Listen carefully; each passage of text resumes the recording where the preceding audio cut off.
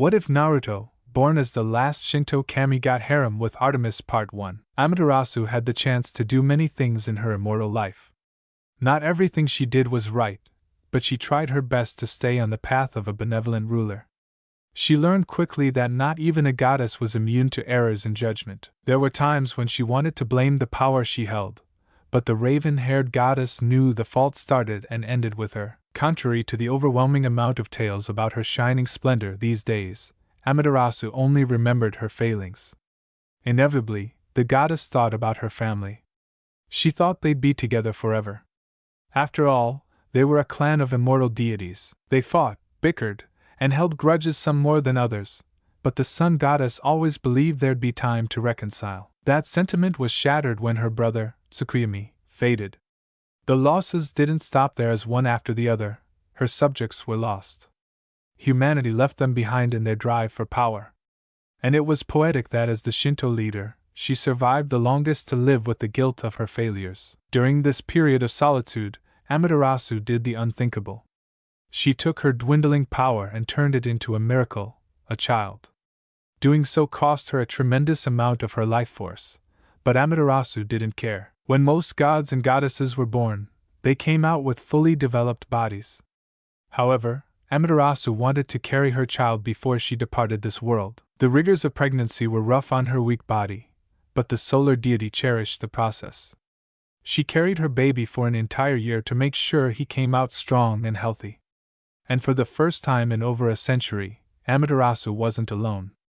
She had a son, Naruto. On cue, the cry of her baby godling broke the pensive peace Amaterasu was sitting in. Naruto's cry traded the past for the present in a flash. Swaying with the babe in her arms, Amaterasu shone with motherly pride as she smiled at her precious child. "Sure, my sunshine. Don't spend your tears. Kaa-chan is right here." The familiar sound of his mother's soothing voice got Naruto to open his eyes. With the appearance of his golden orbs came an innocent warmth. Naruto could look at her 1,000,000 times, and Amaterasu's heart would soar 1,000,000 times. One look is all it took for her baby to cement his place as the most important person in her life, past or present. Amaterasu held her emotions together until her baby boy reached out with his tiny hands. It ended up being her who was crying as she offered a finger to Naruto's chubby hands. "My sunshine, I love you more than words can explain. If only I could watch you grow into the wonderful man I know you'll be." There was no escaping that she was fading like her family before her. It was only her tremendous power that kept Amaterasu alive this long. Her number one goal with the time she had left was securing a future for her son. Thankfully, she found a family suitable for her child. A woman named Uzumaki Kushina and her husband Namikaze Minato would make excellent parents in her stead. But this knowledge didn't quell the pain in Amaterasu's heart. The only thing that could lift her spirits was Naruto's soft smile. When he did that, suddenly the pain wasn't so bad. Kissing Naruto tenderly on his forehead, the misty-eyed mother laid her forehead against the giggling Naruto. "Congratulations on the birth of your son, Amaterasu Amikami." Reacting to the uninvited voice, Amaterasu released a ripple of divine power. The wave of divinity swept across the room, igniting every available surface with pitch-black flames. Who dare invades her holy ire and fire flickered out when the maternal goddess saw who she was speaking with. First, she checked on Naruto, who appeared hardly bothered. The only thing her flare of power did was make his eyes glow. Otherwise, the babe seemed unaffected by her explosive reaction. "Chaos, what are you doing here?" Chaos created all things. This included the universe Amaterasu called home. It was well known that anyone and everyone feared chaos anger. However, Amaterasu never expected chaos of all entities to show up in Takamigara. Truthfully, this was only the second time Amaterasu met chaos, and the first time seeing chaos in a physical form. Chaos chose a feminine form for herself with purple hair so dark it looked black. She also had pale skin sitting under a pedestrian dress for someone of the creator's stature, and a blindfold of all things pulled taut over her eyes. "I am aware of what has befallen you and your kin. That is the reason I'm here, Amaterasu Amikami." Chaos held a voice so calm that it sounded cold. Despite not seeing emotions of any kind, the sun goddess felt like she had disappointed the creator of universes. Readjusting a squirming Naruto in her arm, Amaterasu turned her child and allowed his golden eyes to land on Chaos for the first time. You must be disappointed in how things turned out, Chaos. I certainly deserve your ire. As the leader of the Shinto pantheon, all failures fell on her shoulders. Chaos spent a second inspecting the curious baby Naruto before shaking her head. The true primordial then explained why she wasn't disappointed. When I create these universes, I do so free of expectation. I will not blame you for the path humanity has chosen for itself. There are things even gods can't control, Amaterasu Amikami. Having received a pardon from the ultimate authority, Amaterasu felt a weight lift from her shoulders. She breathed a large exhale without even realizing she'd done so. However, I have come with an offer for you. With a surprising handful of words, Amaterasu found her reprieve dashed by curiosity. In its place, the kami wore a scrutinizing gaze one should expect from a divine leader. What are you proposing? Your son. I am offering to take him to another universe where I shall nurture him. He will learn of his origins and be taught how to harness his divine energies. You have my word. Chaos glanced at Naruto playing with the folds of Amaterasu's elegant kimono. The sight put the smallest of smiles on the stoic woman's face. You want to take Naruto? Legitimately stunned, Amaterasu didn't know what to say. She had her plans, yes, but this was an unheard of opportunity. When Amaterasu looked at Naruto, it drew the godling's attention.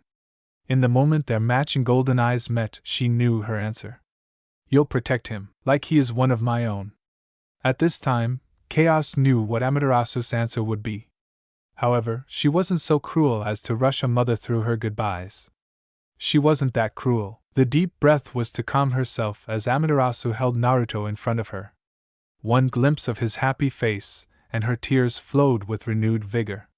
She must have looked like a mess, but Amaterasu didn't care. Her whole world was Naruto. Then. Now. Forever. I'm afraid this is goodbye, for now, my sunshine. Circumstances may keep us apart, but I will always be with you, and you with me, Naruto. Never doubt that I loved you, my sweet child. There will be tough times, however. I'll always love and be proud of you. More than you could know. When Naruto reached for her tear-stained cheeks with a frown, Amaterasu didn't know if she laughed or cried harder. Oh, I wish we had more time. There is so much I want to share with you. But thank you for being my son, the sunshine that healed my broken heart. Physically unable to say any more, she held Naruto under her chin. Amaterasu could have stayed like this for 100 years, and it still wouldn't be enough, but the time had come. Even Chaos was moved by the tearful farewell, shedding a single tear herself as the goddess walked Naruto over. There was an understandable reluctance in Amaterasu as she placed Naruto gingerly in Chaos' arms. Please take care of him. Both powerful women looked at Naruto, who Amaterasu put to sleep to make things easier on her. Being a baby didn't stop Naruto from being acutely aware of when his mother was upset. Her sunshine was perfect like that. Would you like to meet Naruto again in the future? Amaterasu's dimmed eyes shuffled from Naruto to her son's new adoptive mother. Well, that's what she did after wiping her face on her kimono sleeve. I want that more than anything, but time won't be kind to me. There is a way around that. I can harness what's left of your divinity and store it in Naruto's soul. I can't tell you when, but it will allow you to meet your son again. When someone possessed reality warping power, they could afford to offer the spectacular. And only Chaos could do it so casually. It was no surprise that the solar woman jumped at the opportunity.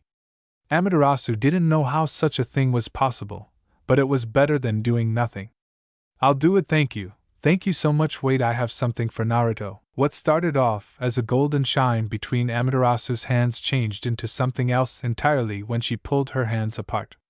The object pulsated twice, and the luster faded to reveal a spear.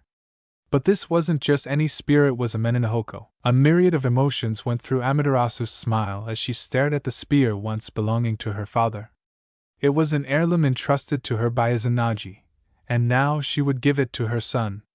This is Naruto's now. Chaos regarded the legendary weapon for a moment before the spear of Izanagi was etched into a purple-black vortex. I will see Naruto receives it when he is ready. But now it's time. Close your eyes, Amaterasu Amikami. When you open them again, you will see your son. Amaterasu took a deep breath and closed her eyes. With a nod of consent, the dark-haired goddess offered herself to the machinations of chaos. No sooner did a pillar of primordial power erupt from under Amaterasu's feet, trapping the Shinto kami in the center. The force behind the black twister roared so forcefully it blew Chaos hair back as she shielded Naruto with her powers. When the tunnel finally simmered down, there wasn't anything but a resplendent golden orb. Floating toward Chaos and her charge, the creator held the sphere in her hand and pressed it gently against Naruto's chest. It submerged into the baby's chest and left a sun mark over Naruto's heart. Watching the sun throb with gilded light, Chaos spoke. From this day forth, you are Naruto Amakami, the son of Amaterasu Amakami. You are the god of harmony, life, and heavenly light. You are the hope of your people and the sum of their legacy. You are the last Shinto kami. 5 years later, where did you run off to this time, you little chaotic maelstrom? A voice steeped with wisdom and culture called out to their target, playful yet light. This was Nyx, the primordial goddess of night and elder sister of the aforementioned chaotic maelstrom. Her dark-themed dress flowed and shifted in rippling fashion as she moved down the hall. Nyx wasn't as lost as her words suggested. It was all part of the game. She saw and followed the tracks left by her target, a trail of burning footsteps. You can't hide from me forever, I'm coming for you. Her dark painted lips quirked into a smirk set against pale skin.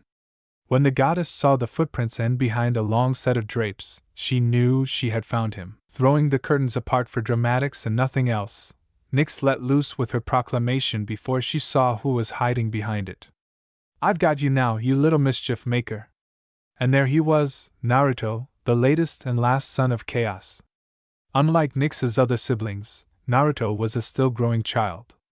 That alone made him precious to Nyx. Their game of hide and seek was done and dusted, settled in favor of the older deity. Seeing how Naruto lost, he responded like any child would with a disappointed pout. "Aw, no fair, how'd you find me so fast?" Big sis Naruto's golden eyes stared at her, intent on learning how his elder sibling found him. Nyx guided Naruto with a simple pointing gesture, chuckling at her brother's endearing reaction. "Your footsteps give you away, Naruto. Take a look." Together the siblings watched as Naruto's footprints stretched down the hallway. Some of the older imprints were fading, but the path was clear. Naruto moved his rich eyes back and forth between his feet and the treacherous trail. The gold in his gaze only amplified the annoyance he exuded. "Blasted, I thought I stopped doing that stupid freaking shiny footprints." Initially, Naruto thought his fire imprints were sweet. Now they were getting annoying. "That means you have more training to do. Isn't that right?" As someone who knew more about Naruto's problem, Nyx was aware of the origins behind Naruto's blossoming gift. The son of a sun, his raw power would be deadly, and required training to fully control. However, they lucked out since Naruto actually enjoyed going out and training. The same could not be said for other gods and goddesses out there. Naruto was a strange boy like that. Naruto didn't complain about putting the work in, no matter how it took. He loved training with his gifts, and Naruto loved reading about Greek culture and history. Honestly, the blonde child enjoyed everything about life with his family. "You got it, I'll be the strongest, even stronger than you and Mom. Wait, hey, put me down, I'm too big to be carried like a baby." Okay, so maybe he didn't love everything. Naruto couldn't comprehend why Nyx kept treating him like a baby. He was already 5 years old, definitely not a baby. Nyx allowed Naruto's frustrations to pass over her like a light drizzle. It was just a matter of sharing her news with Naruto. Once she did that, he'd give up his fight for self-dependence. "Hush, you hellion. The longer you fight, the longer it takes to reach Mother. We don't want to keep her waiting. Do we?" Just like how the sun rose in the east, Naruto's brilliant eyes widened in excitement at the mention of their shared mother. Chaos wasn't always around for obvious reasons. That made any time Naruto spent with her noteworthy, hence his reaction. "You mean it, Mom's back?" "Yes, I haven't seen her in 500 years. His childish enthusiasm was curbed by a flick to the nose. Unprepared for the move, Naruto yelped and rubbed carefully at the afflicted area.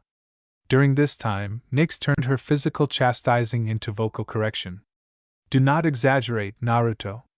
It is unbecoming of someone of your stature. Chaos is waiting to see her son, but only if you let big sister carry you. Fine. Nyx was already walking with Naruto in her arms, but the godling consented nonetheless. It didn't happen often, however. His big sister knew how to win an argument when she wanted. When they reached the room, Chaos was sitting behind a table. She looked out of place doing something so pedestrian, but this had become Chaos' life since Naruto's adoption.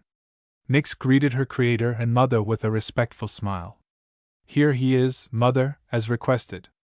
Your Chaos Razor. Mom. Naruto showed none of Nyx's restraint as he bolted out of the goddess hold and right into his mother's welcoming embrace. He buried his smiling face against her shoulder and squeezed her tight. It's wonderful to see you, Naruto. Chaos took a moment to properly bask in her son's affections. Once she did that, the first turned her concealed gaze onto Nyx, delivering an answer. And thank you for your help, Nyx. Spending time with Naruto is always a pleasure. With a parting nod, the night goddess took her leave. Nyx knew what Chaos had to say to Naruto and hoped things went well. The silence wasn't long-lasting. Leave it to an energetic, happy child like Naruto to fill the dead air. Big sis said you were waiting for me. Mom, what are we going to do? Oh, maybe we can go play in the void again, please, Mom. Naruto really loved floating around the void, defying all rules of the universe with the aid of his mother's bottomless powers. If he could learn how to do it himself, Naruto would be all set. He'd probably even beat Nyx at hide and seek then. Naruto. Chaos' soothing yet stern voice pulled Naruto out of the rabbit hole of his own creation. Naruto's beaming smile became a tight frown when he realized how serious his mom was. I have something important to share with you. I want you to sit and listen closely. Do you understand? It's easy to forget because of his size and demeanor, but make no mistake, Naruto was a god. As such, his mind handled information much faster than a human child. That gave him a maturity beyond his years and a keen awareness of body language. What is it, Mom? Chaos recited this conversation in her head at least 1,000 times. Through repetition, she decided it was best if she gave Naruto the information plainly. Then it was up to Naruto to react as he deemed fit. Naruto, I am not your real mother. Not the woman who gave birth to you. His confusion began with a gradual tightening in his brow. Then Naruto's glittering eyes squinted into a pensive stare that tried hiding his turmoil. A handful of times and then some, Naruto attempted to speak but found himself with a distinct lack of words. What? There was one benefit to running this conversation beforehand. It allowed her to anticipate the many reactions Naruto might have. Instead of sitting there in an awkward silence, Chaos had the foresight to keep the conversation moving forward. I promised your mother and myself that I'd share the truth with you when the time was right. Today is that day if you are ready to hear me, my son. Explain please. There were too many things Naruto wanted to ask Chaos about, but for now, those were the only 2 words he could muster. His brain was too preoccupied trying to make sense of what he heard to do anything else. You haven't gotten this far in your studies, but there is a way for gods to die. It's called fading. This is when the belief in a god or goddess is abandoned. Unfortunately, your mother suffered this fate. And instead of sending you to the mortal realm as she planned, I convinced her that I should raise you in her stead. No. Nyx most certainly didn't get to the concept of gods dying in their studies. Not even close. So what? I'm the son of a titan or some Olympian in Greece? The slow delivery of his questions underlined the belief-rattling shock circulating through the Shinto godling. No, you were mothered by a goddess from an entirely different pantheon. She shook her head and caused her pitch-black locks to shiver against the bindings she used to keep it up. You mean like the Egyptians or the Norse? Big sis Nyx didn't talk about them much. No matter how much he tried to get the information out of Nyx, the goddess was never interested in talking about the other cultures more than necessary. Like them, but also different. This was it, the moment of truth. With her honesty came the dreadful creep toward the thing Chaos feared most. You are a Shinto kami, Naruto. Having no clue who or what the Shinto were helped distract Naruto from the turmoil happening in his soul. However, it had only lasted for so long. Shinto, but I've never heard or read anything about a Shinto pantheon. Who are they? Where are they? The best way to explain to Naruto what happened to his people was to tell him about their history. It was a tale few people knew the truth about. The Shinto gods and goddesses originally hailed from the Far East, where I intended their domain to be. However, several factors changed those plans. Some were minor, and others were major, but they all led to the same destination. While the rest of the world believes they faded millennia ago, the truth was they migrated. What do you mean migrated? It just didn't make sense. Gods and goddesses weren't a herd of animals. They don't get up and leave for no reason. Such a thing happening was laughable due to the raw amount of power most major deities had at their disposal. Why would they ever want to abandon their home? The entire story is far too long and complicated to cover now. The Shinto pantheon moved to a different universe with my blessing. From there, they ruled alone for some time until the world of man developed past the need for gods. Without a foundation of belief to anchor them, the Shinto kami faded one after another until only a single goddess remained. Naruto connected the dots, and the realization that dawned on him was enlightening and painful. That goddess was my mom. Wasn't it? No, this wasn't hurt. It was unbridled yearning. What an awful feeling. Yes, your mother, Amaterasu Amakami, was the chief deity of the Shinto realm. The goddess of the sun, ruler of Takamigara, and your true mother Naruto Amakami. Chaos manifested an image of the departed sun goddess for Naruto. Selfishly, she did this to delay the moment she feared most. Chaos didn't fear any form of physical harm from Naruto. Her worries circled around the emotional pain she'd suffer if Naruto chose to push her away. Their time together was short, but Naruto had become an irreplaceable part of her life. Amaterasu said it years earlier, Naruto was truly the embodiment of sunshine. He brought life into chaos existence, and dragged out an aspect of the reclusive primordial that chaos hadn't experienced in her long lifetime. Now it makes sense. The fire footprints, the accidental toasting of the furniture. Naruto could have gone on to say any number of things if not for the sudden urge to cry. He tried forcing it back. He tried telling himself this was no reason for tears. However, tears still built up over his golden irises. Don't hold it in, Naruto. Say whatever you want to say, you deserve as much. The blonde youth surprised and brought relief in one gesture when he threw himself into chaos and cried silently into the crook of her neck. You truly are a kind child, Naruto.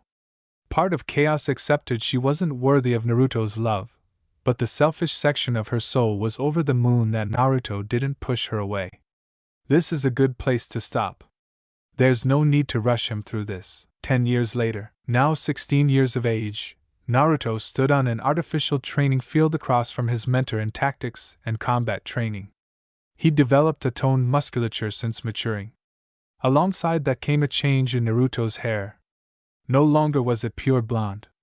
The spiky tops of his golden locks turned black, like the sun bringing light to a dark sky. But otherwise, everything else was the same, including his golden gaze. Are you ready to begin, Meg? I should be asking you that, Naruto. This is possibly your final test. Don't hold anything back. Meg, or Majira, was not only his trainer but a fury from the Greek underworld. She worked for both Hades and Nyx. It wasn't until Nyx had Meg swear on the sticks to secrecy that Naruto and Meg met. 1. Naruto and the ashen-skinned Fury sister had become fast friends. Meg had no qualms pushing his limits in the early stages of their training, and Naruto never wanted to stop at the first goal. Sure, there were a few instances where her sadistic tendencies bit him in the ass, but there was no denying the results. At least nothing she did left scars. Naruto came out of the partnership better than he entered, and that's all he could ask for. You don't have to tell me twice. His ready proclamation came with a shift in stance. Naruto opted for a style focusing on defensive maneuvers and counters. However, there was a look in his eye that Meg recognized right away. She knew he was up to something. The question was what? Naruto opened the festivities right by blasting a cone of flames at Meg. The ground instantly charred under the intense heat of his golden flames. But this was the only damage Naruto inflicted as Meg swung right, avoiding the flame burst by half a foot. Meg rolled her piercing gaze onto Naruto as he lifted his left hand. His palm was still glowing hot from his last attack. That's when Naruto snapped his fingers. Hataru. Fireflies. The Fury first disregarded the scraps of fire in the air as inconsequential, assuming they'd vanish with time. It ended up being a mistake on her part.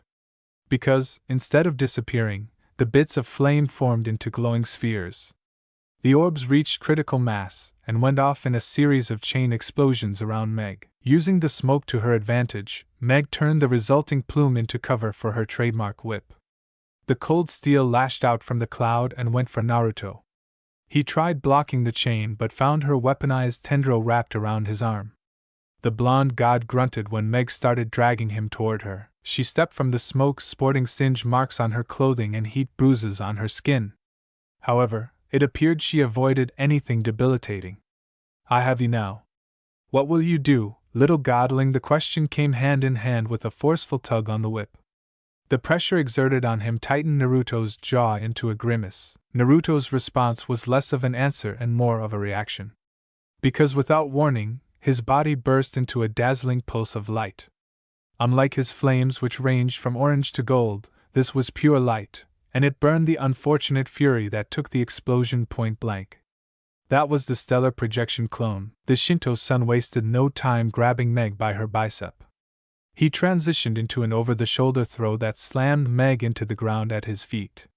Her lithe body bounced off the ground with a strained gasp. But even without her sight, she landed a jab kick on one of Naruto's shins. Both fighters were moving but in opposite directions. Meg was trying to rise back up while Naruto hit a knee. He tried to prevent her rise by placing a hand on her forehead. Meg just ended up knocking his hand away. The wings on Meg's back flapped a few times in preparation. She used the extra force generated to double kick Naruto in his chest. Propelling him back with the soles of her feet, she sent the Sun Scion tumbling across their artificial training ground. Meg used the time Naruto spent ragdolling to stand up. There was still the occasional dot in her eyes, but she more or less stabilized after Naruto's quick start. But this wasn't just a fight. She also had a responsibility to teach the young Kami. "You shouldn't have wasted time when I was blinded. You should have finished the fight." Naruto was chuckling to himself as he pushed himself off his chest. Her kick might not be strong enough to leave a bruise, but it sure smarted. "Yeah, you're probably right. Go on, do your worst, Meg. I intend to." Since Naruto was keen to use so many of his godly powers in this fight, Meg thought it was about time she did the same. While not as potent as his powerful presence, Meg could definitely make Naruto feel the pain. Her eyes were just starting to glow when her attempt ended prematurely. "What did you do?" Naruto didn't sport some nefarious grin or smug smirk. However, the mischievous twinkle in his affluent gaze gave him away. So was the bane of all flamboyant tricksters. Sometimes, all you need is a single hand to change the flow of a fight. Who needs stupid amounts of power when the simple route is so effective? Your sealing techniques. Even after all this time, Meg still had trouble wrapping her mind around the intricate art Naruto called Fuinjutsu. "Yup. You got it." Naruto willed a symbol Meg couldn't make heads or tails of onto his palm, as if he needed to validate it when the proof was currently glowing on the Fury's forehead. Naruto never got tired of shutting someone down with a mere suppression seal. It was so simple, it was beautiful. "I can still fight." The fuming daughter of Nyx did just that as she shot toward Naruto with her wings beating behind her. There was a nearly silent boom as she drove toward the golden-eyed god. She only made it half the distance before the ground under her began to shift. That's when Meg saw another Naruto rise out of the soil. But it was too late to stop her momentum, which led her directly into a breath-wrenching knee. Aside from ripping the air from her lungs with his bone-clenching blow, Naruto also killed all of her momentum with a single strike. Meg fell to the ground in an undignified heap. This time, the Fury wasn't allowed to stand. Not with Naruto holding a fiery hand over her face. "Yield, Earth." Since when seemingly unconcerned by the imminent threat of immolation, Meg posed her question through a heaving breath. Her ribs hurt, but she wouldn't let that stop her from getting answers. Although Naruto showed the beginnings of a smirk, he still refused to drop his guard for even a second. He might be in the dominant position, but the fight wasn't over yet. "It's something I picked up after furthering my connection with the spear grandfather left behind." When Naruto thought about Amenenahoko, there was a warmth in his heart, and it wasn't because of how strong the jeweled spear made him. Amenenahoko was one of the only tangible connections to his family, and ancestral home. Not to mention the last gift his Ka-chan gave him. That alone made the emotional value of the spear infinitely more valuable to him than a simple power boost. I concede. Naruto nodded his head and turned the looming threat into a helping hand. Once he hoisted her back to 2 feet, Meg kept their conversation moving forward. I still find it strange there's a god who fights with subtlety, finesse, and strategy over raw power. The response is simple if not disingenuous wave of Naruto's hand. His face also showed a stark lack of interest in the idea as he explained his mentality toward the subject. Meh. Big showcases of power are for people with egos and something to prove. As far as I'm concerned, I don't have to prove anything to anyone, but should it come to that, I'll turn my full power on someone, but not unless it's necessary. Meg stuffed a small breath of relief when she felt the seal on her flesh fade with the faintest of shivers. Then you're well on your way. She wouldn't say it aloud because it wasn't her style, but she was immensely proud of Naruto. He transitioned from an energetic boy to a noble, reasonable man. He was every bit the Shinto prince he was born to be. She couldn't say the same for most of the gods she knew. Thanks to you and a lot of other people, Meg. Thank you? Naruto respected Majira too much to understate her role in his development. His humble diversion did the impossible. It made the tough woman smile. It was a small one, but a smile nonetheless. The barrier containing their latest spar came down, allowing the regal presence of chaos onto the simulated field. She had nothing but good things to say. Well done, you two.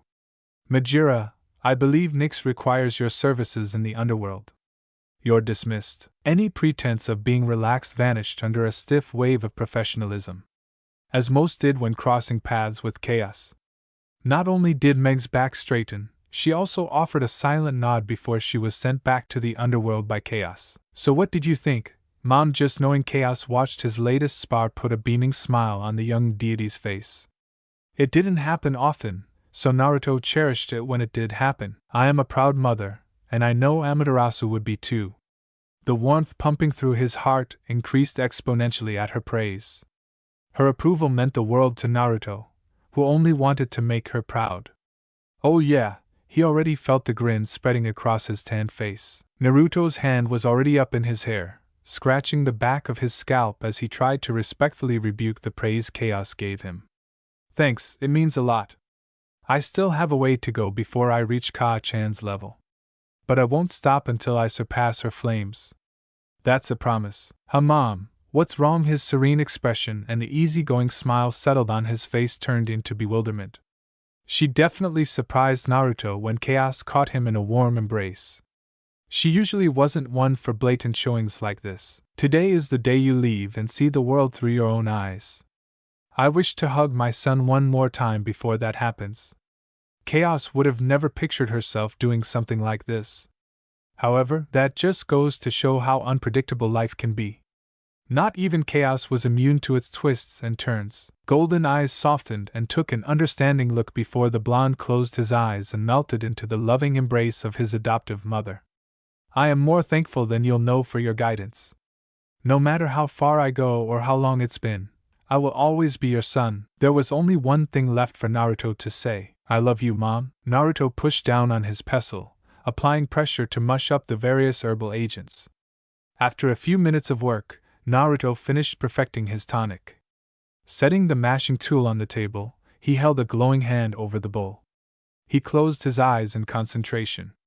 It took some effort to move the glow from his hand to the remedy. When he finished, the paste emitted a shine only Naruto saw. Happy with the end result, the blonde walked into the adjacent room.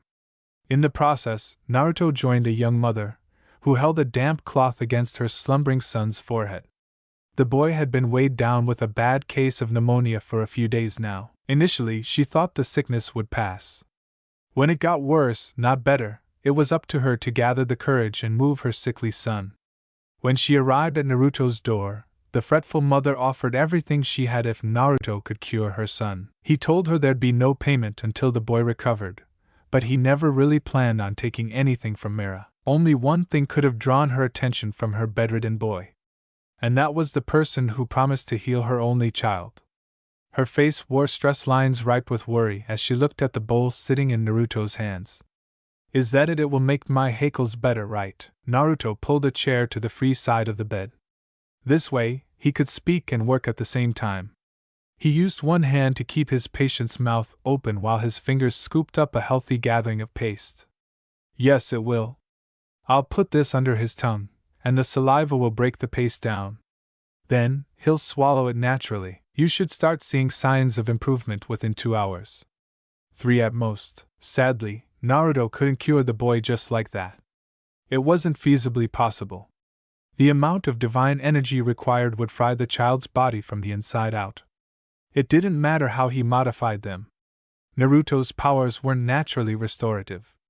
Thus the limits on his healing skills. Oh, thank you so much, my lord, you must be blessed. By Naruto almost didn't reach the thankful woman in time because he was busy wiping his hands clean. However, he made it in the nick of time to stop her from saying a name she shouldn't. Naruto didn't need an extra hurdle in his path. There was truth in the idea of names carrying power. He appeased her desire to credit him with modest deflection. It was a practice unheard of in gods, who relished praise from mortals like they did ambrosia.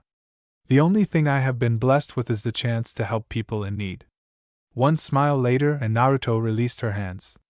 Then came a gesture to the room around them. You're welcome to stay here until little Hackles can travel home. The tears rolled down her cheeks without an end in sight. However, this time they were a sign of abundant joy, not overwhelming worry. She didn't know why Naruto didn't want his credit, but if that's what he asked, then she'd oblige. May I ask for your help once more, my lord? What is it? Do you have an ailment as well? While she didn't bring it up, she might be suffering from something also. It was a frequent problem among the people across Greece. The youthful matron shook her head emphatically, rejecting the idea. No, what I ask isn't for myself but for another. People in my village speak of a pregnant woman in the woods. They don't know what troubles her, but there is trouble. Sure, it came across as far-fetched, but what if it wasn't? Naruto hadn't heard those rumors personally, but he'd also been busy with his healing practices. He didn't have the time to sit around and listen to idle gossip. As a mother, I can't imagine a more unbearable fate than being unable to see your child safely into this world. Perhaps you can help her as you have helped me if it's not too much trouble, my lord. After seeing Naruto's skills firsthand, she bought into the hype around the Sunny Healer. It was as incredible as it was unbelievable. True or false, Naruto knew himself well enough to know he was physically incapable of letting the rumor go. He needed to investigate it. That's just how he was built. So he answered with a nod. I'll go right now and search this woman out. You were the last of my arrivals for the day, so please make yourself at home while I'm gone. Naruto smiled when he watched the woman's shoulders sag with relief. Whatever burdens she put on her shoulders were finally no more, leaving Mera looking like she needed a much-deserved nap. Excusing himself, Naruto stepped out of the building and let a trickle of his divine energy out into the open. He used it as a radar. It told the blonde of someone godlike nearby. Huh. I should have noticed that a long time ago. Let's go see what's up. He vanished with a golden flash of light, transporting himself to the heart of the nearby forest. The smell of the sea on the coast welcomed Naruto. He noticed how alive the land under his feet was, and it wasn't his doing this time. This piqued the juvenile godling's interest. Naruto scoped out the trees surrounding him upon feeling eyes on him. He couldn't find any offenders, but Naruto knew someone was there. Opting for the diplomatic route, Naruto called out, You don't have to hide from me. I have no desire or reason to harm you. I actually want to help you if I can. The woman who stepped out was a handful of inches taller than Naruto. Her blonde hair and fair complexion glimmered in the late evening sun, leaving the Shinto legacy stunned by her beauty. Naruto never saw his mother or sister in this way, which meant this woman was the most beautiful woman he'd seen in his young life. And it wasn't even close. What brings a young man so far off the traveled path? Leto was accustomed to men looking at her with intent. Eventually, she grew numb to the looks of lust she'd receive. However, this young man's stare was different. It was innocent. It was appreciative, maybe even awed if Leto was reading him right. The unspoken compliment left her with a smile. She was pleased to know she could still turn heads this deep in her pregnancy. I heard there was a woman in need of some help. A pregnant woman. Naruto paused and looked at Lito's protruding stomach. As something of a healer, I thought I might offer a helping hand. My name is Lito. I'm sure your talents are considerable, and thank you for offering them to me. However, I'm afraid there is little to be done, even for a god such as yourself. Lito saw no reason to dance around the subject. She knew what Naruto was and wasn't hesitant about sharing the knowledge with her fellow blonde. Leave the games and schemes for Olympus, she had no need of them here. A ghost of a smile played itself on Naruto's lips. Well then, it was only fair he responded with the same respect Lito showed him. If things are already dire, then another perspective couldn't hurt.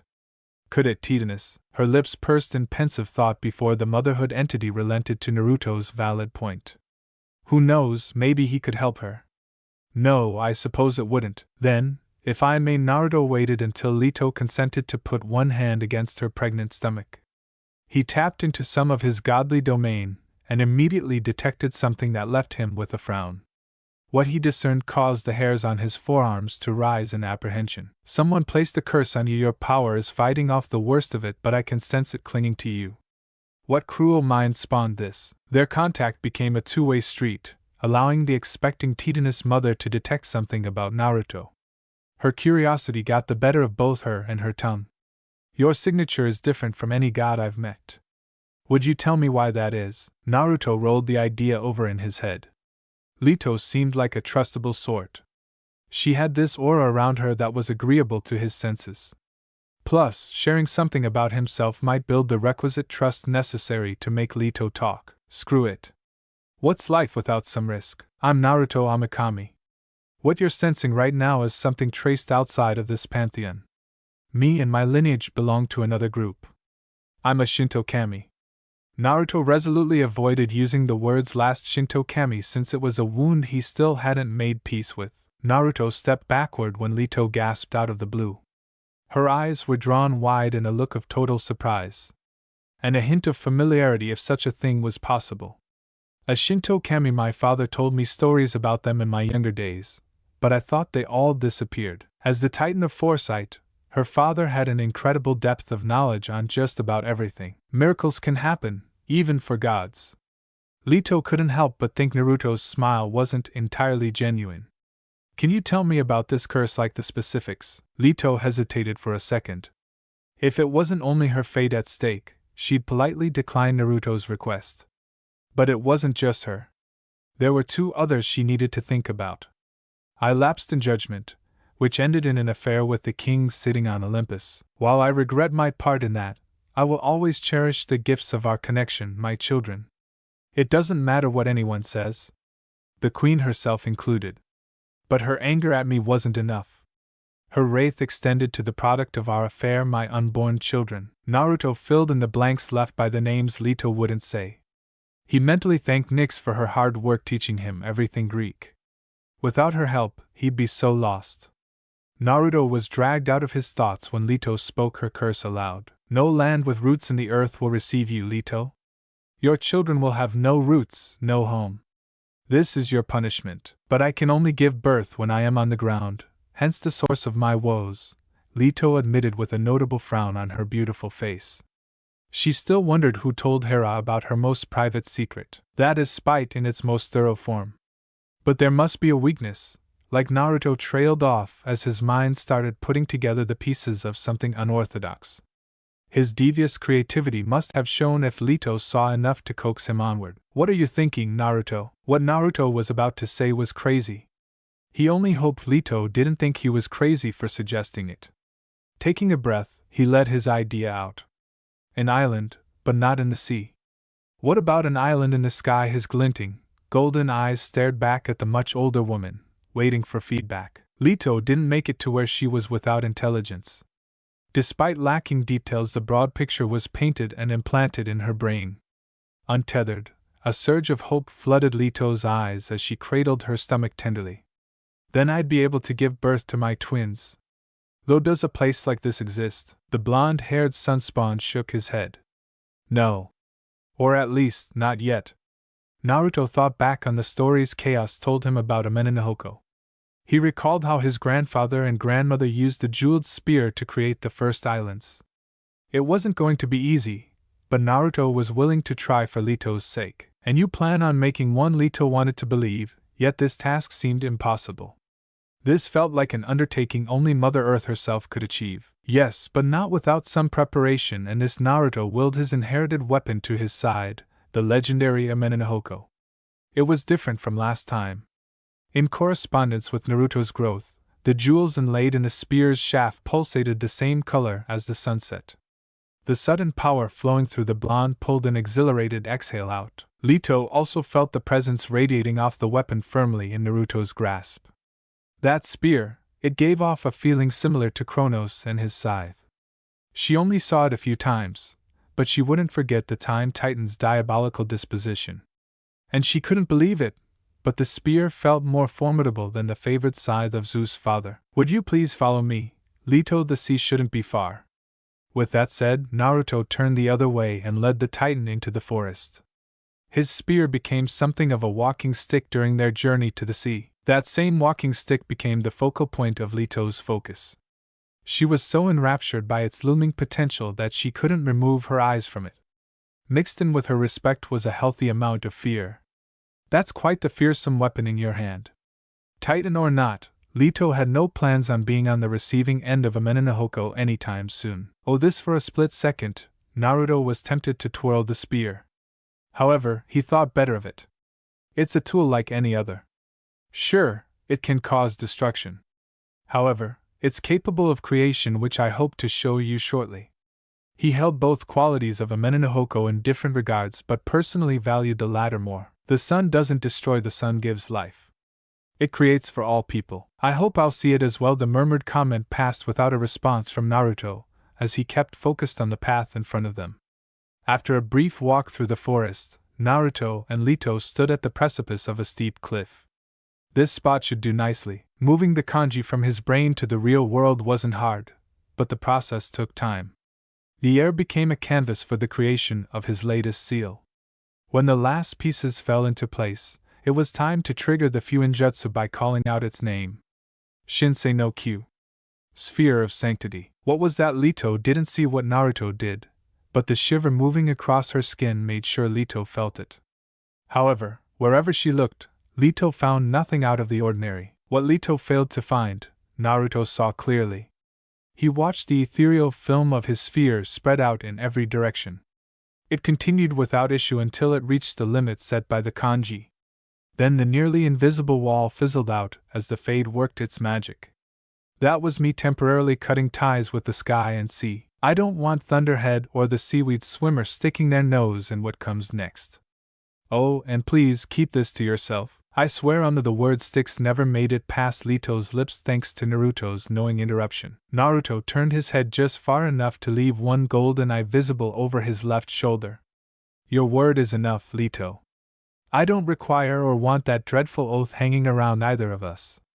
How messed up of a world did they live in where a threat of eternal death was needed to ensure someone kept their word? They had only known each other for around an hour, and Lito already had a good idea about the character of Naruto.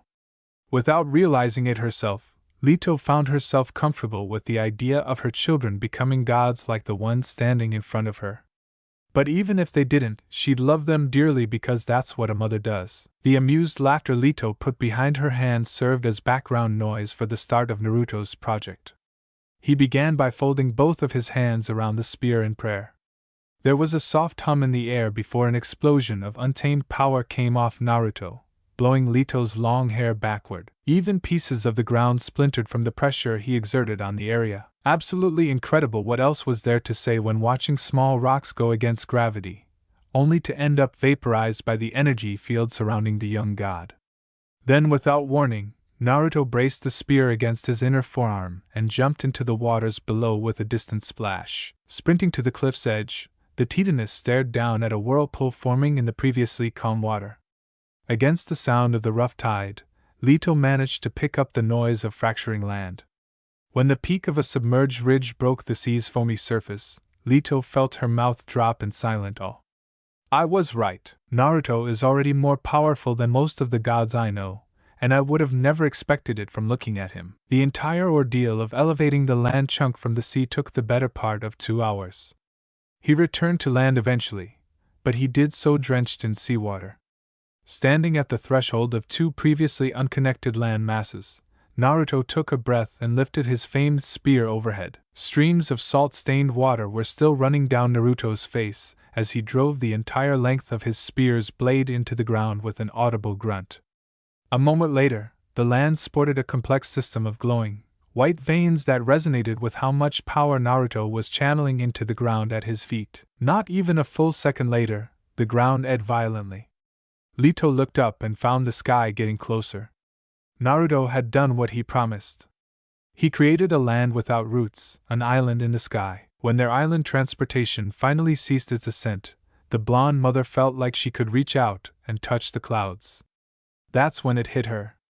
Realizing what this meant for her and her family nearly brought Leto to tears. Leto looked to congratulate Naruto on his incredible feat, but found the young man on a knee and breathing hard.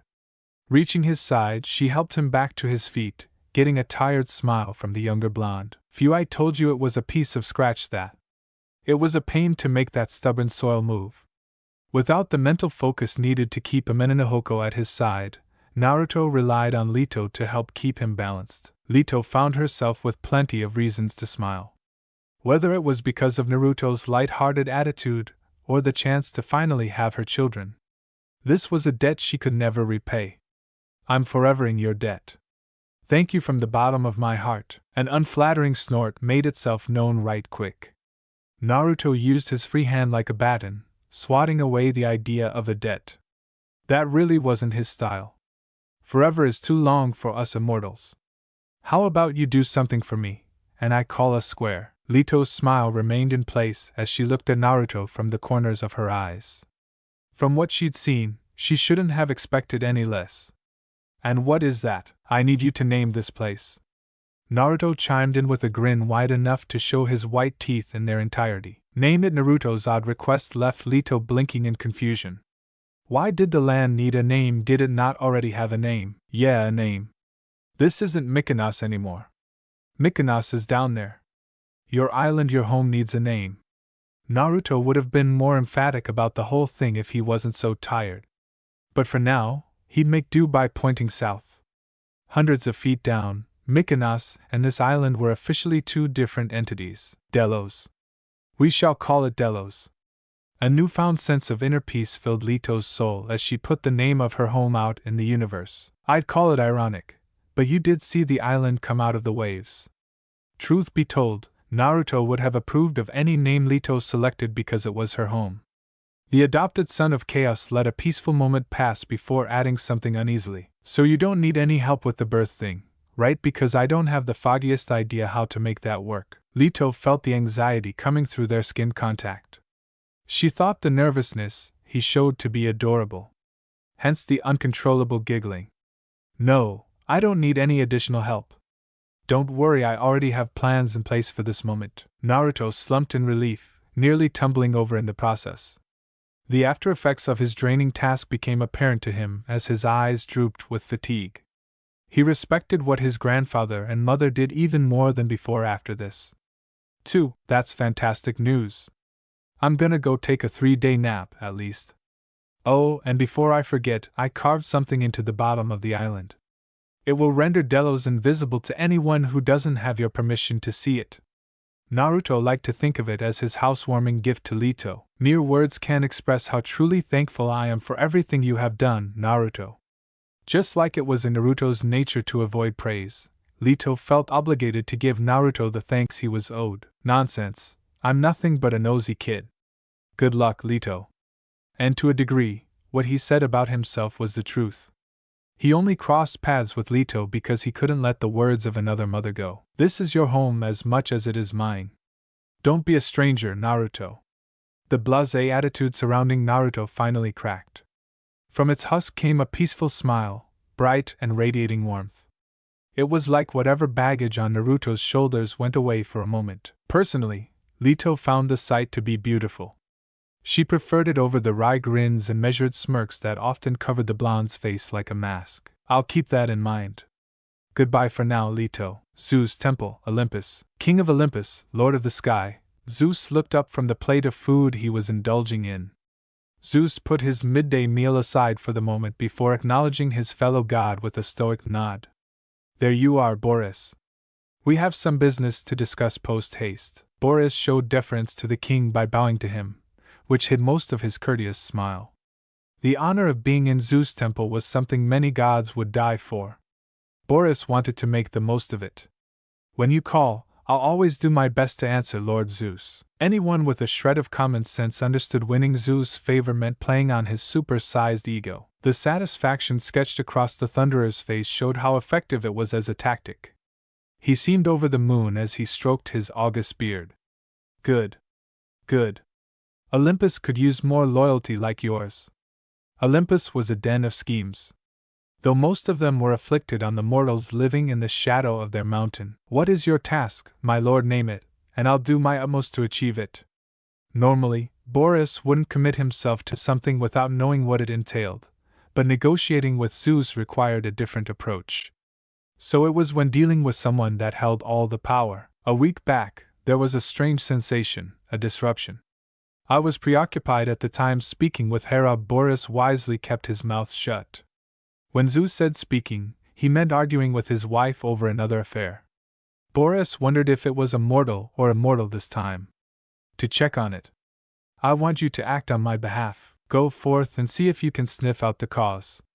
As you're aware, a challenge on my domain is equivalent to treason. May I ask where this crime took place? Other than a nod, Boris refused to add anything to the discussion.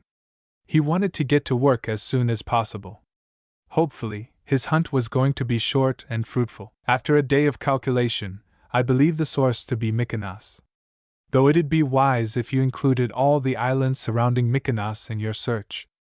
Zeus may have worded it like a suggestion, but make no mistake, this was very much an order from the king to his subject. The only correct response was complete obedience. Then I shall leave right away. Offering one more bow to the respectable king, Boris got to his feet and turned to leave. He was one step away from the temple's archway when Zeus' thunderous voice stopped him. And remember, the punishment for this injustice is death, Boreas. Don't fail me.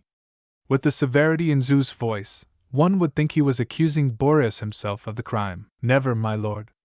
The response was delivered after a moment of thought. Then the wide-bodied god excused himself from Zeus' home on Olympus. Once he was off the temple steps, Boreas' kind smile became a look of contempt. A twisted look of envy, sibling of jealousy. The thunder-brained blowhard is truly insufferable. He thinks with his cock more than his brain, but he has the power to make my ambition a reality. So if I must, I'll lick his boots, no matter how sour the taste. To achieve the station he rightfully desired, Boreas of the North Wind would suffer the indignity of being commanded like a peasant by Olympus' #1 man-whore. But that did bring up something Boreas should at least consider. Perhaps I should look into taking a more permanent woman to my bed. The mortals of Greece often wither with time. An immortal woman would be best. I could make that Orythia woman from Athens mine. That one caught his eye. She was by far the most enticing of the mortal women on offer. Business first, then I can focus on pleasure. Mykonos, Greece. Naruto lingered around Delos for a few days, just putting some finishing touches on the island. He only stopped when he felt the amount of divine presence on the island triple. Leto must have given birth to 2 fully grown beings. And that told Naruto it was time for him to leave Delos for the time being. He returned to Mykonos, and all was good for another handful of days until an odd chill in the wind descended on the island.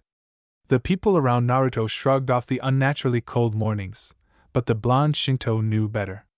Someone had come to Mykonos, confident that this had something to do with him. Naruto spent less and less time in the village center. Whenever things came to a head, he didn't want the collateral damage on his conscience. That meant moving into the uninhabited forests around Mykonos and waiting. Naruto stroked the back of his feathered friend's neck with a finger. The hooting chirp of content he got for his efforts left Naruto chuckling. It's time you fly away, my friend.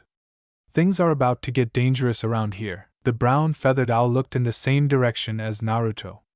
The large avian ruffled its feathers before taking off.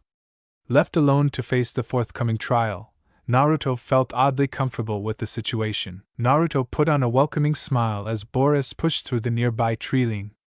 Unlike the blonde on the log, The older deity was quite annoyed with his surroundings. He was tired of pulling twigs from his hair. Hello, sir. Welcome to Mykonos. If you're looking for civilization, you're 100 miles in the wrong direction. Boris did not share the same humor Naruto displayed. In fact, the playful nature of Naruto's voice rankled the wind deity's already worn nerves. Do not play games with me, boy. Are you Naruto, the healer in these parts? He refrained from rolling his eyes at the old man and the butchering of his name. I've been called that, yes, Naruto admitted with a drawl, folding his hands together against his lap. Tell me, which god sired you, and where are they now? The bark demand came with a matching scowl. Seeing a lack of perceived respect from Naruto plummeted what was left of Boris' good mood. He refused to be disrespected by some half-blood child. Aren't you full of questions? The twinkle tucked away in Naruto's gilded pools showed amusement. He knew precisely what buttons he was pushing. It wasn't Naruto's fault that most gods took themselves too seriously. Where was the fun in life with a stick up your boring? Answer the question, child. For someone who represented winter, Naruto thought Boris had an ironically short fuse on his red-hot anger. Maybe he should offer the white-haired man a nap. Oh, right. He made a demand. It'd be improper to ignore him. No. Watching the man come undone at the seams was more entertaining than it had any right being. Naruto couldn't help but prod him with the metaphorical stick and see what happened. After dealing with modest people daily for months, this god felt like a caricature of an actual person. Yup, I grow tired of these games. Zeus wanted anyone suspicious dead, but you'll be brought to him in chains. Then you can tell our esteemed king which of his relatives is the traitor. A hoarfrost whipped up around Boris as gusts of unseasonably cold air answered the fuming snowman's call. It wasn't the show of power that caught Naruto's attention. It was the threat. Can you bring me back in chains? There was a subtle shift in Naruto's tone. An understated element of intense danger usually hidden by Naruto's noble spirit. However, the careless callousness being shown by Boris brought out the darker side of Amaterasu's air. Why don't you come and find out, boy? Extending his arms toward Naruto, the north wind called upon his domain to produce an icy wind. It flowed toward Naruto, but the young blonde was ready for it and countered with his own godly gifts. Naruto lit the atmosphere ablaze with the cruel heat of his fire. The creeping chill of winter's grasp stood no chance against the sun's fury. As soon as Naruto's burning wraith hit the wind, the flames and heat spread. In a flash, they swallowed the Greek god in a pillar of fire. The pain Boris voiced was immense. Meanwhile, Naruto slowly took to his feet. He allowed the man to burn for an entire minute in the flames of his judgment. When the blonde finally called his fire off, Boris' body was covered in scorching wounds. The damage inflicted on him made Boris shake catatonically before he collapsed to his knees. It seems like the minion of Zeus was barely conscious. Naruto's measured gait was as methodical as a predator stalking its prey. It didn't matter how injured Boris appeared.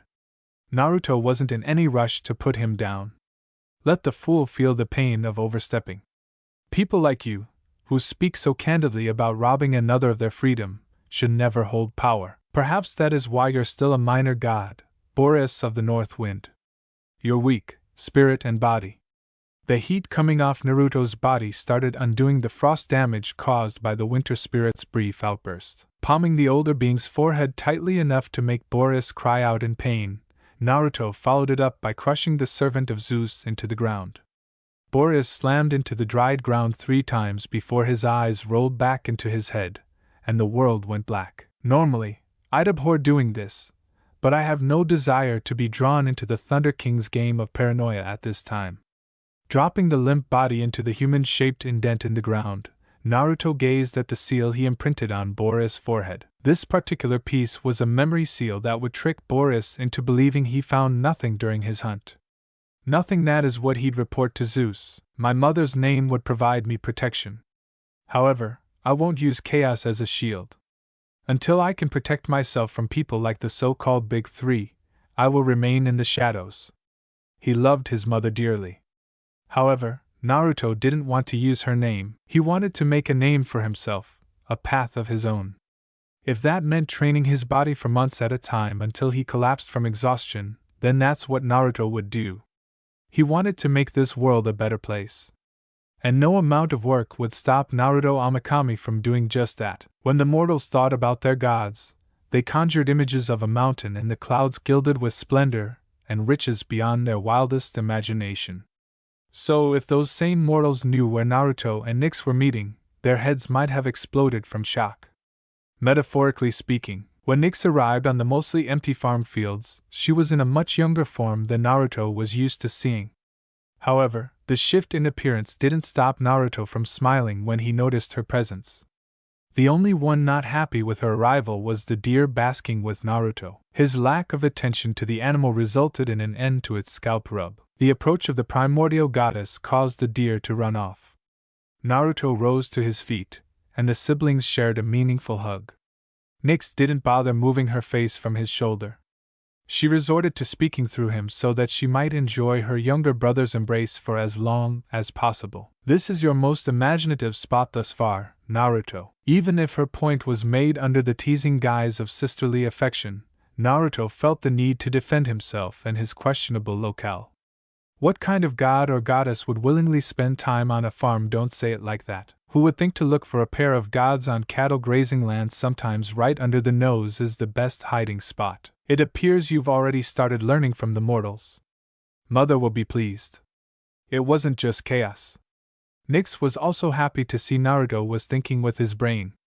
Too many current gods and goddesses fell back on their overwhelming power or divine influence to resolve their problems. This didn't directly affect the Night Matron, but even she saw how it negatively impacted the human population. Something the pale-skinned woman said caused the bright smile on Naruto's face to partially dim. A stranger wouldn't be able to tell the two looks apart, but a woman who raised Naruto, she absolutely noticed the subtle change on her dear brother's face. What happened? Internally, Naruto cursed himself for letting his emotions slip. Nothing, dear sister. How about you tell me what you wanted to talk about? His attempt at moving them back to their original purpose wasn't as subtle as Naruto wanted. That's one of many reasons why the blonde god wasn't surprised to see Gambit fail miserably. The stern glare she dropped on Naruto was capable of melting Olympus itself. Naruto was sure of it. Not to mention how it made him feel like a small godling again. Yes, we will talk about what's bothering you. And don't try and lie to me again, Naruto. I will only allow you this one chance to come clean. Naruto had no desire to be punished by his older sister. While he might not be the most prideful man walking the earth, the idea of being spanked by Nyx was mortifying. Fine, you win. However, I don't want you rushing off until you hear everything I say. Promise me that much, sis. Flashback start. The amount of hope in the air was almost tangible as the people celebrated this year's harvest festival. Drink and grain flowed in spades, leaving the young and old alike in a fervor of passionate life affirmation. Small villages such as these didn't have a reason to celebrate often. But when they did, they were some of the best parties around. None of the mortals suspected the godly addition to this year's festivities. Naruto Amakami just finished his dance with the young daughter of a local farmer. She was a cute little thing who couldn't be much older than 5. Both Naruto and the girl's parents found her obvious crush amusing. The playful spirit trapped inside the Shinto son could not help but finish the dance with a teasing flourish, which amounted to him bowing to his miniature partner and kissing the back of her hand with a smile.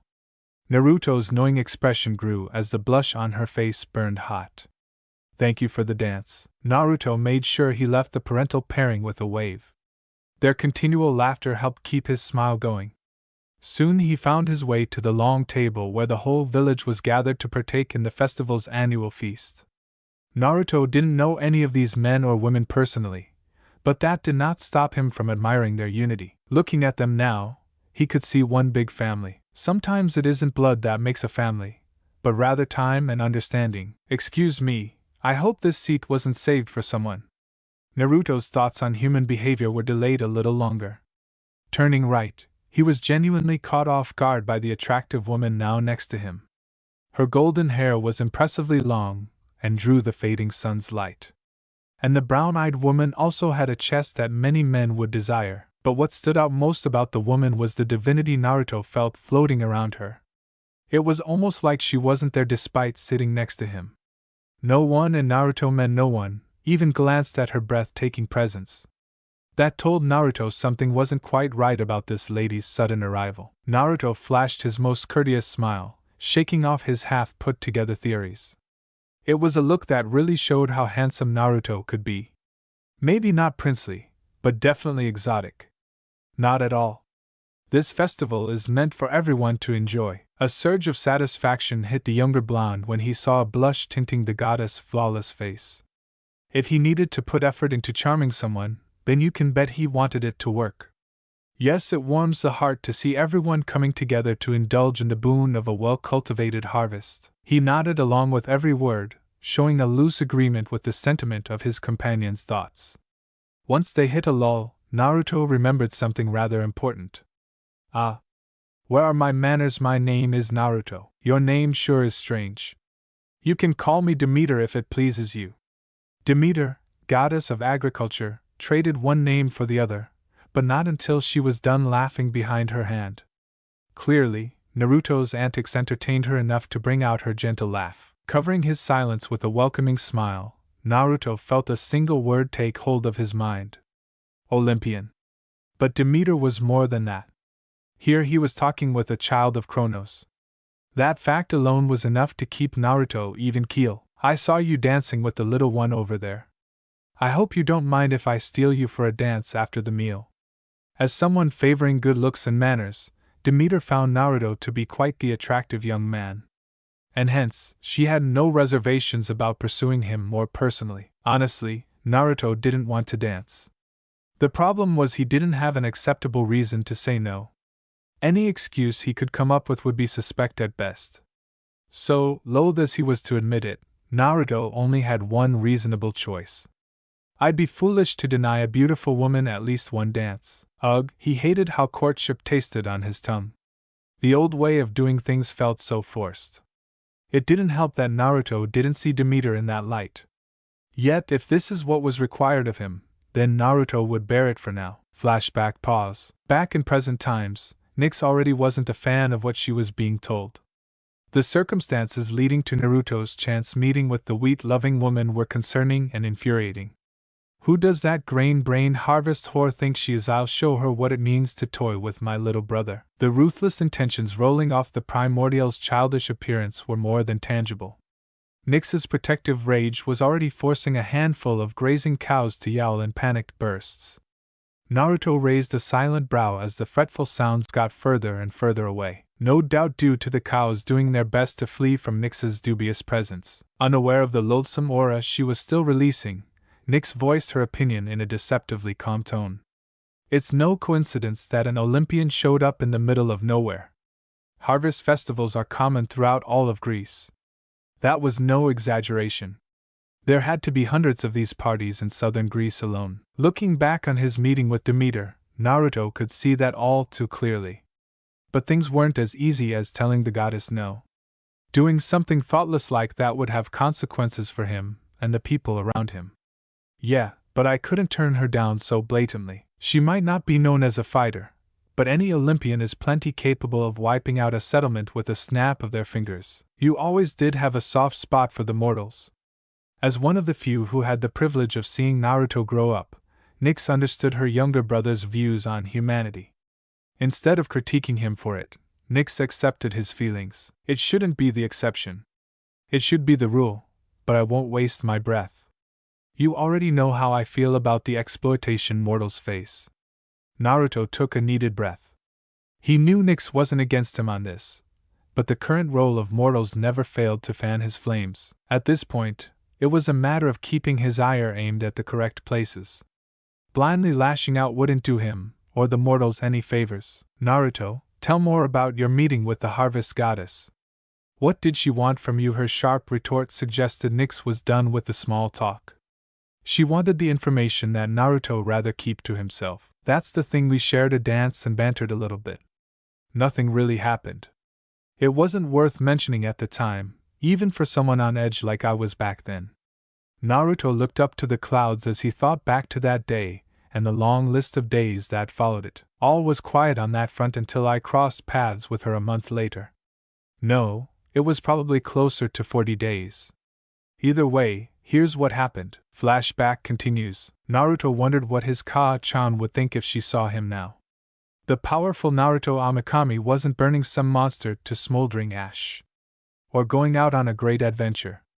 No, he was knee-deep in the dirt, tending to a vegetable garden he created to help the village with its winter food problem. You have an excellent garden here, Naruto, said Blonde. Wasn't nearly as surprised to hear Demeter's voice. She had a good handle on her potent energies and could hide them when it suited her. Demeter, how are you? He would have asked why she was here if he believed it would have gotten a straight answer. Too bad Demeter became evasive when he approached those sorts of questions. Things are good, but I do have a request. Because Naruto let his focus remain on the tilled rows in front of him, he missed the woven basket hanging from Demeter's wrist that would have given away her intentions from the start. What is that? I can't offer much. That wasn't entirely true, but most of what he could provide would blow his cover. So those options were off the table. Finally turning his head, it didn't take long for Naruto to put 2 and 2 together. Ah, I see. How about sharing lunch with me? You can do that, right? Jiggling her wrist, Demeter made the brown basket dangling from her wrist sway enough to draw attention to it without risking the food balanced carefully within. After all, a meal-ruining mishap at this stage would be more than upsetting, and that was how the relationship between Sun and Harvest grew. It came by small steps that alone were nothing special but, over time, created a gradual connection between the two different deities. It was around this time that Naruto realized how much he valued a person's friendship. Sure, he could always see Leto, but having more friends never hurt. And that's how he started to see Demeter despite the auspicious start to their relationship. She was flirty, yes, but also a friend, so when Naruto found Demeter asleep at the usual meeting spot, he thought nothing of it. She sure looks peaceful. Like she was meant to be part of a place like this. He carefully stepped through the tiny field of golden grain around the tree base until he was in range to rouse her from her slumber. Naruto was unprepared for the onslaught of memory reflections that hauled him into something from Demeter's past. Everything around him was tinted gray and echoed, but the content of the conversation in front of him was coherent enough for Naruto to understand. Don't you care about our child, Zeus? The familiar voice of Demeter might be refracted in his ears, yet Naruto could still hear the blend of anger and worry coming together in his ears. Of course I care, Demeter, and you'd be wise to watch where you throw your accusations. The king of Olympus said one thing with his words. However, his facial countenance reflected none of the feelings he proclaimed to possess. Naruto had met stone with more emotion than Zeus showed. Are you even capable of telling the truth anymore, or do only lies come off that tongue of yours? Apparently, Naruto wasn't alone in having doubts about the Thunderer and his authenticity. Demeter's motherly anguish slammed Zeus without restraint. And it was only growing stronger. If you cared for Persephone as I do, she'd be here now, not trapped in that underground prison with our monster of a brother. The twitch in Zeus' furrowed brow was as subtle as one would think. It was twice as apparent as the flash of outrage filling his squinted gray eyes. Naruto could see snippets of truth behind the infamous king's temper. Things are more complicated than that, and you know it, right? Are these the same rules that stopped you from taking another woman to your bed? Let's face it. You don't want our daughter back, you coward. Naruto didn't need a raging goddess to confirm it. Most of the known world knew of Zeus' affinity for finding comfort outside his wife's bed. He really didn't understand how Hera put up with Zeus' crap. What did you say? With how quickly he exploded over the jab at him, Naruto was led to believe Zeus cared more about his reputation than his own flesh and ichor. It was a notion that dropped an acidic frown on the young Kami's face. You've heard me, you pathetic excuse for a man. You're a sniveling coward. Instead of backing down from his fury, the mother of Persephone doubled down on her stance. And it was far from meek. Just like the golden flush in her cheeks. Enough, he felt the displeasure in Zeus' voice through the trembling impact of the god's thunder going off somewhere in the distance. You want your daughter back? Demeter didn't find his stupid question worth a response, so Zeus got silence. Her answer was painfully obvious. A stormy gaze was amplified by the methodical stroking of his chest-length beard. I'll retrieve her from the underworld if you complete a task for me. His vague wording was a purposeful choice by the king. If he led Demeter into the task, he felt it absolved him of her meddling. I'll do anything to get my Persephone away from that monster, admirable her goal might be, But that didn't make her blind agreement any less foolish. Especially when dealing with a known pact breaker like Zeus. Your task is to find out anything you can about the man called Naruto. The unexpected addition of his name in their talks caused Naruto's golden eyes to expand out of shock. All of a sudden, their heated back and forth became more interesting. Naruto, who is that? Demeter sported a look of confusion that was only second to the ethereal form of Naruto that hung over her right shoulder. Don't ask why, just do as I say, Demeter. Fine, but you better remember your words, Zeus. Thrown forcefully from the sleeping woman's memories, Naruto stumbled back without grace. Experiencing a combination of surprise and grogginess left the usually sure-footed man vulnerable to a brief period of clumsiness. Naruto rebounded from his trance quickly enough, mentally and physically. Then the meaning of Demeter's actions caused his golden eyes to twist into a molten fury. She had been playing him for her own gain. He gave her a chance, and she burnt that bridge. The only reason he spared the woman from a life as a pile of golden ash was because of Persephone.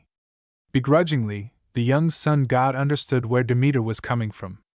There was little he wouldn't do for his family. I need to think, flashback end. And that's why I look like I ate a lemon when you brought up learning. I learned I can be a naive fool, sister. Finally finished with the recollection of his story, Naruto took a well-earned breather. This pause also acted as a natural lapse where Nyx could digest the information Naruto shared with her. Her initial reaction was to rip Demeter and Zeus to shreds for messing with her baby brother. She chose to stomp that vengeful desire down for now.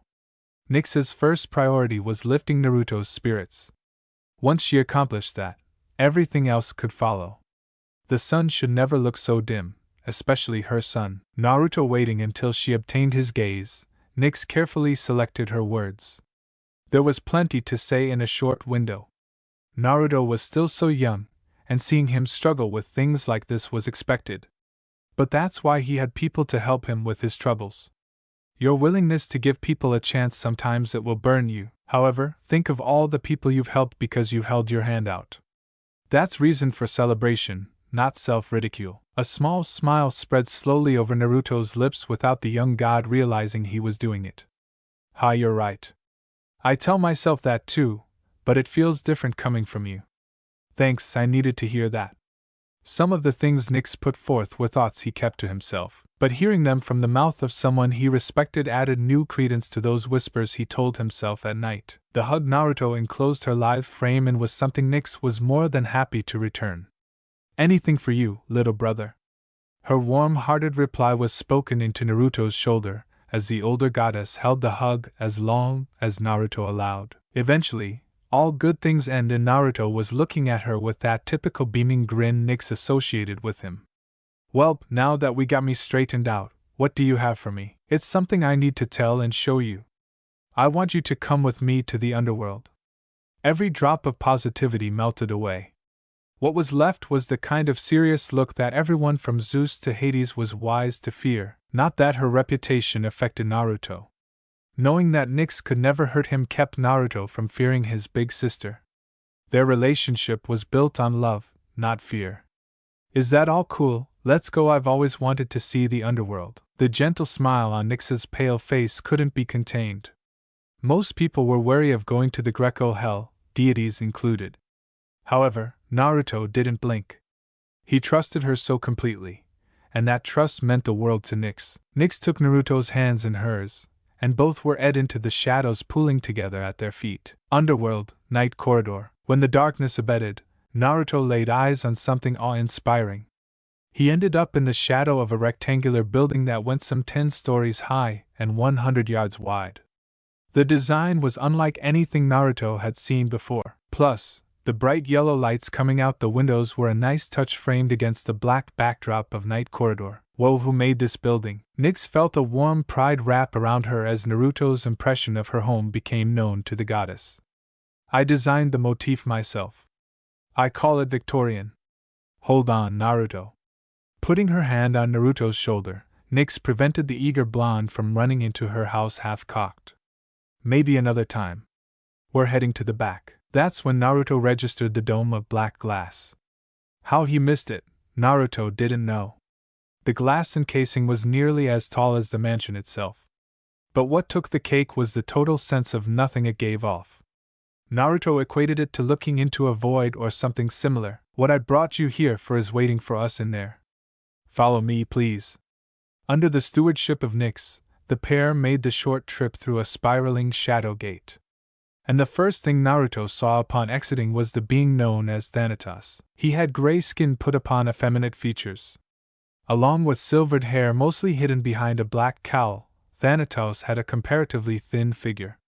But that didn't deceive Naruto, who sensed death on the man like a second skin. Thanatos himself went on high alert until Nyx stepped between the two men. Thanatos, lower your weapon. You will hear me out before this escalates any further. And so, Nyx started explaining the complicated circumstances behind this meeting, most of which Naruto zoned out in favor of inspecting the glass shell from its interior. Naruto's focus was drawn away from the walls when a black symbol appeared in front of him. With it came a man pinned to a post by his wrists, hips, and ankles by some savage-looking spikes. Ouch! The prisoner had an angry red skin and a pair of fangs that jutted out of his lower jaw and extended past his upper lip. Whoever this man was also had more muscle on him than Naruto and Thanatos combined. I have dealt with this creature 3 times, but it won't stay dead. The blonde Kami whimsically acknowledged Thanatos' statement with a quiet hum as he wandered in for a closer examination. Maybe you ain't so potent. Hermaphrodite the bound brute had some less than kind remarks for the gray man. As the one responsible for his current predicament, Thanatos was a logical target for the prisoner's ire. What is it, Naruto? While her son frowned at the crude insult, Nyx concentrated on Naruto, who continued to stare at their guest with no shortage of scrutiny. His frown wasn't one created from worry over himself or for those in this room. Naruto had a lingering hunch that reached much further as he stared into the captive's bloodshot eyes. Something that shouldn't be here. It's time you come out of your disguise. Naruto sent a pulse through his palm and into the creature's thrashing body. A shimmering light rippled across the red-skinned man's body until the illusion was shattered, and he became something lichen-like with sparkling blue fur that shot irate jolts of lightning from the tips of said fur. As I expected, a Reiju. Come again. Thanatos was clearly out of the loop, and it showed. Naruto didn't help him by refusing to answer the mundane questions asked. The blonde had bigger fish to fry. Similar to how Naruto recognized the beast, it went the other way around. And true to form, the broad smile of the Reiju was wolfish. So it was you we felt. Yes, your blood will sate my thirst. Instead of falling prey to provocation, Naruto stared plainly at the known partner of one lightning god. Amaterasu's only child didn't even blink as the beast snapped its jaws at his face.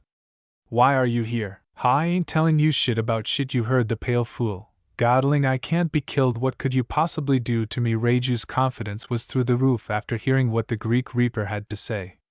However, like most indestructible beliefs, there was a way around it if one knew where to look. I have a theory about that. You see, I have something that Thanatos doesn't. It looks a little like this. The step Naruto took backward was more for flair than necessity. So was the choice to hold his arm out in front of him before summoning his spear.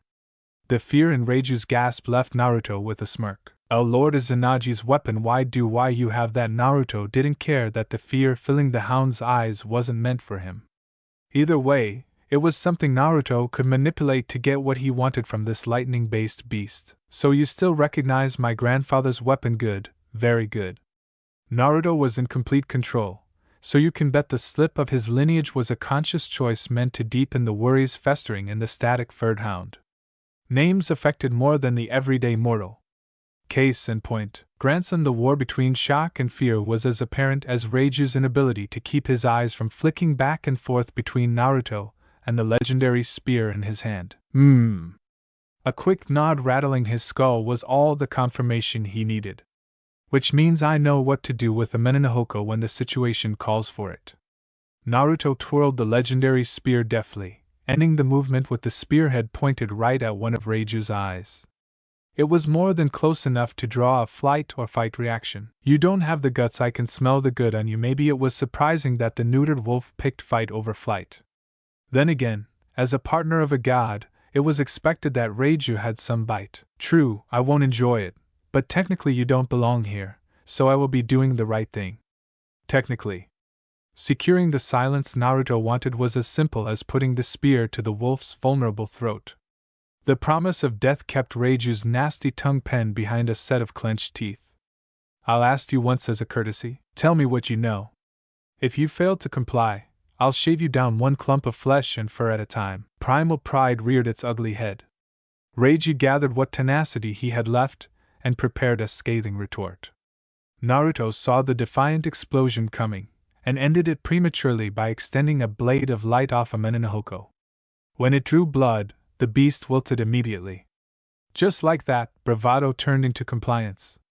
And the beast spilled. I just followed him here. I swear he said we could take back a home for ourselves, have real bodies again. As a being with some control over life itself, Naruto was capable of reading hearts to an extent. What he picked up from Reiju was a quickened heartbeat sped up by fear.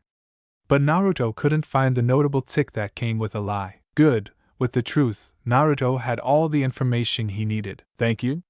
You were a huge help. Naruto's gratitude became a spear through the chest. Reiju didn't have time to blink before its heart was destroyed, and his body burst into a crimson mist. The visual effect captured Naruto's attention as his spear vanished in a white light. So that's what a Shinto creature looks like when killed properly. Nice. Why did you do that? We could have gotten more from it. Part of Thanatos' displeasure came from the proof that Naruto could kill something he couldn't. For someone in his station, it really stung Thanatos' pride. I got everything I needed from the Reiju. You wouldn't know it, but Reiju are loyal servants to their lord and master, Raijin, the Shinto god of lightning. History lessons with chaos paid off big here.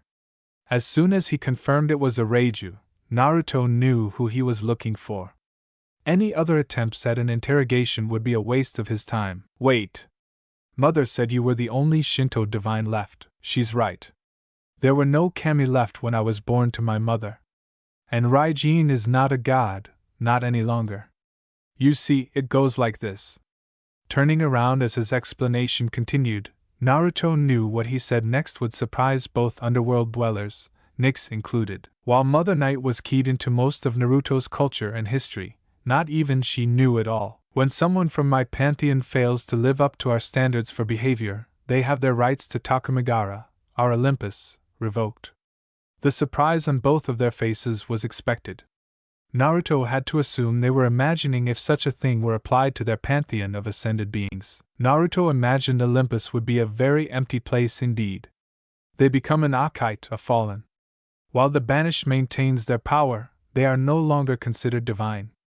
They're more akin to a beast or demon at this point. Where is he? Naruto Nyx would step out of her shadows if needed to make sure this rogue element was stopped. She knew her pantheon didn't need any extra help driving itself to failure. Their paranoid king did that well all on his own. What place is most like home on this planet for someone like me? The question only had one or two real answers. Thankfully, that removed the need for elaboration. The Far East. Nyx was right on the money in a single guess. Not that Naruto expected any less from his older sister. Yup. I'm gonna go see what I can dig up before things get too bad. I'll see you soon, sis. As he made his exit, Naruto picked up the faint sound of Nyx forcing a vow of secrecy on Thanatos, one sworn on the name of chaos. It left Naruto smiling and laughing. His sister could be a real mother hen, but Naruto wouldn't have it any other way. Northern Yamato, Northern Japan. 3. That is how many of Raijin's Reiju Naruto worked through before getting a workable estimate of where his target was operating. Looking back with hindsight, he should have assumed it'd be Northern Yamato. It was the furthest from outside influence, and the rocky landscape ensured Raijin was closer to the sky. Closer to his lightning. Once he knew where to search, it wouldn't be long before Naruto tracked the banished god down. It's not like Raijin went out of his way to cover his tracks. Godly energies aside, Naruto smelled the thick scent of ozone in the mountainous air. That was as clear a sign as any. Finishing the last stretch of his hike through the uneven mountain ground, Naruto looked to the mountaintop. The snow kept getting in his way, but it was no worry of Naruto's. The falling snow continued to melt as soon as it came in contact with the blonde skin. Once he finally scaled the mountain, Naruto set his plans in motion. That meant releasing a small portion of his power. It was enough to grab attention without revealing the true depths of his power. The response to his challenge came less than a second later. When the flash of lightning hit the lumpy mountain hump in front of him, Naruto found himself squinting. It's you, the one we have been searching for, and you came to me, how lucky. The heir to Amaterasu quickly noted the only physical difference between Raijin and his Reiju impostors were the drums floating behind his back and the eyes. While his lightning pets had pupils, Raijin's eyes were nothing but a pair of sparking, violet pits. Naruto paid the thick laughter coming his way no mind. Same as the veiled threats to his well-being. Raijin acting quickly, Naruto angled his body to dodge a pair of hurled lightning bolts. The third in the salvo was the one Naruto batted aside with a fire-encased hand. The two adversaries ignored the resulting thrums of thunder. Neither was willing to take their eyes off the man across the mountain. Eventually, the large-bodied Raijin ended the silent standoff. I don't need your words, I need your death. This time he gathered a bolt of lightning as large as a horse over his head, and this time, Naruto needed both hands to throw the projectile directly above him. Raijin stared at the gray clouds overhead as an ear-shattering explosion rained down on them. Snarling, sparks of lightning burst off his hand. Kaminari Shuryo. Lightning hunting. A dazzling beast made of pure lightning jumped out of Raijin's hand, landing on all fours. Connected to it by a leash of light, Raijin silently commanded the construct to attack, and so it did. It twisted and turned, leaping off the peaks with otherworldly agility as it approached Naruto. Instead of crashing into the blonde from the front, it swerved and tried biting at Naruto's left. Naruto saw it coming and turned to put a mirror-shaped flame barrier to fend off the creature's supercharged jaw. With Naruto facing left, Raijin unleashed a second manifestation from his free hand. He aimed it at Naruto's blind side, but when it reached the unprotected flank, Raijin allowed himself a smirk. It lasted until the lightning beast went through Naruto and exploded against the ground. Stellar projection clones, they make for such lifelike decoys.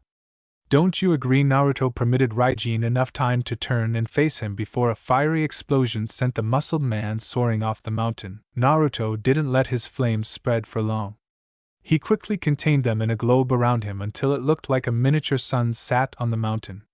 He sent the ball of fire with himself in the center, tumbling through the atmosphere with a single leap, and when he crashed down where Raijin hit, the impact unleashed a scorching shockwave on the immediate vicinity. Sitting on one knee, Naruto's brow furrowed in annoyance as more thunder shattered the sky. It was plenty loud, enough to shake Naruto's ichor. When Naruto stood, he was already looking around for Raijin. The Akite was there when Naruto jumped but was gone by the time Naruto landed. He had enough time to look left, right, then up when Naruto realized something wasn't right. It wasn't just quiet. He was deafened. The temporary removal of his hearing put the golden-eyed god on high alert. Naruto hated it, but he resorted to reacting. It became clear he had enough time to face Raijin's heavy strikes but not enough for a counter. For 3 long minutes, Naruto was helplessly smacked around like a heavy bag. Never had 180 seconds felt like an eternity. Thankfully his period of weakness ended with Naruto flat on his back and some golden blood running down his chin. He's faster than me, but he can only come one way when I'm like this. From above, and he was right. Raijin descended on his prone form with his fingers extended and lightning screaming around his outstretched hand. The bastard planned on stabbing him. That wouldn't work for Naruto. Putting his hands side by side with the palms facing out, he met the charging Raijin with a beam of golden fire large enough to swallow the muscular Fallen's body. But to Naruto's dismay, the flames didn't stop a violet-colored discrepancy from pushing through toward his body. Back off, Naruto growled indignantly as a second surge of fire coursed forward and sent Raijin into the sky. He took a breath before creating a small flame behind the soaring brute.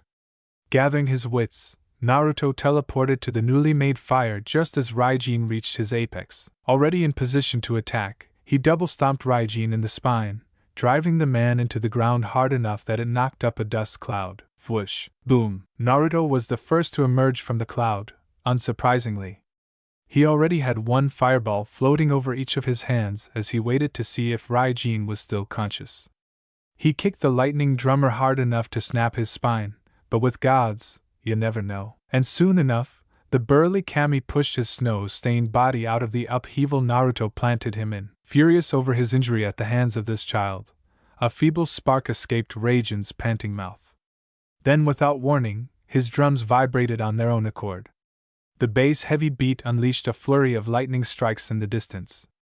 As the bolts approached and the thunder got louder, Naruto realized something was wrong. Shit, this isn't an instant technique, he's charging up for something. Naruto hurriedly tried putting enough power together to break Raijin's concentration. Whether or not he made it in time was up in the air. That's when the ground under their feet shook violently. It was like being in an earthquake multiplied by 1,000. Both men fought to keep their balance as the world under their feet shuddered frightfully. When the dueling pair realized this was an outside force, their battle stopped. Being the closest to the quake's epicenter, Raijin turned right as something massive tore its way out of the planet's crust. What in the name of Amaterasu? With distance, the stunned Naruto saw an endless sea of scales rising into the sky. And when they did give way, Naruto wished they hadn't. Because that's when he crossed gazes with a haunting pair of sickly yellow eyes. It was bigger than massive. It was titanic, and the rattling hiss it released froze both fighters in place. Moving faster than Naruto could ever imagine from a beast of its size, the snake lashed out and crashed its absurd jaws on Raijin's position.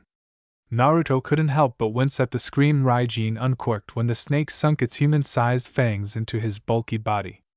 "Gah, no, brother, help me, please, brother." Imagine the dreadful shock Naruto experienced when the snake crushed Raijin in its jaws and swallowed the extremely powerful god like a common rodent. Naruto wasn't ashamed to admit he took a cautious step back. That's when another 7 heads fanned outward, emerging from the hazy cloud of dust behind the serpent. Each of them leered at Naruto with a menacing harmony of hissing growls. The complete visual of the great beast made the sunspawn's blood run cold. Yamada no Orochi. Its eyes are like Akakagachi. It has 1 body with 8 heads and 8 tails. Moreover, on its body grows moss and also Chamacyparis and Cryptomeris. Its length extends over 8 valleys and 8 hills, and if one looks at its belly, it is all constantly bloody and inflamed. Naruto repeated the myth he was told as a boy under his breath. Though the tale was twisted over time, as most are, the overwhelming scale of the beast was spot on. This was the Yamada no Orochi lording over him, and the golden-haired heir to the sun never felt so inconsequential. Naruto had to question how his uncle fought something like this alone for a month straight, no less. His brain screamed run, and Naruto nearly obliged. That was until his heart found its resolve to stand firm. If he let this monster run amok, it would ravage the land without opposition, causing unspeakable pain to the mortals. And he'd be the one to blame because he ran away. No. Naruto wasn't going to let that happen. Great beast or not, he was no coward. Bright flames surrounded the god from the hips down. With their aid, Naruto became a walking spew of blistering fire. Using the speed increase from this partial transformation, he launched himself at Orochi, smashing a flaming fist into one of the snake's many faces. Immediately, Naruto realized the blow didn't land as cleanly as he would have liked. Clicking his teeth, he bounced off the titanic serpent, tumbling backwards through the air.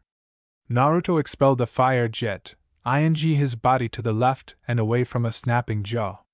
He had no plans on joining Raijin in the creature's bottomless stomach.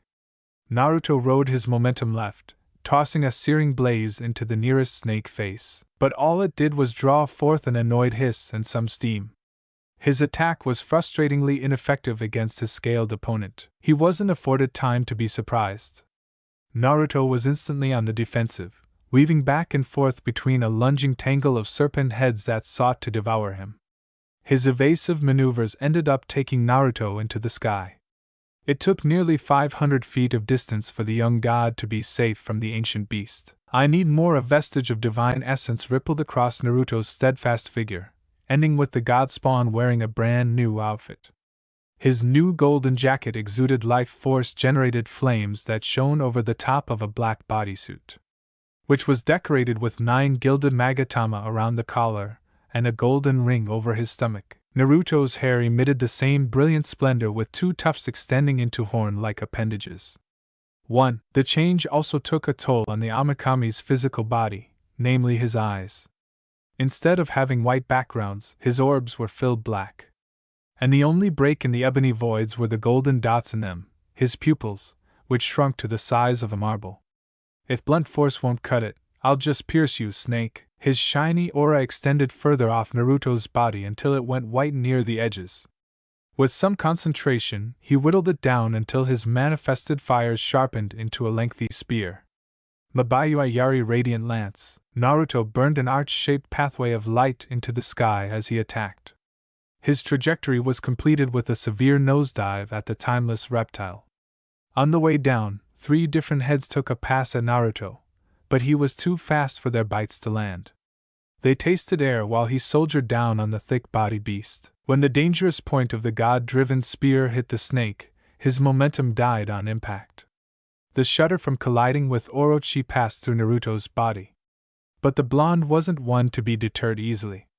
Just as Naruto started exerting himself, another head slammed into Naruto's ribs, throwing him aside. He corrected his trajectory before he crashed into the ground. His golden pupils shrunk, then Naruto flashed away with a crackle of burning wood. The divine fighter teleported to the burnt grass near Orochi's gut, where he counted on the engorged underbelly being far less durable to outward trauma. So that's where he needed to attack. Both parties unleashed an attack at the same time. It was a vigilant head that lunged at Naruto from his blind side. Aware that he wouldn't land his blow in time, Naruto pulled his arm back and jumped. Naruto skipped back like a hurled stone until he evacuated the space around the multi-necked reptile. In doing so, he carved out a burnt path in the ground until he stopped some 30 yards away. It's fast the wince going through him caught Naruto off guard. He grabbed at his left bicep, where the pain originated from. It wasn't visible under his cloak, but he sure felt it. While he escaped a fate similar to Raijin, Naruto didn't get away unscathed. I need to be faster this time. Calling on his powers came with an unexpected consequence. It felt like something clenched angrily around his immortal heart when his energies flexed. Unbridled pain caused Naruto's body to seize up and his cloak to disperse in a shower of fading embers. Golden god blood was spat up before he realized what was happening to him. Poison, and a nasty one at that. First, he channeled his reserve power into burning out the foreign substance. He never made step 2 because the ground under his feet rattled ominously. Even a moment's hesitation would have meant being swallowed. Instead, Naruto dodged the mouth by taking to the sky. However, that took him directly into a volley of venomous spew from another poised serpent maw. A globe of bright flame encompassed Naruto, safeguarding him while the holy fires eradicated the new poison before it could damage the blonde any further. Having no plans of becoming a free meal when his defense faded, he wasted no time teleporting to a safe spot. Naruto picked where Orochi's tails should have been. Thanks, Aji-san. Naruto attempted to push his advantage while the snake had its huge back turned, but his effort ended when another wave of pain hit. Only this time around, it was much worse. His body went limp, and it took all he had to land on a knee instead of his face. But as Naruto did, there was the violent coughing that spat up sullied ichor. His rash creation of 50 clones was done to protect himself, but also because Naruto panicked a little. For someone who routinely created north of 1,000, this poison-induced limit was frustrating. When the multi-headed monster finally turned around, it saw an army of blondes waiting for it. The amassed godlings rose in a single, defiant mob. Their mission was clear, given to them through the mental link they shared with the original. If we can't break the scales from the outside, then we attack from within. Keep one of the mouths open for me. The manufactured horde of sun gods initiated a prolonged series of hit-and-run attacks on their temporarily shocked enemy. Their efforts were as clear as the rapid flashes of gold which danced around the thrashing snake's body. Speed and change of direction became the preferred methods of snake fang avoidance. It took 20 butchered clones before one of the duplicates scored a snap kick that turned an open mouth to the real Naruto. Eat this, bastard! Every stimulus in his body heightened at once, nearly overwhelming him. The tunnel vision came as his heart rate exploded with self-made anticipation. Naruto's blood was roaring, ready to lash out like the attack sitting in his hand. Rasentegan's spiraling sun sphere. His latest attack was a hand-sized firebomb maintained around a violently rotating core. He lunged at his foe's open maw, intent on blowing up its skull in one fell swoop. The sweet satisfaction of victory was ripped from Naruto's hands when the solar sphere stopped an inch short of the target. Naruto tried everything to close the distance, but his struggles amounted to nothing.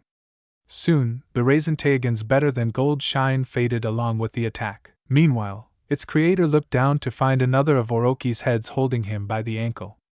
Finding out the reason his attack failed caused Naruto's morale to plummet. No, let me, he was summarily whipped aside, treated like nothing more than common trash. The clones watched their maker be disposed of and changed tactics. They mustered as much power as possible and went on the attack, hoping to buy Naruto some recovery time. From his prone position, all he saw were the explosions of light. That and the bursts of heat that crawled over his skin from the clone-fed rampage. I need more power if I want to win, but if I divert any energy from poison management, I'll lose. Damn, it was the poison's influence making him delirious. Or did it hurt to think that couldn't be a good sign? Is it getting dark? With that fleeting thought, Naruto's eyes closed with a muted groan. They only stayed shut for a second before his eyes snapped open, and a soft smile unfolded on his face. You've fought well, my child. Let me assist you with this pest. This voice came from his body but wasn't Naruto's. It was distinctly more feminine. Moving mechanically but without issue, the injured deity stood once more. That's when an ebony eruption of flame jumped out of Naruto's infected laceration, cauterizing the wound instantly. It was also around now that the sun mark put on Naruto by chaos started glowing through his tattered clothing. Now that the poison was purged from his system, Naruto turned his attention back to the oversized pest. You harmed my son, beast. Burn. After establishing her identity through a series of statements, Amaterasu infused her son with her own willpower, temporarily taking control. And she saw no better target for her motherly fury than the beast her brother exterminated centuries ago. She had a treasure trove of questions, but this was no time to ask them. Naruto's safety was Amaterasu's primary concern, and it always will be. I said burn, mirroring how Naruto triggered some of his techniques. A snap of the fingers caused a growing flame to erupt on the snake's head. It wasn't long before Orochi's whole skull went up in a blistering inferno. The revitalized cries of pain that followed only deepened Amaterasu Naruto's smile. If Orochi wanted to make her sunshine suffer, it'd suffer tenfold. The heads lucky enough to be spared the black fire regarded Naruto with growing unease. They decided to withdraw, diving for the pit hole it created upon first arriving on the scene. It was a choice to retreat from the threat posed by Amaterasu Naruto. Now that the threat was taken care of, Amaterasu allowed a gentler smile to show through Naruto's face. The parental pride couldn't be measured nor contained by mere words, but Amaterasu said it anyways. Let's take you somewhere safe before my fleeting control fades. I am proud of you, my sunshine. The previously soothed features on Naruto's face scrunched up moments before the blonde stirred from his sleep. His eyes fluttered open, and instantly the young warrior went on high alert. The difference between day and night was as clear as the towering torii gate looming over Naruto. Wait a minute, where am I getting knocked out? Hadn't stopped Naruto from remembering what happened to him. Although he was comparatively young, Naruto was no fool. There wasn't a world where the bloodthirsty Yamata no Orochi would allow its unconscious prey to escape. That meant someone or something must have saved him from an untimely end. Only Naruto didn't know who or why. It could have been a purposeful choice or a stretch of dumb luck. Either way, the whole situation left Naruto feeling sour. But at least he couldn't feel the poison coursing through his veins anymore. A silver lining, I suppose? His somewhat decent mood continued heading south as Naruto recalled his bout with the snake. I was an idiot to think it'd be slow because of its size. I know a handful of creatures that are big and fast. Dumbass. With the benefit of hindsight, Naruto already picked out several spots where he could have performed better. As an unrepentant brawler, his lackluster performance damaged his pride as a fighter. That had always been an issue of his, the fight between expectations and reality. Chaos, Nyx, and Meg all approached him about his extremely high standards, but the drive to better wasn't something Naruto could just turn off. Naruto's pensive silence ended when Naruto spat out an irritable plume of fire. Tucking both hands behind his head, he flopped onto his back with a sigh. Well, there's no reason to cry about it now. However, I ain't dead, So this ain't over, Orochi. Not by a long shot. Naruto wouldn't stop until that thrice-damned serpent burned under his flames. Gently tapping the back of his scalp with his thumbs, Naruto found himself lost in the starry sky above. Such unblemished beauty made it easy to gather his thoughts into something cohesive. Scales can wait. I remember Raijin calling for his brother. If I'm going to believe him, that suggests the Windy One is somewhere around here too, and I can't head back west until I deal with things here. His idle inspection of the sky eventually led Naruto to the moon in all its silvery splendor. There was just something about the moon tonight. Even obscured in a half covering of clouds, the lunar shine was bewitching. It transfixed Naruto, soothed him too. He couldn't say why if someone asked, but he just started talking aloud. You know, people think my powers are weaker when you're watching me. I don't feel that way. No, I'm more focused and in control. It's a good vibe. Like I am at peace, and nothing else matters. Naruto could have gone on and on with this spontaneous admission to the moon had he not yawned. That gesture alone enlightened Naruto to how tired he really was. Both mentally and physically. Whoever claimed gods don't need sleep is full of it. I've never felt more exhausted in my entire life. The blonde did his best to fend off the heaviness weighing down his eyelids as he rubbed his bare chest, but it was a losing fight. One yawn turned into an avalanche of them until he had one that stretched his jaw far enough to make Naruto wince. After the pain subsided, his eyes closed. I'll look for the windbag in the morning. I need some sleep, badly. Keep an eye out for me, Suki-chan. The chance of saying anything else eluded Naruto, who fell into the seductive embrace of sleep. He could face his trials in the morning. Southern Island. 5 days later, the cyclical tides continued pushing through the shoreside cavern, creating an ambient whistle that fit the burrow nicely. It was a hymn that went hand in hand with the ethereal blue glow reflecting off the sleek cave walls. However, this beauty was a cover for something else. Two men met here to discuss something dubious at best. Yet the barren cave amplified even the hushest of whispers into a clearly stated proclamation, making the conversation impossible to miss. Humph.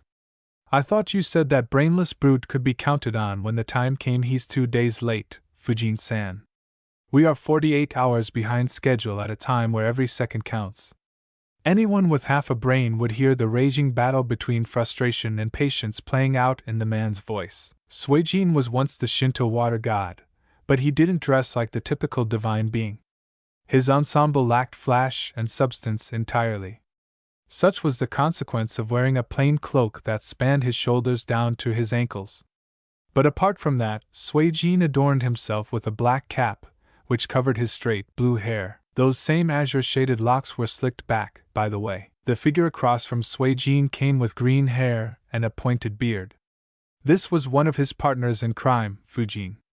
Unlike his fellow fallen being, the wind god was garbed in a full suit of samurai armor, complete with sigils of his sacred animal on each shoulder plate. And hanging from his hips were 2 identical sheaths. Both were empty and left clattering off Fujin's metal suit whenever the displaced former deity moved with any force. My brother thinks more with his muscles than his brain, true. But he won't fail me when it counts. He won't let us down. If Raijin is delayed, I believe he has a good reason for it. He'll show up. He always does, Suijin-san. His experience in dealing with some of Raijin's antics was paying off. No one else would be able to keep their composure at a time like this. They'd be sitting in the same irritable boat as Suijin. Your faith in him is all well and good if our plan didn't hinge on everything moving forward together. You secured the gateways while I handled the creation of our bases. Meanwhile, it was up to Raijin-san to herd and subdue the monsters that crossed the boundary. Even one missing piece puts the whole operation in jeopardy. Suijin threw some additional information to stress the importance of unilateral punctuality from all parties. They were far enough into their plan that one misstep could threaten everything they hoped to accomplish. Fujin held his tongue to avoid coming back with an unchecked bout of frustration. The last thing either needed was a useless squabble adding complications to their already precarious situation. I understand what you're saying, Suijin. But there isn't anything we can do short of blindly searching for him. Or perhaps we should ask the boss for assistance. We already got. The sea-haired gentleman raised a hand, silencing his samurai comrade before the suggestion reached fruition. Wordlessly, Suijin turned to the cave's water supply and knelt in front of it, where he sunk his fingers into the shallow pool. Feeling through the ripples with his knuckles, Suijin attempted to find why his alarms were being tripped. "We have an uninvited guest among us. Keep your eyes up. He's here." Naruto turned Suijin into a prophet by appearing in front of the man and driving his fist straight into Suijin's surprised face. The former water god couldn't react in time as the raw force and Naruto's punch sent Suijin deeper into the cave. Said blonde wasted no time taking Fujin by the skull and flashing out of the den, separating his enemies. A frigid-eyed Naruto watched the fallen deity drop to his knees with a gasp. It would appear that Fujin wasn't built for Naruto's preferred method of traveling, seeing how it left the man in a coughing fit. "Get up and fight, Akite. Or I'll put you down like a rabid animal." The current iteration of Amarasu's child was all business, a lingering side effect of crossing paths with Orochi. Fujin felt his stand on end, not unlike an animal with its hackles raised in warning. The older man showed visible panic in his olive eyes and was something Naruto isolated. "How do you know that name? Who in Yomi's name are you?" The flippant reminder of his status as an over-glorified monster didn't help Fujin's rapidly deteriorating mood. Naruto wasn't about to give the green-headed fallen the kind of answers he wanted. "You don't belong here. Therefore, I'm here to remove you like any other cancer that needs correcting. It's how the world works, nothing personal." Fujin would explain this stubborn sensation in him as a gut feeling. There was something wedged in his soul telling him the person responsible for Raijin's disappearance was standing in front of him. Planning on forcing the answers out of Naruto, the wind god went on the attack. Fujin armed himself by swiping his hands over the empty sheaths, creating and drawing two wind swords in a single movement. And while Fujin was quick, he wasn't reaching the same level of speed Raijin showed in his fight with Naruto. This allowed Naruto to follow the wind-based weapon as it came slashing down on his head before he counterattacked. It was as simple as superheating the air creating the sword until Fujin's blade exploded in his hand. The rattling explosion didn't stop Fujin from following up with his other weapon. His stab attempt ended with the same result. An explosion of sound, smoke, and flames. When the air pollution parted, Naruto was gone with it. Fujin didn't think to look up until he sensed a shift in the wind patterns above his head. And that was when Fujin saw Naruto dropping out of the sky with his flaming fist cocked back. He jumped back, or he tried to. Things didn't play out like that, not with Naruto grabbing Fujin by his ankle and dragging him back into a body-folding gut punch. Blood flew from the wind manipulator's mouth. However, more worrying was the building orange glow in Naruto's mouth. It culminated in the golden-eyed deity breathing literal fire onto a helpless Fujin. The force behind his flames launched Naruto's target back. And as the burning man sailed away screaming, his metal suit scorched the vulnerable flesh underneath. A self-contained tornado hit the back, dumping a whipping sand funnel onto the fire that illuminated the beach. With the flames doused, Fujin freed himself, but the damage had been done. Not only was the fallen god's armor hissing orange, but the man's hair was burned away, exposing all the heat bruises and burns marking his skin. "How'd you like that one? It's not creative, but it's pretty damn effective. If I had to give it a name, I'd call it Ryuno Ibuki. Dragon's breath. So what do you think?" A scowl pulled heavily on Fujin's face as he heard Naruto make light of him as a potential threat. Intent on teaching Naruto why mocking him was a mistake, the windy one thrust forward thanks to a pair of cyclones under his feet. The flush of wind moving against Fujin's blistering skin caused debilitating pain, but the burnt fallen refused to stop his charge. Faster than the human eye could follow, he was in front of the blonde with his new swords crossing at Naruto's neck in an attempt to behead the sun god. Too bad his body wasn't answering his commands. What trickery is this? I respect the tradition and beauty of sword fighting. There's an elegance to it, but there is a major flaw. Like knowing where you have to be to land a hit. That leaves you open to traps, Fujin. As Naruto shared his monotonous thoughts, a massive seal glowed white on the sandy ground around the two Shinto men. Mahi Bunya.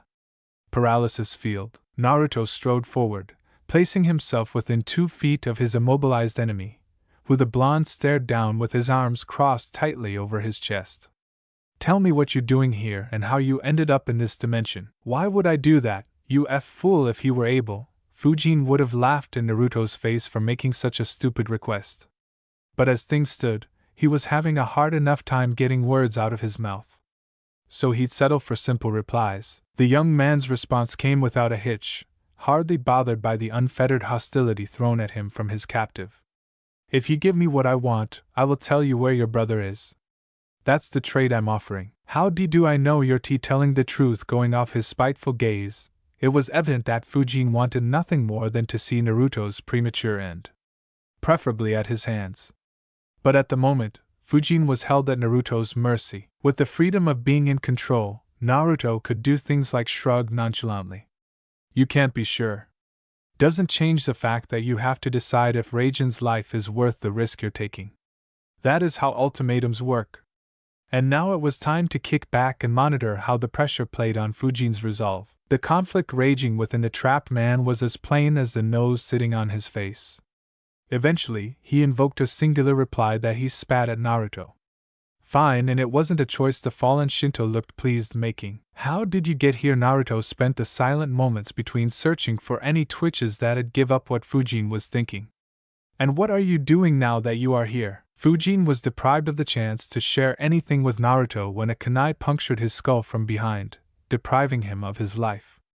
The throw had enough force to leave the kunai's point emerging from Fujin's forehead. Naruto's eyes widened as the kunai bubbled up before exploding, taking off the fallen wind god's head with a bang, splattering Naruto with tainted once ichor. A nonplus blonde smeared the blood from his face while Fujin's headless body slowly deteriorated into a crimson mist. Fantastic, Naruto muttered his complaint, shifting his focused gaze to the interruption's source. A perfectly calm Suijin, and of all things to start with, it was a sanctimonious statement rife with overconfidence. Worry not, you shall share the same fate as my traitorous ally. All in due time.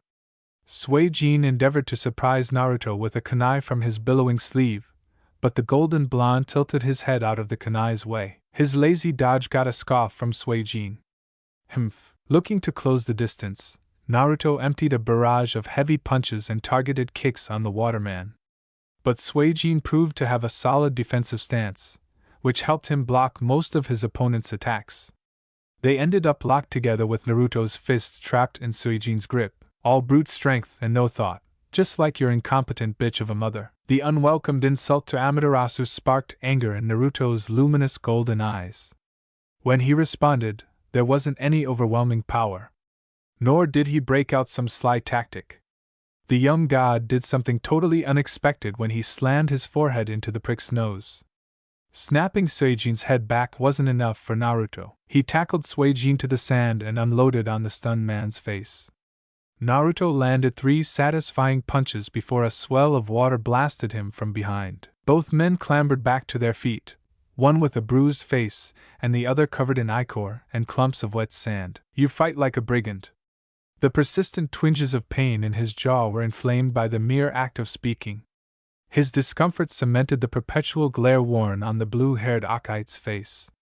It was clear to Naruto that this wasn't someone who was used to the struggle of close-quarters combat. Naruto, however, was more than ready to take a punch if that's what it took. Oh yeah, you? Usually, Naruto happily partook in a bit of battle banter. It made things more interesting than just grunting and yelling.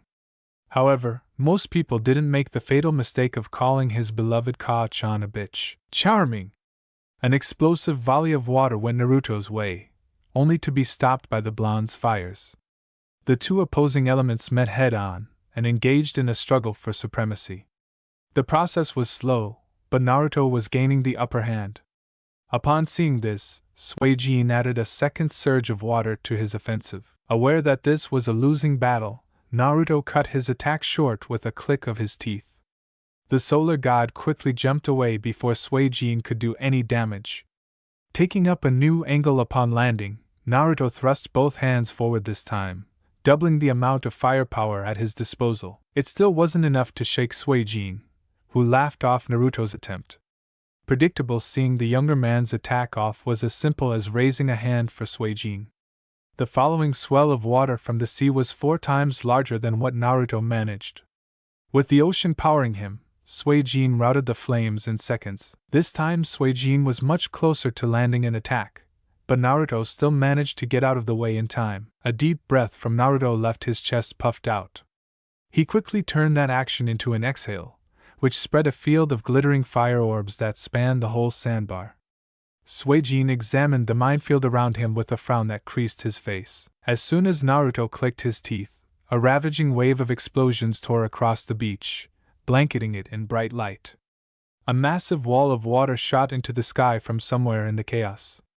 No doubt it was Suijin's attempt to protect himself from the barrage of blasts. When the rotating barrier of seawater dropped, it exposed the smug smirk plastered to Suijin's bruised face. Your attempts are futile. You can't beat me this close to the ocean. I am invincible. The boastful sound of his voice carried over the whole beach, much to the blonde's annoyance. Save your victory speech until you beat me, dumbass. It doesn't matter if it's now or later, the difference is the same. You shall fall to me here. Suijin manipulated the back and forth to mask his next move. Because behind Naruto, a handful of aqua knives rose out of the foamy brine of the sea. They silently hovered until Suijin commanded them to shoot at Naruto's back. Despite a lack of tells, Naruto fell to his stomach and avoided the surprise attack. Suijin frowned as his stealth knives soared over the space Naruto once filled. He hastily motioned for the kunai to make a U-turn, but this time the water weapons were stopped by an 8-sided mirror of pure light, which Naruto summoned by clapping his hands together. Smirking at Suijin's shocked expression, Naruto returned the absorbed attack to its sender. However, it came out as a white light laser. The speed of it was too fast for Suijin to react to, costing him a puncture hole in his right shoulder. Invincible, how Naruto jumped on the chance to mock the man holding on to his bleeding wound. He wrung plenty of satisfaction in harming the fool that dared insult his beloved Kaha-san. The only reason you are annoying is the ocean. It is doing all the heavy lifting. Insolent whelp! A looping belt of water rose around Suijin's waist. From this circular garter extended 8 tendrils that whipped about frantically. I shall enjoy snuffing you out, Sunspawn. Yo, everything's good to go, boss. The blonde godling refrained from grinning, though the temptation was definitely there. The clone he sent off when Suijin hid behind his wall was now in place and ready to spring the trap. You clones are the best idea I've ever had. With the clone's happy laughter filling his head, the real Naruto once again regarded the blue-haired with his smoldering golden orbs. Let me tell you something. I own every note my mother and uncles ever wrote. There were some passages on you and the other elementals. I know everything they knew about you. You weren't what we consider powerful, not even in your prime, which is a far cry from what you are now, beast. Suijin's pale face burned ruby as he boiled in place thanks to Naruto's comment. Someone like him being compared to something as lowly as a beast, the thought was outright preposterous. Those are but lies propagated by your accursed lineage. I shall end their slander with your death, thus restoring what was rightfully mine, divinity. There it is, the ambition that banished you from Takumagara. Your position wasn't entitled, it was earned through actions. And it was a test you failed. Let that greed be what seals your eternal fate, Suijin no Akite. Coming down to a debate of personal theology, Naruto despised the greed Suijin harbored. Suijin thought everything was his right, while Naruto believed in using his gifts to help others. Activate it. Activate what? What a clueless Suijin couldn't know was this remark was meant for the clone waiting at the mouth of the cave. It was a clone with the almighty spear, a Menenohoko, laid between his hands and buried in the sandy shore. Taking what energy it had left, the clone's body shone brightly before its light was edged into the spear and spiraled into the beach, saturating it with Naruto's brand of potent godliness. Reconnecting with his energy was a simple task. He used that power to shape the hard soil far under the battle-stained sands into something useful. Naruto sculpted it into a spherical prison that engulfed Suijin and launched into the sky. Enjoy the sky, sea urchin. Suijin saw confusion shift into the uglier emotion called fury. He took this meager attempt at imprisonment as an insult of the highest order. The fuming fallen fighter put his hands against the warm rock, preparing to punch a rupture into this barren trap. One burst is all it should take. What he felt his powers flare up within, but in the same breath, he sensed the rocks housing him soak whatever essence he supplied. Growling, Suijin tried 3 more times before he began desperately slamming against the rocks holding him in place. Back on the beach, Naruto's lips flexed upward at the influx of energy he felt building in the rocky shell. You won't be breaking free with that level of power. He shot up into the sky on a tail of flames, landing gracefully on the top of the sphere. From there, a mess of flame shreds started gathering in his palm. You won't be doing anything at all, bastard. More and more flames formed in Naruto's hand, bringing a resurgence of light that never shone brighter than when Naruto lifted his hand overhead. Give me more. The raisin Tagan kept growing in size until it dwarfed both Naruto and the sphere. Then it shrunk to the size of a pebble, while sweat dribbled down Naruto's temple and evaporated into harmless steam. Naruto chiseled an opening for himself.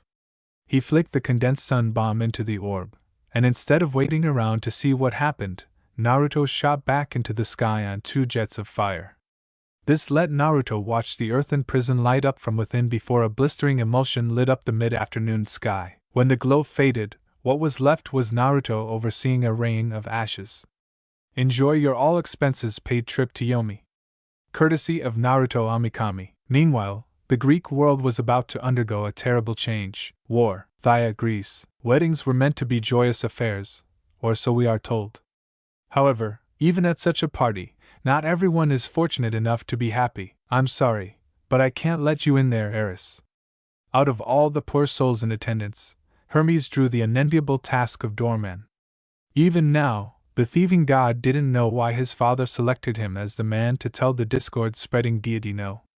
But this was the duty given to him by his lord father Zeus. Hermes couldn't say no. Through her curtain of draping black hair, Eris handed the speedster a look that could melt Hephaestus' forge. Hermes wasn't ashamed to admit he flinched under such blatant feminine fury. You're telling me I'm not welcome at a wedding ceremony open to the gods? Why, yes, outwardly. Hermes exhibited a nervous chuckle that caused a single curly tuft of hair to wiggle on his forehead. Internally it was a whole other story.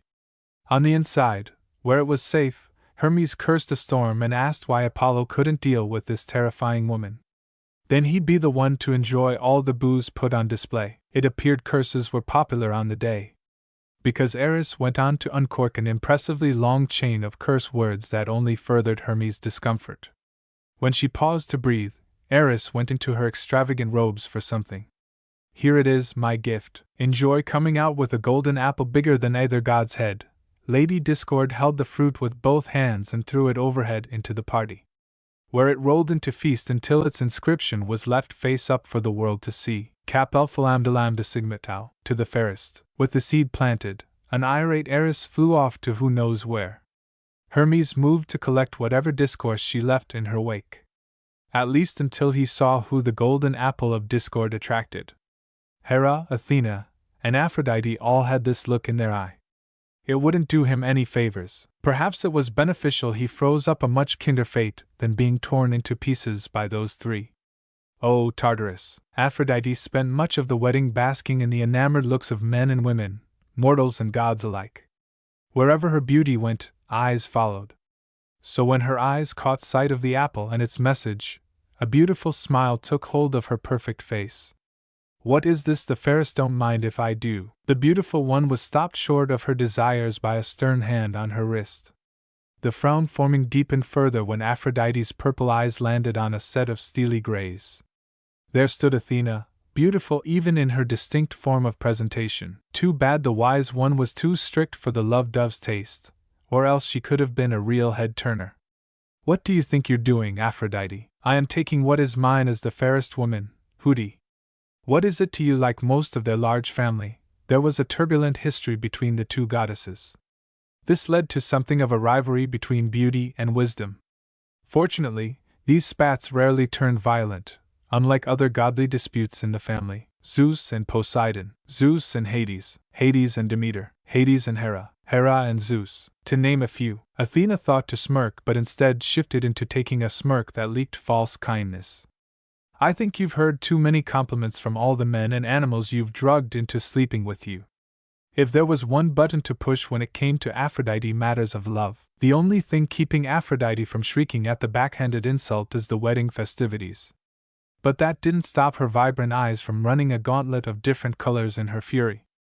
I don't drug men or women, and I certainly do not sleep with animals. What would you know about these things, virgin girl? The honorable personification of warfare turned her nose at the tactless insult. Athena chose to be a virgin goddess, so Aphrodite's thoughtless barb carried little weight. You wouldn't know this, but being fair is more than a physical appearance. The one to claim this apple should also know how to act respectably. Something you know little about. I agree, Athena. It's why this golden apple was clearly meant for me, the Queen of Olympus. Hera looked down and regarded the apple with great interest. She couldn't see a world where this beautiful gift wasn't destined for her, the Queen of Gods. No matter how one looked at it, Aphrodite and Athena didn't match up to her. Aphrodite's long hair went from a strawberry blonde to a burning red in reaction to her growing anger. Being backed into a corner by Athena and Hera led Aphrodite to lash out with the issues closest to their hearts. But you are, Hooty, your second fiddle to Ares, war girl. Tell me how the fairest can be second best in you. Hera, if your husband can find his way from another woman's bed, maybe he can tell me how fair you are. Although she was far from happy over the reminder of Ares' growing popularity, Athena bit her tongue and focused on Hera, who she viewed as the more pressing threat.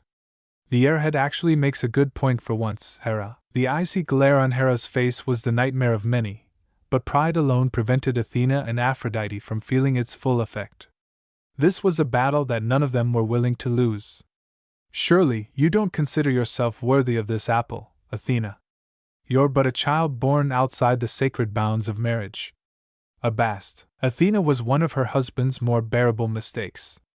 However, Athena was still a bastard and an offense to her marriage with her brother. If the goddess of marriage had it her way, all of Zeus' illegitimate children would be nothing but memories left to wither with time. Unfortunately for Hera, her husband had the final say. And he wouldn't do away with those like Athena, Artemis, and Apollo. So she adapted because, as the queen, she needed to maintain a certain standard of grace. Bastards or not, it was best for everyone that Hera's inflammatory remark didn't make it off her lips. Instead, the three women devolved into a bitter back-and-forth argument over who rightfully deserved the glorious golden apple. But by now, their spectacle had drawn the attention of everyone else. The party waited and watched to see what happened next. The discord-rich quarrel built upon itself with every personal attack spoken. With the venomous insults came a gradual rising in divine power that made the other wedding attendees nervous for their own safety. If it weren't for Athena making a remark that satisfied them, Thaia wouldn't be more than a smoking crater. We will ask our peers who is the fairest. The winner is the one that will take ownership of the apple. I believe this is a suitable compromise. That was the deal, and it made sense to Hera and Aphrodite, who agreed with their respective nods. To all three of them, there was no way their fellow gods would choose someone else. Fine Aphrodite's luxurious hair lashed around her body like a whip when she turned on her heel. She isolated and ensnared an ashen-faced Apollo with her expectant stare. Her voice chimed with a hint of irritation as she spoke. Tell them, Apollo darling. Athena rolled her eyes at Aphrodite's desperate ploy from the pretty one to use her charm. She picked out Hermes, who failed his attempt to escape unnoticed. I expect you will tell us the truth, Hermes. And if he didn't, that glare etched onto her face promised untold amounts of pain. Both sons of Zeus opened their mouths, but fear of reprisal rendered Apollo and Hermes silent as the dead.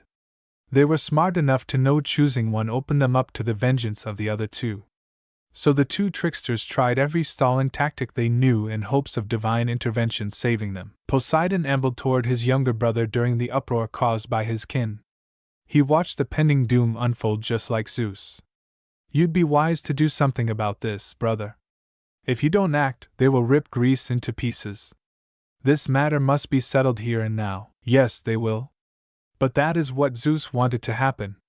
It was his visions foretold their contest would drag the mortals into a devastating war. The results would shear the growing population of man that rose with the Bronze Age boom.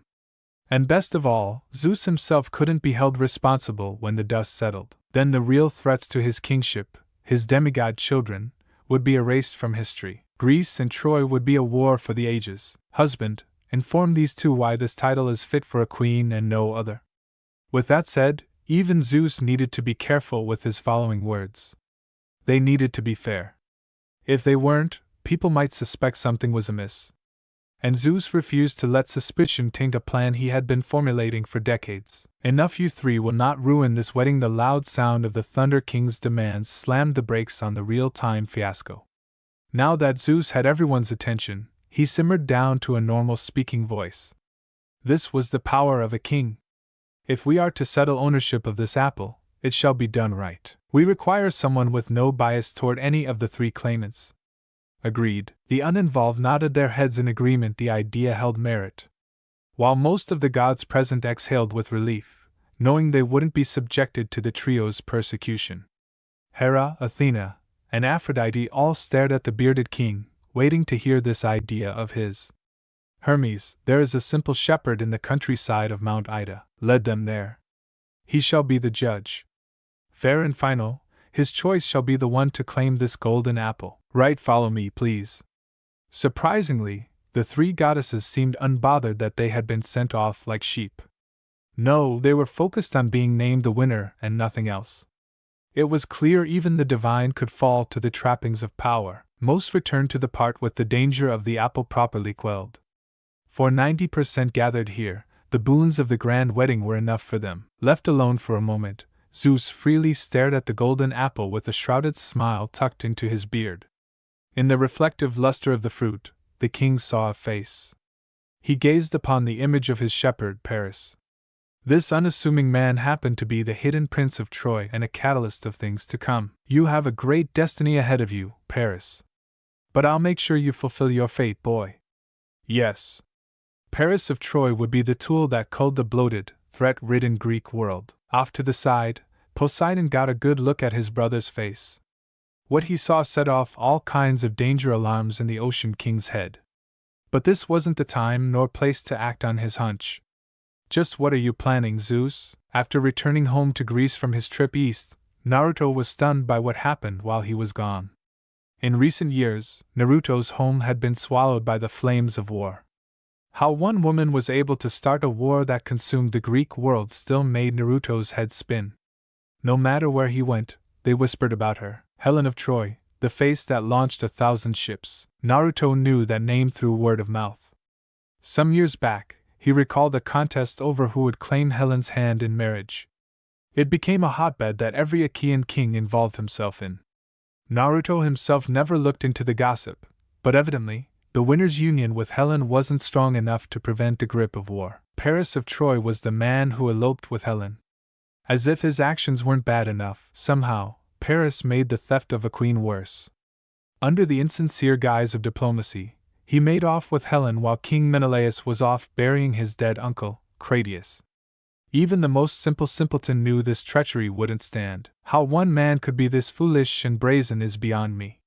He must have known retaliation would come.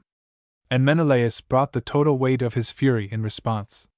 Menelaus called forth the other Achaean kings to honor the agreement that tied them together during their days as suitors for Helen. Per the terms set before Helen's wedding to Menelaus, Tyndareus of Sparta demanded that every one of his daughter's suitors honor the marriage, no matter who won Helen's hand. They agreed. And so, today, those same men and their armies were gathered in Aulis to do just that. But this wasn't the first expedition to Troy. This date marked the Alliance's second attempt at crossing the Aegean to recover Helen. Add this to the list of things Naruto had trouble reconciling. Had he really been in the East for 8 entire years, maybe there was some credibility to Nyx's constant remarks of time meaning little to immortals like them. Speaking of his godly sister, the vagrant sun god couldn't shake the thought that this was somehow the fault of the Greek gods, the Olympians chief among them. Naruto learned during his time among the mortals that in Greece, one shouldn't pass events off as chance. No, things occur because of fate, and fate was another word for the will of the divine beings living on Olympus. The only thing keeping Naruto from confirming his suspicions was Nyx's disappearance. With his inside source having gone to ground, all Naruto could do was make assumptions based on the partially correct thoughts of the mortals. To this end, the hidden solar sun had to make a crucial choice. He chose war. In Naruto's opinion, he would find the answers to his questions by partaking in this Trojan War. Plus, fighting with them was the best way for Naruto to help the mortals stuck in this gruesome game of scorned love. This rationale helped convince the sun god to take up arms against Troy. However, Naruto Amakami knew he couldn't face this battle as a god. He must do battle as a mortal would. He accomplished this by placing a seal on himself. Not only would it contain his divinity, but it'd also change his physical appearance for good measure. The changes in his appearance paid homage to the woman his Ka-chan planned on giving Naruto to before chaos intervened. The sides of Naruto's head were shaved clean. His hair, now a ruby red, was pulled into a single thick braid, which went down to the middle of Naruto's back, and his once bright eyes were now a subtle amethyst that gleamed when the light was low. Naruto's plan to conceal his identity didn't end there. He also applied a seal to a Meninohoko to mask the eye-catching splendor of his ornate polearm. Gone were the jewels, traded for a plain aesthetic found in armories across Greece, and while he didn't plan on needing it, Naruto added a failsafe to the seal, which would break it if things went south. A single word would disable everything. Amaterasu, I hate to admit, but you can't create peace without first sowing a field of blood. Men won't surrender if they believe they can win. So is the double-edged sword of hope. Naruto let his thoughts go as he stepped onto the ship responsible for carrying his contingent to Troy. Their personal vessel to battle, Naruto saw the high morale among the men, which wasn't surprising to the god in disguise. They were still in the infancy of the conflict, where many didn't know better. Naruto wondered how long these drinking songs and brash promises would last when these summer men got their first taste of war and all its horrible truths. The son of chaos and all the rest had their attention swept away by a commanding voice that emerged from the uniform wave of white noise that had taken hold of the ship. Quiet on deck, I said. Quiet down, I have some things to share with you before we hit open water, so listen up. I don't want to repeat myself. Tall, broad-shouldered, and set against the sun, whoever this man was, he cut a striking image. My name is Philoctetes, and according to our kings, I am your commander for this great odyssey. They say we are fighting to bring Helen of Troy back to her rightful husband.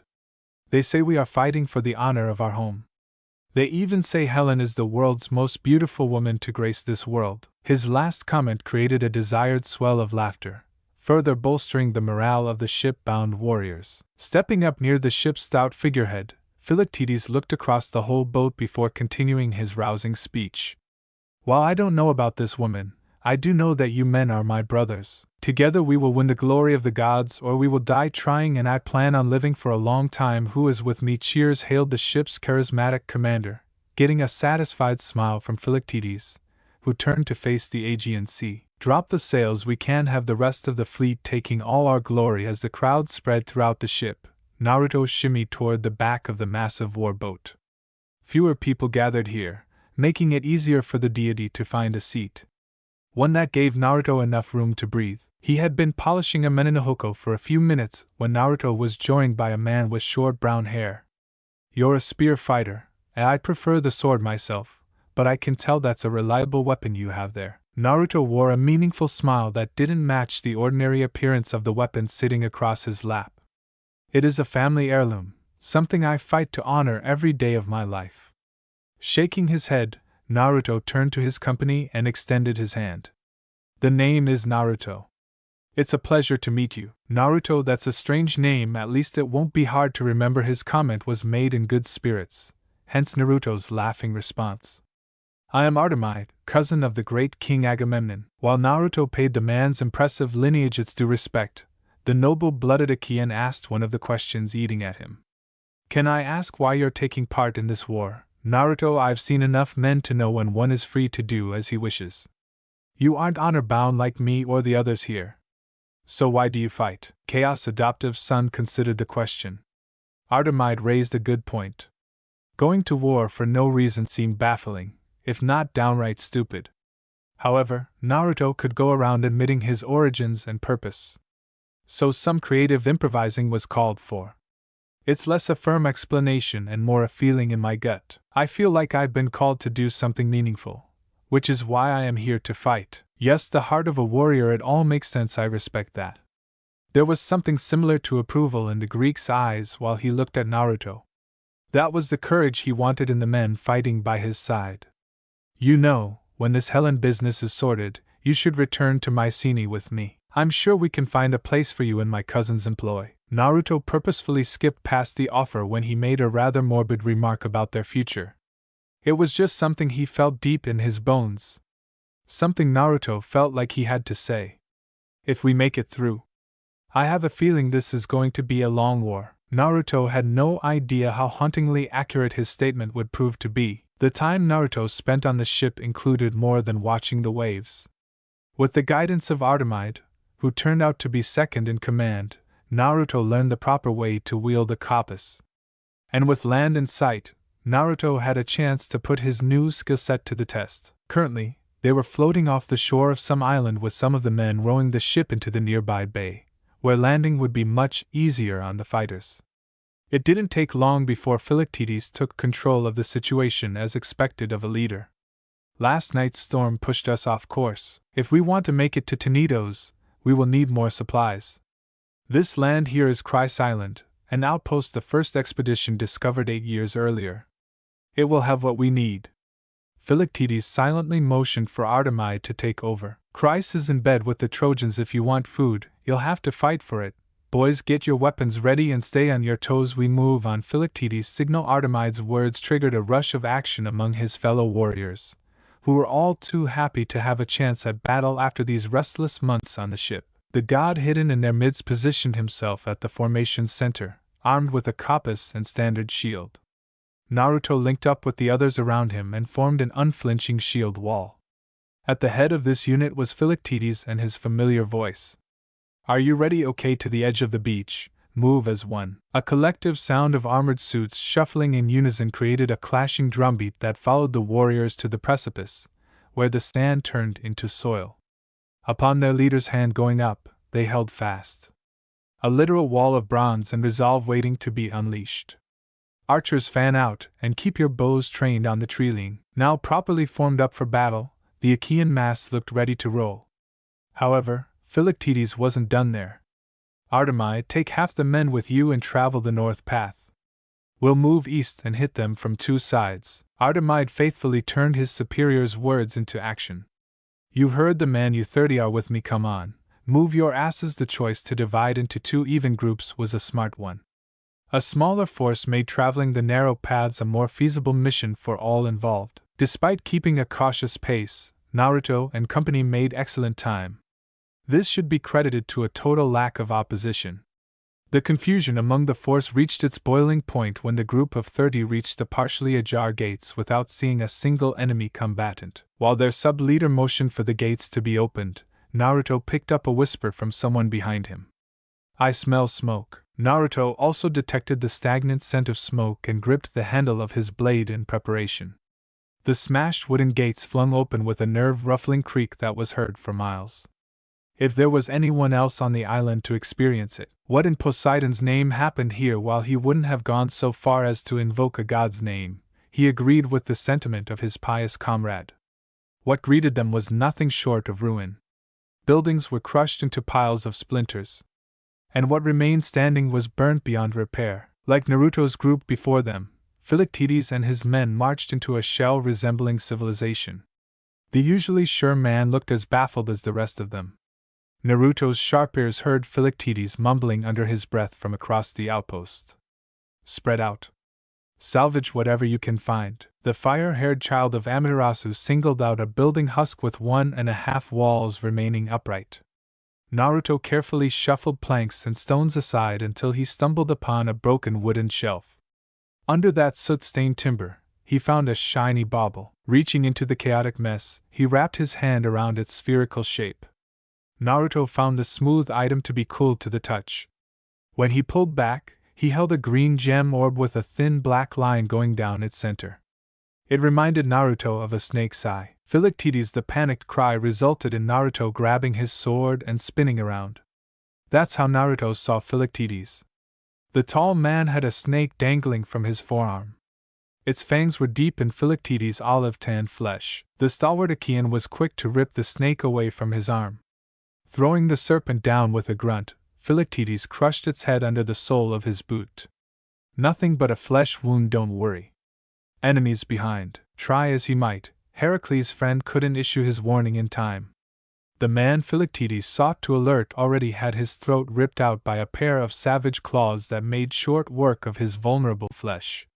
And because it came from behind, the brave man didn't even see his death coming. Fates like these were suffered across the surprise battlefield. In the time it took to snap one's fingers, the group of 60 lost 10 lives in terrible fashion. The blood not being choked unsprayed from the deadly lacerations until the dying men crumbled to the ground with meek, gurgling coughs until they went silently to the underworld. 2 battle-aware warriors nearby grouped on Naruto, counting on more numbers meaning a higher chance of survival against these supernatural predators. Soon, one of these 2 men voiced the question they were all thinking. Where in Tartarus did these things come from? A nest of 10 snake-like horrors made their grand entrance, slithering from the shadows with rolling hisses. They had these long, flexible bodies typical of a snake. Until it came to their tops, where a very human torso sat, including the 6-inch dagger claws that dripped with the fresh blood of their victims. What are they? Clang! The conversing pair flinched when the slithering beast's charge was stopped courtesy of Naruto's shield. It moved so fast, they hadn't even seen it move, which only made their nervousness soar. This isn't the time to run your mouths, get serious, or you're dead. Unlike most, Naruto's godly body had no trouble keeping the monster at arm's length. Naruto's actions delivered his message loud and clear. In one stroke, he rallied the fighting spirit of his allies. They stepped around Naruto to strike the beast from both sides. Unfortunately, the man on the left was faster, putting a hitch in what was supposed to be a unified attack. Perfect teamwork wasn't easily obtained, no matter what the stories said. That little gap allowed the snake to sweep the warrior's feet from underneath him. On his back, he looked up into the green mouth of the drooling abomination. He was saved from further harm when it hissed out in pain and whipped to its right. That's where the other man's sword was shoved a quarter into the scaled creature's side. But it wasn't enough to fell the monster. Ripping out with a furious screech, the feral beast swiveled to its blind side, where it lifted its attacker by the throat, sword still buried in its side.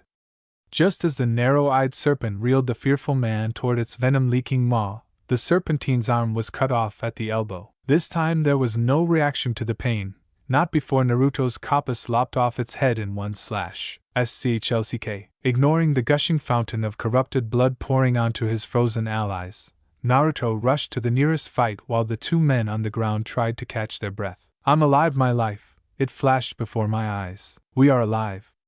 Thank Athena. Naruto spotted one of his fellow skirmishers engaging with a snake beast in single combat. They had an axe in their hands and a bow settled on their back. Why is it always snakes? He allowed his question to float off as he reached for the disguised spear on his back. Personally, Naruto had no issue with the snakes in general, but they had a problem with him, apparently. Shaking off his worthless thought, the ruby-haired god threw the fabled Amenenohoko like a javelin. It sailed through the smoky air like a missile and impaled the snake, trapping it in place.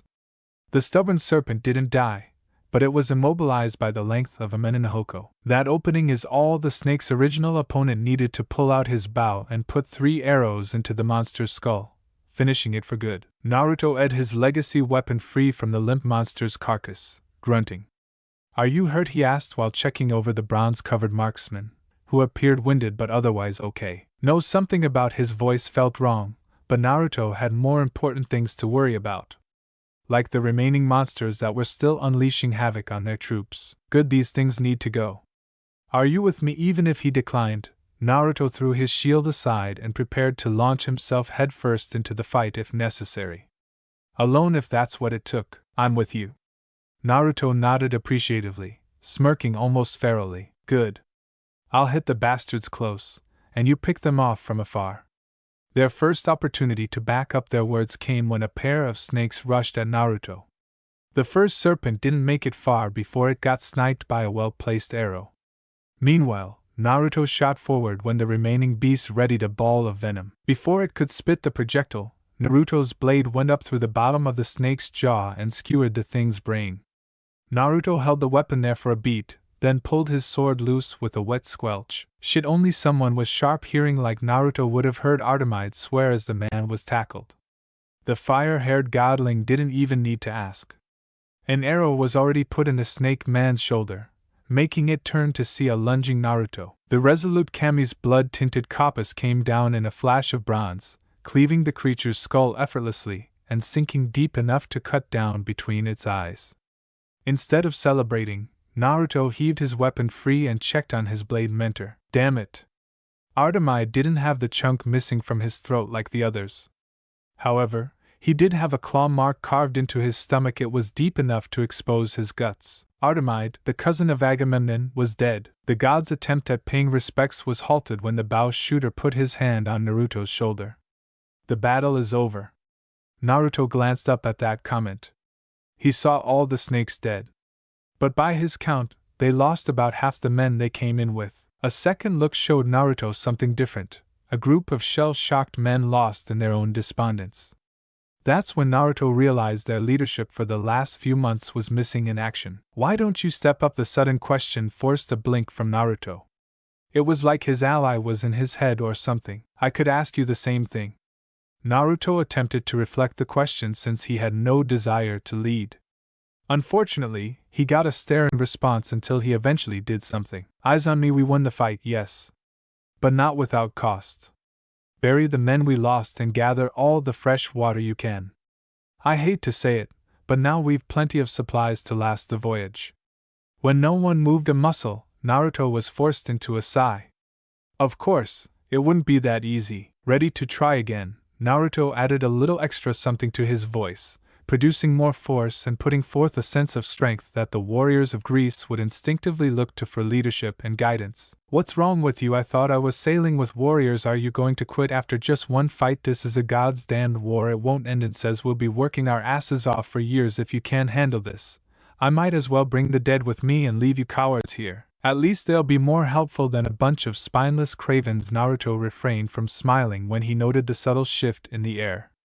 There weren't any shouts or cheers, but the fire in their eyes was enough. If you're done with the pity, let's get to work. Wait, sir. The fire-haired man raised a brow, more curious about the sudden respect than anything else.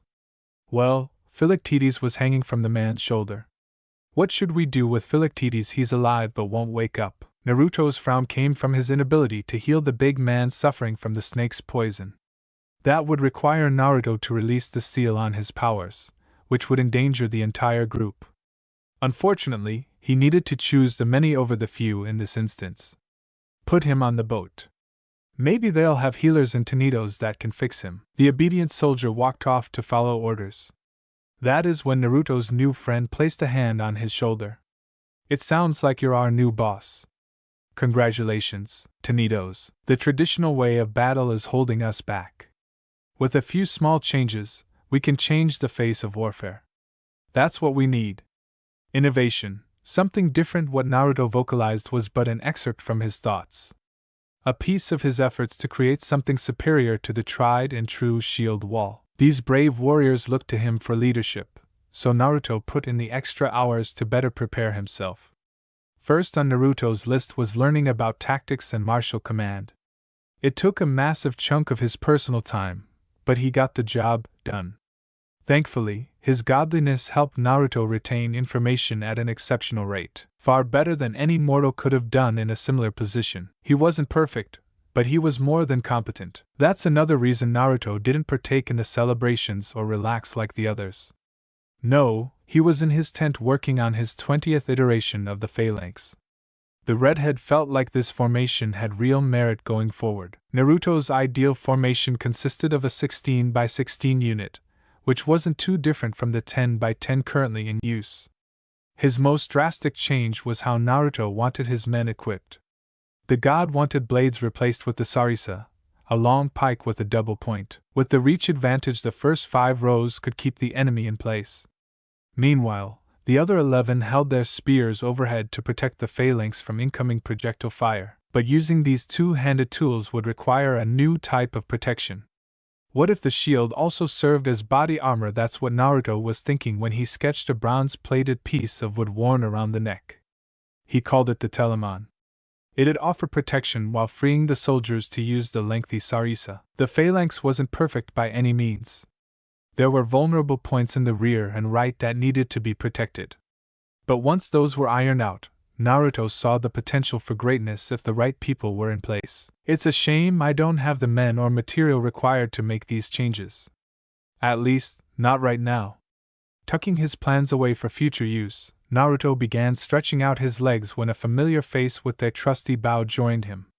So what's the word around camp? Why haven't we sailed out yet? The men they're growing antsy with Troy so close. King Agamemnon's hesitance to offer his daughter to Lady Artemis is the reason for the delay. Since his first refusal, the winds have been too unpredictable for our ships to sail in.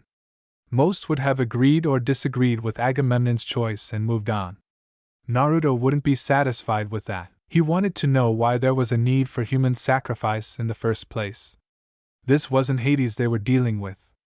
Why would the moon goddess want a life? So he asked that very question. Why would the moon goddess want a human sacrifice? The way Naruto worded his question made it sound off-handed. Made it sound like an inquiry put upon a whim. He hardly expected his brother-in-arms to have a response almost immediately. Lady Artemis seeks to create a safe place for women, a sanctuary where they can learn to defend themselves. The sudden onset of passion in those words couldn't be faked. And their impact was just as tangible, thus making any hasty backtracking meaningless. Or so I've heard the oracles whisper. And with that very obvious slip, the charade was over. Naruto wore an amused smile as he stared down his tense comrade. You can drop the act now. I know you're a woman. I have for a while now, actually. Now identified as a she, the woman released a heavy sigh before doing away with her helmet and shaking her head until dirty blonde hair fell in a shaggy mess at her chin. How long did you know? She asked curiously. Where another might admire the admittedly good-looking woman, Naruto just nodded. He was happy to finally have his hunch confirmed. I felt something off about you back at the island. From then, I waited for the right time to raise my suspicions. What's your name? The bright-haired maiden seemed at battle with herself before she breathed a second sigh. This time it was much longer and laced with the naked truth.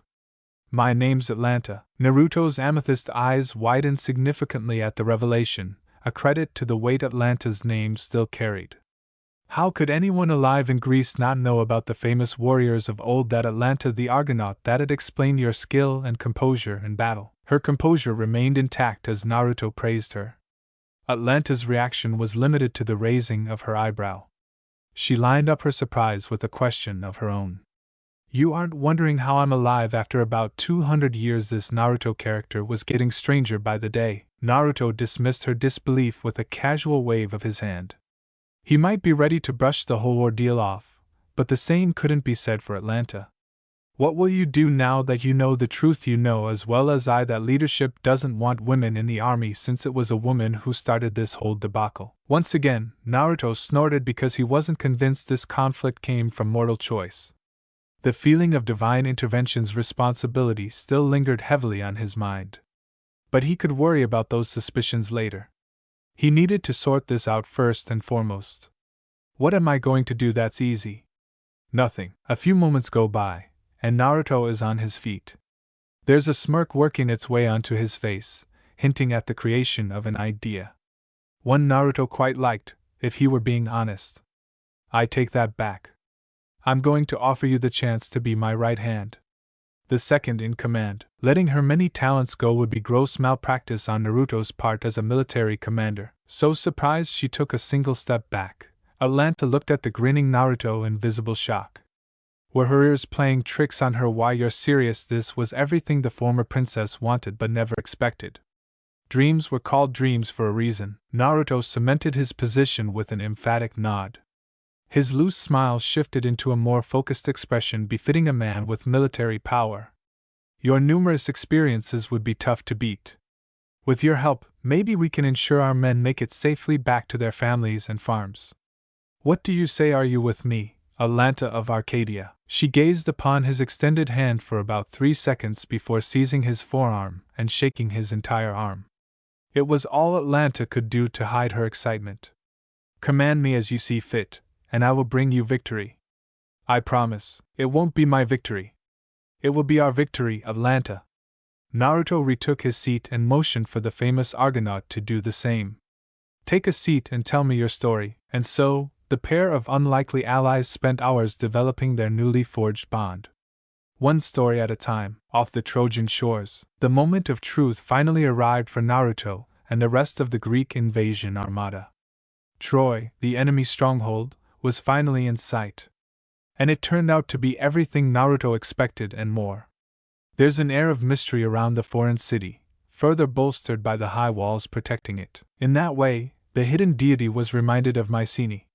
It's both fortress and city wrapped in one grand achievement. This won't be an easy task. After months of sailing the open sea and one failed attempt, the great city was finally within their reach. However, a massive Trojan army stood between the Greeks and Troy. And by proxy, Helen. Naruto almost hated to admit it, but a small part of him cried for battle. That section of his soul wanted to jump headfirst into the fight, and let everything else fall to the side. Perhaps if he were an ordinary foot soldier, Naruto could do just that. But with men looking to him for leadership, there wasn't time to lose his head. Instinct or not. That's when the fire-haired son of Amaterasu noticed something peculiar. Why are we in a holding pattern? And when Naruto asked this question, he meant every ship in the fleet, not his alone. It's like the men on the boats were scared of something he couldn't see. Anytime Naruto needed something, Atlanta was right there to assist him. She took her new responsibilities as his right hand very seriously.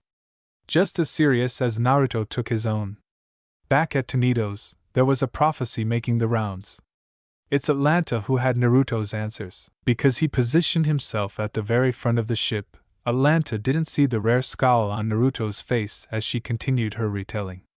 They say the first Achaean to walk on land after stepping off a ship will be the first to die. I hate prophecies. Naruto's grumbled gripe clashed against his clenched teeth. Feeling a surge of adrenaline pumping through his godly veins, he was spurred into making a choice. Someone get me a shield. He got what he wanted quickly. And so the ember-haired warrior took his bronze disc and hurled it into the untouched sand. The thick, metal slab was buried halfway in the loose, golden grains. Naruto furthered his defiance when he climbed onto the top of his ship's figurehead and jumped onto the beach, landing behind the shield. After wrenching his bronze bastion free, 2 Trojans broke rank and rushed him with nationalistic pride. Naruto battered the first slash thrown at him aside with his shield.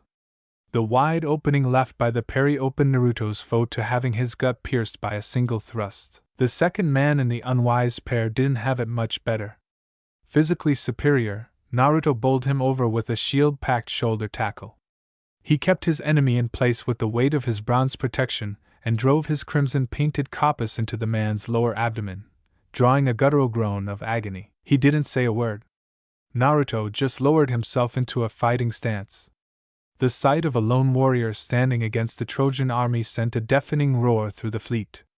As men spilled out by the thousands, Naruto allowed himself a smirk. Despite shaking her head at Naruto's straight-ahead approach, there was a faint smile on Atlanta's lips. She, like many others, believed the oracle, but seeing her leader running into the teeth of the beast sparked something in her that Atlanta thought she'd lost. It was something that eluded the former princess in her post-Argonaut days. Belief is a simple thing, but its motivation makes the impossible possible. It was a precious commodity in that regard. His act of defiance made Atlanta believe. Not in this stupid war that came about because of men and their genitals. Her trust was in Naruto. Turning to the soldiers at her sides, Atlanta gave the order. Get your weapons, he's not going in there alone, we'll be right by his side. Naruto's impromptu heroics drew reactions across the entire fleet. Everyone had opinions, but they all felt something because of his courage. One individual grabbed by Naruto's defiance was a man of moderate height and dark hair. He wasn't the most imposing figure, yet he came with a grace draped around him like a shroud. This was Odysseus, the favorite champion of King Agamemnon of Mycenae. The keen brown eyes of Odysseus refused to leave Naruto's back. Odysseus had a storm of thoughts rumbling through his brain, clear as his churned facial expression. This could be problematic. I need a new way to dispose of Protesilaus now. There will be more chances in the future. First, we'll need a foothold and fast. Odysseus the champion turned and dropped to a knee as one did in the presence of King Agamemnon, who was adorned in fine golden armor that shone in the late afternoon sun. That warrior has the right idea. Rally the men and push for the beach. The Trojans need to be forced back if we're to establish a siege camp. Failure is not an option. Right away, my king the cunning one didn't dare raise his head until he knew Agamemnon was gone. Only then did Odysseus sigh as he took hold of his weapon. Hardening himself for what came next, he stepped on Trojan soil. Wait for me, my lovely Penelope. I will fight for as long as it takes to see your sweet face again. Naruto's display of bravery captured the imagination of allies and enemies alike. Someone in the latter group was the great warrior Hector of Troy. Looking through the ravenous mass of humanity, the dark-skinned man stroked his full beard and thought. He shall do. If that one wishes to be a symbol, he shall be a symbol for their defeat. Troy's favorite son worked his way to Naruto, cutting down Greek opposition by the dozen in the process. It didn't take long for the invaders to learn their lesson and steer clear of Hector. His path was clear, but before he could advance on an unaware Naruto, he needed to save himself from a last-second arrow. That's far enough, Trojan. Atalanta placed herself between Naruto and Hector, slinging her longbow over her shoulder and taking up a sword. Their encounter gave Naruto the time to finish his opponent and turn about face. Hector shook his head. His rationale for doing this caught Naruto and Atalanta off guard. Step aside. I have no interest in you or your sword. I wish to test the red one in single combat. Man against man. While Naruto tried getting a measure of the deep-voiced man, Atalanta shared her doubts about his sincerity. Are you serious? This is war. You don't get to call for duels just because you feel like it. One against one isn't possible, or reasonable. The questioning of his intentions displeased the man, but Hector maintained his poise. This is no trap. You have my word as Prince of Troy that our duel will not be tampered by outside interference. Troy's proclaimed prince was genuine when he made this promise, which shone a light on his noble spirit. Naruto and Atalanta shared a look. With Hector's identity established, this opportunity couldn't be turned down. This go around, Naruto replied for himself. Go help the men. Minimize losses as best you can. I can handle this. She quickly realized Naruto wouldn't be persuaded otherwise. So instead of questioning him in front of the enemy, she complied, but not without offering a parting word. You better not die. A faint smile twitched into place on Naruto's face. Not in your worst nightmares. Get going. With their clash all but inevitable, both men took it to a new level of seriousness. An appropriate level of tension filled their bodies as they armed themselves with their preferred blade. The pair looked ready to leap at the other when Hector spoke. What's your name, warrior? Naruto answered with a lunge and the song of his sword cutting through the air. Despite being caught off guard, Hector lifted his shield and absorbed the surprise attack. Clang, clang, clang. Bronze grated against bronze, opening the window for Hector's retaliation. The royal came with heavy strikes and savage intentions, but it wasn't power or speed putting Naruto on his back foot. What gave Naruto the most trouble was his foe's unchallenged skill. To a newcomer at sword fighting, like Naruto, it was frustrating that his more seasoned opponent wasn't leaving Naruto an opening, which equated to being stuck on the defensive for the time being. The superficial scrapes building on his arms helped Naruto stay focused amid Hector's return onslaught. Pain provided a sense of clarity Naruto needed to best Hector in a dance of blades. And the longer he stayed back, the more Hector pushed his advantage. Naruto did more than protect himself from injury. He used every attack as a chance to learn more about his enemy. Soon, Naruto picked up some minor tendencies in Hector's stance and motions. His upper body is perfect. Training in good trainers, I assume. But he flips his hips between slashes for more force. If I can impede that, I can crack his defense through offense strategy. His purple eyes flashed as Naruto stepped forward, hitting the inside of Hector's thigh with his knee. Because he couldn't clear his hips, the flow fueling Hector's assault met a cold end. Naruto exploited his surprise and scored a hit above Hector's shield. The cut connected the Trojan's pectorals together, as Hector grunted. The blood dribbling down his chest didn't deter Hector from chasing a victory. Loading up his back foot, the prince surged forward to impale Naruto on his trusty sword. But the fleet-footed redhead swiveled around Hector, taking the Trojans back in a feat of agility. Naruto smashed the pommel of his guard into the back of Hector's helmet. Its effect was immediate on the man, who felt his knees wobble before he dropped to a knee with the world swimming around him. Yield. Naruto's voice was as unforgiving as the bronze against the side of Hector's neck. His call for submission shifted into an opening for Hector.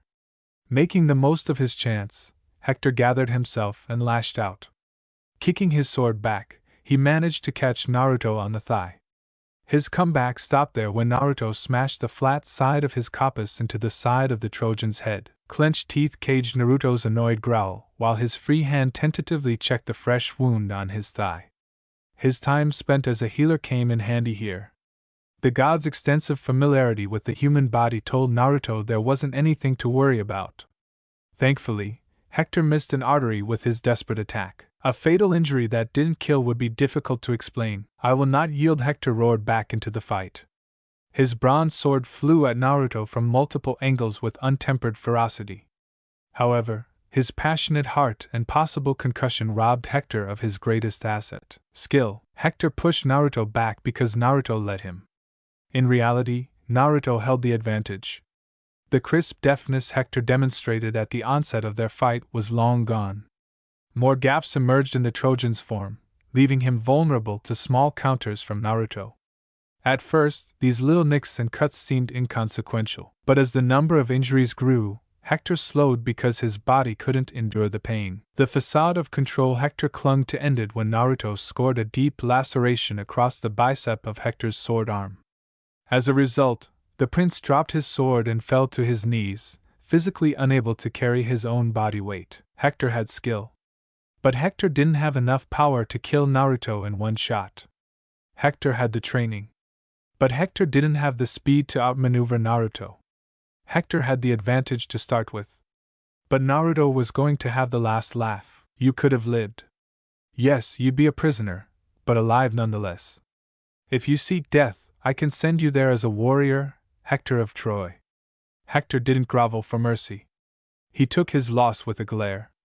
The concussed glaze in his eyes diminished the gesture, but Naruto respected the unshakable resolve. Learning from his earlier mistake, Naruto didn't hesitate this time. He swung, intending to decapitate the Trojan nobility. Clemency came in the form of an arrow, which pierced the back of Naruto's shoulder and saved Hector's life. Hector saw the person responsible before Naruto did. And for the first time, Naruto heard fear in Hector's voice. What are you doing here, boy? Run away, now. Breaking most of the arrow's shaft from the arrowhead, Naruto whipped around to face the new threat. That's when he saw a smooth-faced kid with an uncanny resemblance to Hector. It didn't take a genius to figure out the connection. That must be his son. No, I need you, father. The battle is lost. But I can't lose you too while young. The prince's child was smart enough to keep his eyes on Naruto. And more importantly, his bow. Wait, don't hurt him. He's a boy who knows little of war. Hector would have praised his son for his valor had Hector not been terrified that he was about to see his son killed right in front of him. Do you hear me, Scamandrius? I said. Run. Don't worry, father. I didn't come alone. Upon Scamandrius' signal, a group of 4 men in heavy armor pushed forward. Cursing in his native tongue, Naruto threw his kopis into the sand and reached for his spear. The redhead could tell these men were more disciplined than most. Naruto had no choice but to back away from Hector, leaving the father and son free to retreat from the battle. Naruto had more pressing matters to deal with. Namely 4 men armed to the teeth. What will you do now, Akian? You're all alone. The tense standoff didn't last long before a well-placed arrow struck one of the Trojans in the eye, digging into the space between the soldier's bronze helmet. The unlucky man's other eye widened before he fell forward. He was dead before hitting the ground. The other 3 warriors hadn't fallen to the same surprise attack when they were stabbed from behind. Naruto watched as Atlanta and 3 men from the ship ran to him. Are you alright, boss? Naruto gave his men a reassuring smile. I'm fine. This isn't anything a few hours of rest won't fix. What's the report this time? His words were directed toward his second in command. We've won the day. Once we scatter what's left of the Trojan forces, we can claim the shoreline as ours. Atlanta only needed one look to make a choice for Naruto. You lot help here.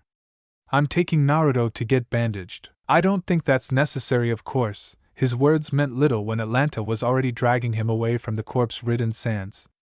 He had a feeling that he didn't have a choice, but that didn't stop Naruto from trying to stop Atlanta. Seriously, I'm fine. Shut up. This is what you get for running off to battle on your own like some kind of hero. That's rich coming from you. If she heard his gripe, Atlanta ignored it. The day was won, but the war was just beginning. Hundreds of feet didn't make the Trojan battlements any less imposing. As Naruto stared out at these walls, memories of the past few years came rushing back. The Achaean army waged war for the last 5 years and was no closer to achieving its ultimate goal. During this time, Naruto saw thousands of men fed to the great war machine like the grass given to an ox. It should have been mortifying. But war has a weird way of numbing a person, desensitizing them to the horrors of life. It was sad, but the truth. As of now, none of their brightest minds could crack Troy's formidable defenses. And not for lack of trying. However, the Greeks were nothing but stubborn, for better and worse. They wanted to continue the fight, so Naruto fought side by side with them. He mourned with them, he celebrated with them. Naruto became one of them. Mingling with mortals was nothing new for Naruto, but there was something different about it this time. His thinking left a quirk smile sitting on the redhead's campfire-lit face. Apparently, his battlefield prowess earned Naruto growing fame among the men. In 5 years, the hidden deity went from untested to undeniable as a warrior. He never planned on achieving this kind of notoriety, but Naruto understood why the men celebrated him. After all, how many warriors went years without losing a fight? There was only one other who could claim that distinction. Achilles was his name, or so Naruto heard. Overall, Naruto wasn't against becoming a figurehead if it meant keeping his men safe and healthy. Most of the credit for his unit's accomplishments should go to Atlanta and her efficient leadership. Without her, things wouldn't have been as easy. Atlanta was even more pivotal than him, in Naruto's humble opinion. I need an appropriate way to thank her for all she's done. While he mulled over some possibilities, Naruto extended a hand toward the flickering campfire. Even with his divine nature sealed, he felt the flames gravitating toward him. But before they broke free from the pit, Naruto dropped his hand and closed his eyes. We all deserve something beyond this shore. We all deserve the chance to return home, but life isn't always that kind. Pushing his palms together in front of him, the battle-tested child of the sun fell into prayer. Yes, a god was praying. Speaking to his birth mother like this had become something of a habit. Naruto wasn't sure why, but small moments like these helped manage his nerves. It kept him calm and focused in an otherwise hectic environment. Hello, Ka-chan. These brave warriors have made me a leader of men. Their lives sit heavily in my hands. Thankfully, I haven't let them down. I will continue doing everything possible to ensure they see tomorrow. Just like you did for me. So, please keep watching over me, Ka-chan. Naruto's finely tuned hearing picked up the crunching of soil under boots, and it was coming his way. When his amethyst eyes opened, their glittering pools observed a man with dirty hair shuffling in place. He looks pretty nervous. Is he afraid of me, or is something else wrong? When it became abundantly clear this man wasn't going to speak despite approaching Naruto's position, the budding war hero took it upon himself to seize the initiative. Good evening. Do you need something from me, brother? The nameless soldier recoiled upon hearing the term of respect popular among the fighters. That simple word was proof of the bonds these men formed through life and death on the battlefield. No, sir, yes, I'm sorry to bother you during your rest rotation, sir. Quickly waving off the man's worry, Naruto answered with a smile. He hoped showing some friendliness would ease the man's jumbled nerves. At the very least, Naruto wanted to move the man away from his stammering tongue twist. It's no big deal. I'm happy to help a brother in need. However, I don't believe we have met. Who is your commander, if you don't mind me asking? He bowed his head, deferring to Naruto's question before pressing his own needs. I have the honor of serving under Lord Achilles, sir. Because his eyes were on the ground, he missed the cordial bobbing of Naruto's head. Ah, that explains it then. Achilles is a good man, from what I hear. He will do well by you. So, what can I do for you? Curiosity came off Naruto's words in droves. The young Shinto god was happy to help a fellow warrior, but he wasn't exactly sure how he could in this particular instance. "There is something I hope to show you, sir. If you would, it's waiting for us outside of camp. I know it's inconvenient, but I still have to ask, sir." Throughout his spiel, the man's eyes were constantly moving. They were cutting about like a caged animal backed into a corner. The nervous warrior needed everything he had and some to force out his request. But he managed to make it work. And in the process, he revealed something wasn't right. "Something is wrong here. I'll go, but I'd better keep my guard up. Sure, I'm happy to help in any way I can." "Should I follow your lead?" Leaving his fire to burn, Naruto stood up and looked toward his conversational partner for an answer. "Thank you, sir, you don't know how much this means to me. Please follow me. It's not far from here, I promise." His relief was expressed with a massive sigh. Too bad for him, the sense of peace wouldn't last long. "Great. Hopefully, we can get this done, and you can get a good night's rest. No offense, but you really need one." Bearing bags under one's eyes wasn't rare among the men, but Naruto's traveling partner had some of the worst Naruto had seen. "Yes, rest. That will be nice." The man's admission came with a whimsical smile. They walked in silence until a bashful-looking Naruto rubbed the back of his head. His apologetic smile dragged on his face, forcing his purple eyes closed. "Sorry, I forgot my manners. Can I ask for your name, brother?" That should have been his first question, not one of his last. Chuckling weakly, the other man in the pair waved off Naruto's late apology. "My name is Prototis, sir. Trust me, the honor is all mine." Naruto committed the name to memory after he acknowledged Prototis with a nod. Soon, the camp's light faded, giving rise to the natural shine of the starlit night. It was under these bright celestial bodies that Naruto asked Prototis about his commander. "So Achilles, what's he like?" "Lord Achilles can be demanding when it matters. However, he makes sure we all have a voice. And when we need rest, we are given all the time we need. I am very fortunate to serve him." Prototis wasn't ignorant of how other commanders used their men. Most of them saw people like him as expendable cattle. Thankfully, Achilles was better than most. A relieved smile swept across Naruto's face. Despite his best efforts, the consensus among the commanders hadn't changed. They still put themselves before the men entrusted to them in some vain attempt to win glory. It was encouraging to hear men like Achilles buck that trend. "Good. If we aren't able to trust our brothers, then we can't trust anyone. Wouldn't you agree, Prototis?" Because he had a step on Naruto, the thin man's guilty smile went unseen. He hated himself and knew Tartarus awaited him, but Prototis was willing to do anything to survive this damned war. Including betrayal. "Here we are. What we're looking for is right around this bend, sir." Not even the night's dark embrace tarnished Naruto's top-notch eyesight.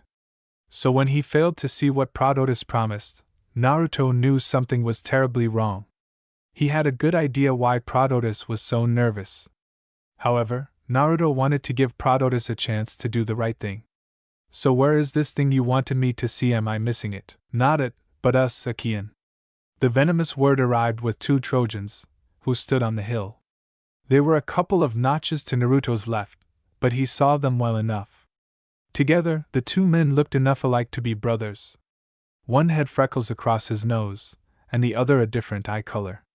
That's how Naruto differentiated them for now. Naruto kept an eye on the hostiles and kept Prototis in his peripheral vision. He could have asked the moral why, but nothing Prototis said would satisfy the godly general. So Naruto settled for pulling out his kopis and readying himself for battle. Freckles nodded stoically to the Trojan conspirator. "Return to the agreed meeting point. Once we return with his head, we will get you into Troy." Brief and to the point, Freckles wasn't the kind of man to waste his breath on unnecessary words. The turncoat dashed off wordlessly, leaving Naruto alone with the two enemy champions. Gray eyes slid down the hill first, followed shortly after by Freckles. The former addressed Naruto with a teensy smirk on the corner of his lips. "You're the guy who has all the boys shaking in their boots, you know. Some people think you were born in Tartarus, an offspring of Cerberus that's come to drag Troy to Hades." "That's enough, Ancelius. Stop fooling around." Freckles barged in with a stern reprimand. That seemingly meaningless reply told Naruto all he needed about the man's personality. You're right, Alexios. Let's put an end to this. You stand before two sons of Zeus. We will end you here in the name of the great king. Prepare to die, outsider. The crackle hiss of lightning descended on the hill thanks to the lightning bolt in Ancelia's hand. Its spark illuminated the hill briefly, like a bolt screaming across the sky. Meanwhile, the other demigods silently channeled lightning through his short sword. Standing straight, Naruto smiled at their threat. I think you two have it all wrong. Yes, I will fight a king's son. However, it won't be both of you. His vague words and continued effort to smile inspired a hint of doubt in his confused opposition. How about you make some sense? Ancelius pushed for clarity but got little more than a smile from Naruto, who wasn't going to oblige the demigod's quest for answers. Move. The freckle-faced demigod threw himself to the side out of nowhere. His abrupt shoulder shove knocked Ancelius out of the way, where it allowed Alexios to block the incoming arrow with his shield. Clang. His severe frown deepened as he looked at the broken projectile near his feet. We have company. Don't count Naruto among those surprised by Atlanta's arrival. In fact, Naruto expected the warrior woman's presence. You sure took your sweet time. What kept you? You're lucky I'm here to get you out of trouble. To Atlanta's everlasting credit, she truly mastered her gruff impersonation. Sometimes even Naruto forgot she wasn't the man she pretended to be. Naruto let a laugh fly free. Her point was entirely wrong, but what made him laugh was Atlanta's flat delivery.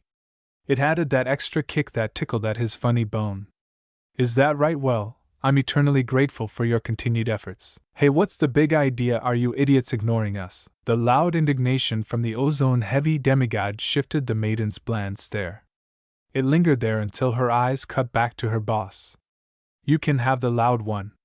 Before objections could be made, the former Argonaut launched herself at Alexios, driving him away from Naruto and Ancelius. Ancelius was wise enough to focus on Naruto. He was loud, but he knew battle. Chasing his brother would be a fatal mistake on his part. The fight came first, and Ancelius opened the festivities by chucking a trifecta of lightning bolts at Naruto.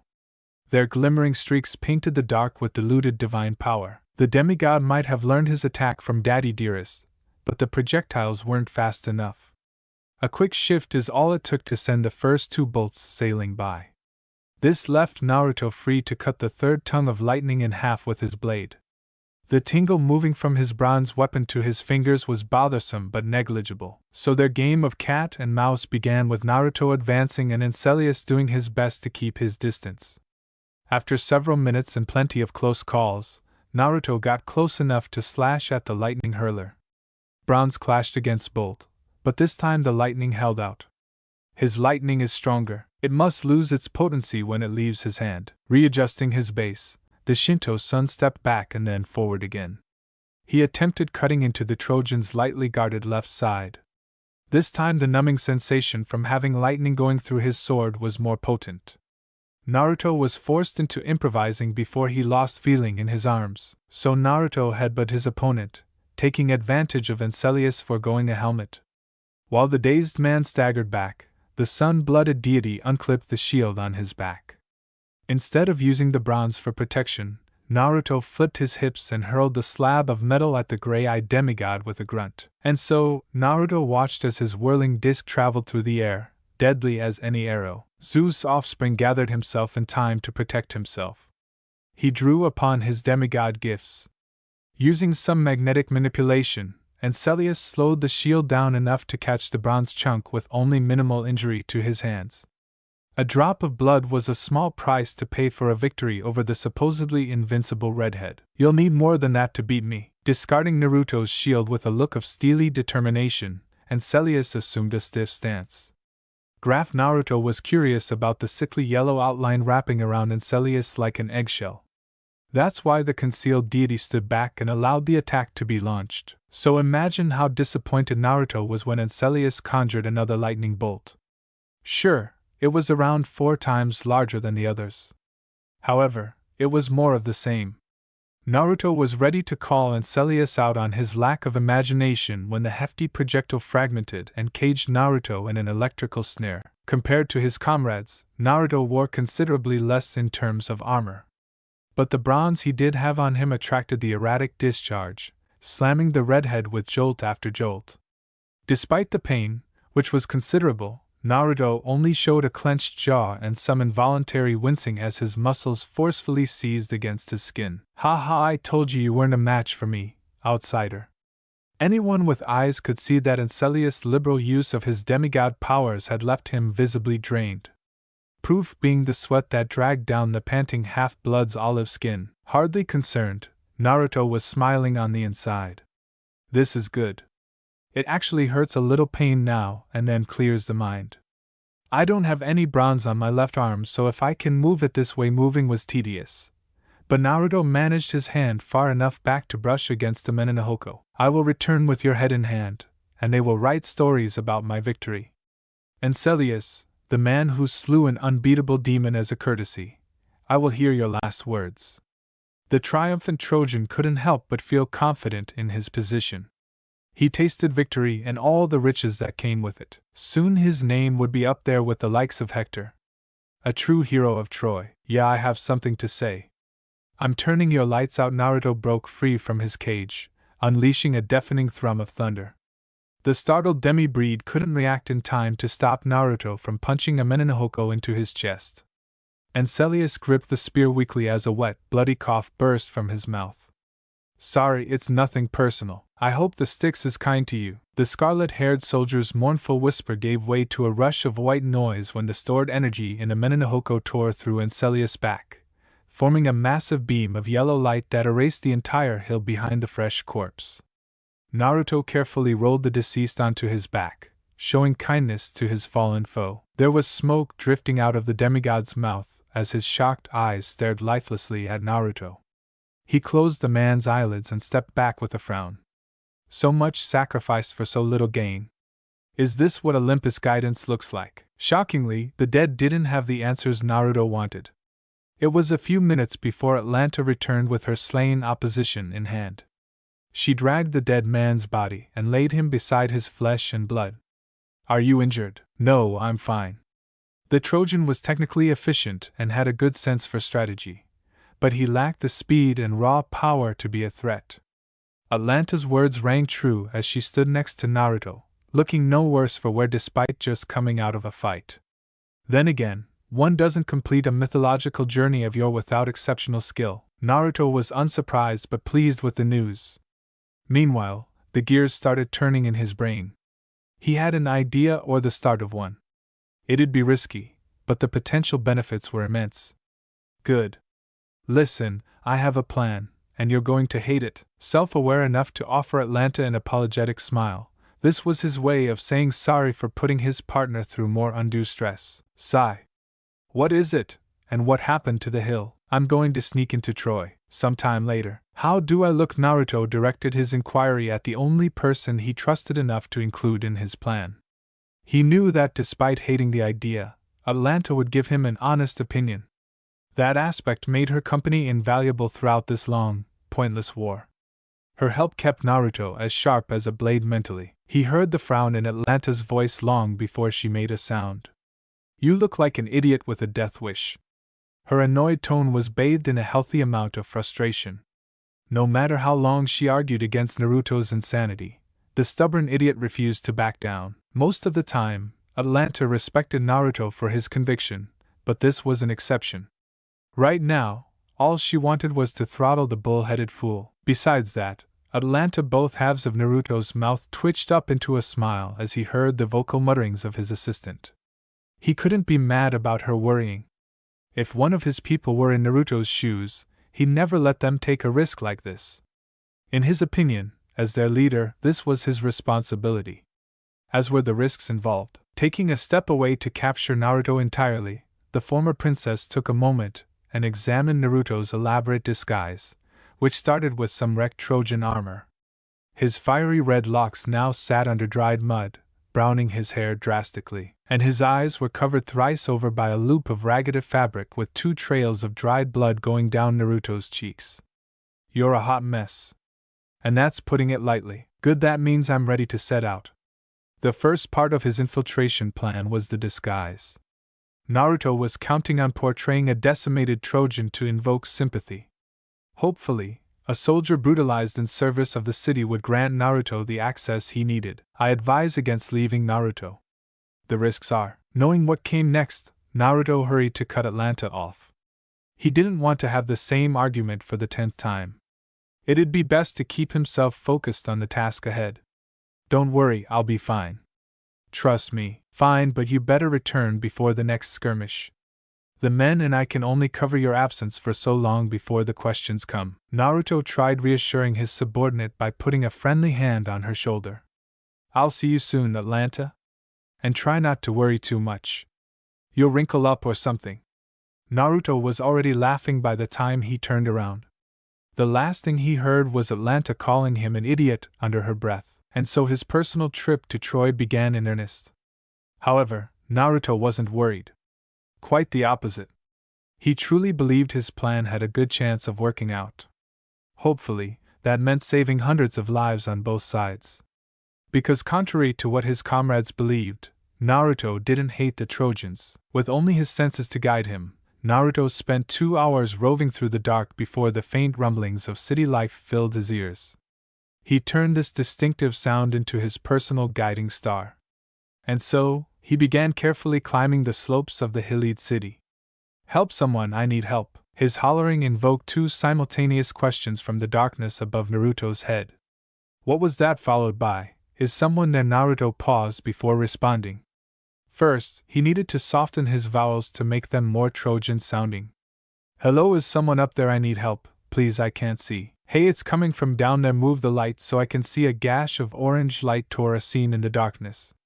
With the fire's glare came the grisly appearance Naruto built for himself. By the gods, what happened? Naruto dropped a massive sigh of relief. He teased a smile until it turned into a deep frown, and he settled his hand against his bloodied eye wrappings. Look, I won't see anything again because of those barbarians, but I'm happy to hear one of my comrades. The taller of the 2 guards reacted to Naruto first. His chiseled features twisted into a loathsome glare. His righteous heart pumped anger through his boba, warming his blood and fanning his spirit. This unjust war for Princess Helen isn't enough. Must they mangle our people too? I'll open the doors for you, son. Your home awaits. He started to move when his partner on the wall put a hand on his shoulder. This man was younger, indicated by his clean, hairless face. Wait a minute, what if he's a spy or something? I don't think we should let him in. Naruto frowned from his spot on the ground, but his intervention proved unnecessary. It was the older of the 2 soldiers who jumped to Naruto's defense, trusting in what he saw. What's gotten a hold of you? We don't need Lord Apollo's sight to see the truth. Look at the poor man's eyes covered, bloodied face, and beaten armor. Those animals tore him to pieces for defending our home. This a man you want to send away? When the skeptical teen took another look and saw Naruto's roughed-up state, his doubts melted into something resembling pity. A surge of guilt crashed down on the man as he rubbed his bronze-covered shoulder. Yeah, he is messed up. And he sounds like us. You're right. Sorry. The friendly smile shone brightly compared to the dried blood and the mud clinging to Naruto like a cask. He nodded to show his thanks, accepting the apology, and soothing the nervous young man in the same move. Please, don't apologize. It's your job to look out for Troy during this horrible war. I'll sleep safe knowing you have our home's best interests in your heart. See, this is what the spirit of Troy is about. We have to watch out for each other in these dark times. Clapping the younger man on the shoulder, the 2 guards nodded before the bearded man looked down at Naruto. Wait right there. I'll get the gate for you. Unlike the large gate that controlled most of Troy's traffic, this side entrance was much smaller. Hardly taller than your average person, it was barely wide enough to fit a horse-drawn cart through its archway. Welcome home. Welcome to Troy. Thank you. Remembering to move cautiously, as a blind person would, Naruto walked with a hand against the wall until he heard the gate shutting close behind him. Alone in the enemy city, he threw his hood overhead and removed the makeshift blindfold, allowing Naruto to take his first look at Troy from within the wall. Naruto's eyes squinted through the dark, where two buildings stood out from the rest because of their placement on a higher terrace. The larger of the two buildings appeared to be an elegant temple. Its white marble glowed breathtakingly in the light coming off the moon. Based on the statue at the apex of the slanted roof, it was a temple of Athena, which Naruto found somewhat ironic since his people believed the honorable warfare goddess was on their side in this fight. From this angle, the only building comparable to Athena's sacred ground in Troy was the structure closest to it. Naruto didn't need long to connect the intricate marble and abundance of bronze statues. That must be the palace of King Priam. How humble of him to make it smaller than Athena's temple. If only slightly. The man in two disguises shook off the sarcastic humor and focused on his real task, taking stock of how Troy looked from within. Naruto first noticed how clean and quiet the streets of Troy were. They aren't struggling. It's like the war isn't affecting them at all. We're in a bad spot if something doesn't change soon. Seeing the Trojans like this would shatter morale. Naruto scoured the city's space until he found their grain supply, hidden by the shadows. The divine infiltrator needed a way around the guards. He found a distraction in a nearby steer grazing in its pen. Upon being released, the creature charged and elicited startled reactions from the guards, who were nearly trampled. While they scrambled to prevent the beast from damaging the city, Naruto carefully slid into the storehouse. Who could have guessed spending so much time with farmers would pay off at a time like this? Naruto leaned on this peculiar knowledge base as he examined a handful of grains. Sifting most of the foodstuff back into its container, Naruto brought a piece to his mouth and ate it. The rich flavor suggests a healthy, prosperous field. Our side doesn't have Troy fully surrounded, so they could be getting this from further inland. Naruto heard the guards returning to their post and took it as a sign to move on. He slipped through the back and toward his next target. The stables. This time it was as easy as stepping around the sleeping boy who kept the building. Naruto found no shortage of strong-looking horses. Most were asleep, but one was awake and staring right at him. Naruto presented a handful of oats as a peace offering. "Don't mind me. I'm here to take a look, nothing more." Cold eyes stared Naruto down for a long moment before the stallion leaned down to munch on the offered treat. After having his hand cleaned out, Naruto properly inspected the robust mount. Firm musculature, one built for speed and power. A quick squat down helped Naruto lift the foreleg high enough to see the horse's metal shoe. These are worn but not damaged. They're forged well. Getting what he came for, the god lowered the horse's leg before patting the back of the stallion's broad neck. "Get some rest, big guy." His smile turned into a frown real quick. Troy showed absolutely no signs of faltering despite years of being besieged. "I can check their weapons, but I don't think that's necessary. We'll run out of men long before Troy breaks. Even if we fully encircle the city, I fear it might be too late." Someone's surprised gasp forced Naruto to turn around. When his flourishing fabric settled, he saw a beautiful woman looking in his direction with one of her dainty hands over her mouth. Naruto was confused for a moment before something clicked in his head. "Is it the hood here? I'll take it off." The hood's removal eased some of the tension on the woman's face. She continued surprising Naruto when she leaned in until she was practically in his face. "Why do you have mud all over your hair?" Knocked off guard by her boldness and how fast she picked apart his charade, Naruto blinked blandly before chuckling and rubbing at the back of his neck. "Ha, that's a very long story." Now it was the disguised Kami's turn to take a closer look. "There was just something, there is something about you. I can't put my finger on it." Something. Her face gave away none of her thoughts, but the woman planned on kneeing Naruto between the legs if he commented on her looks or body. It'd be in self-defense, of course. Confident in his conclusion, the mud-splattered deity backed out of the weary woman's personal bubble. Now all Naruto needed was to find the words to express himself. There is a presence floating around you. It follows you like a shadow." He drawled out thoughtfully with his chin resting on an upturned palm. Of course, this raised another set of questions Naruto wanted answered. His rousing suspicions grew louder when faced with a look of anguish from the attractive woman. Although he had countless inquiries in mind, only one of those questions emerged as the most important. "Who are you?" "Can you feel something like that?" Her uncertain meekness almost caused Naruto to miss her comment altogether. What happened next was natural on Naruto's part. He tried helping her out by lending the bothered beauty his ear. Do you want to talk about it, whatever it is? Shifting her expressive eyes away from Naruto, the fidgeting female steadfastly looked wherever he wasn't. During that period, she gnawed on her lip and grabbed anxiously at her wrist. In the end, it came down to a matter of trust. I don't wish to offend, but I don't know if it's appropriate to talk about this with a stranger, no matter how dire the problem might be. And you're right, but occasionally speaking to a stranger can get a lot done. Without familiarity, you can talk more openly about your problems. I should know some of my most memorable meetings are with strangers that became friends. No amount of masquerading could stop the natural warmth from coming through Naruto's charismatic smile. An internal dispute waged on in the distressed woman's head. However, after a minute of debate, the solar sun's natural magnetism took hold of her and loosened her apprehensive tongue. I have reason to believe I am cursed with feelings that aren't my own. The seriousness of her accusation caused Naruto's head to back in surprise. This wasn't the type of thing someone said lightly. Hence the reason Naruto asked her to repeat herself. You've been cursed. Who or what would do that to you? In an effort to buy herself time, she went out of her way to smooth the creases in the cloak she wore over her dress. One deep breath later, she was ready to share her story with Naruto. There is this man, he is the center of my woes. When he is near, my emotions change for the worse. When our eyes meet, it feels like I can't live without him. I am hopelessly enamored with him, and nothing else matters.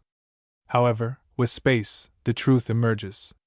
I don't love him, I don't want him in my life, I hate him for making this war, I hate him for making me this way. Prince or no Prince Tartarus, damn him. There wasn't any doubt about it. Some form of divine intervention was at work here. And knowing what Naruto knew about the Olympians and their subordinates, the guilty party was clear. I know a meddling love goddess when I see it. She's a nasty piece of work. A blink crashed on Naruto's face as the realization hit him. Wait, you said, Prince, you're Queen Helen, aren't you? Queen, not princess, that means you're Greek. With this revelation, a resurgence of hope swelled in Helen's boba.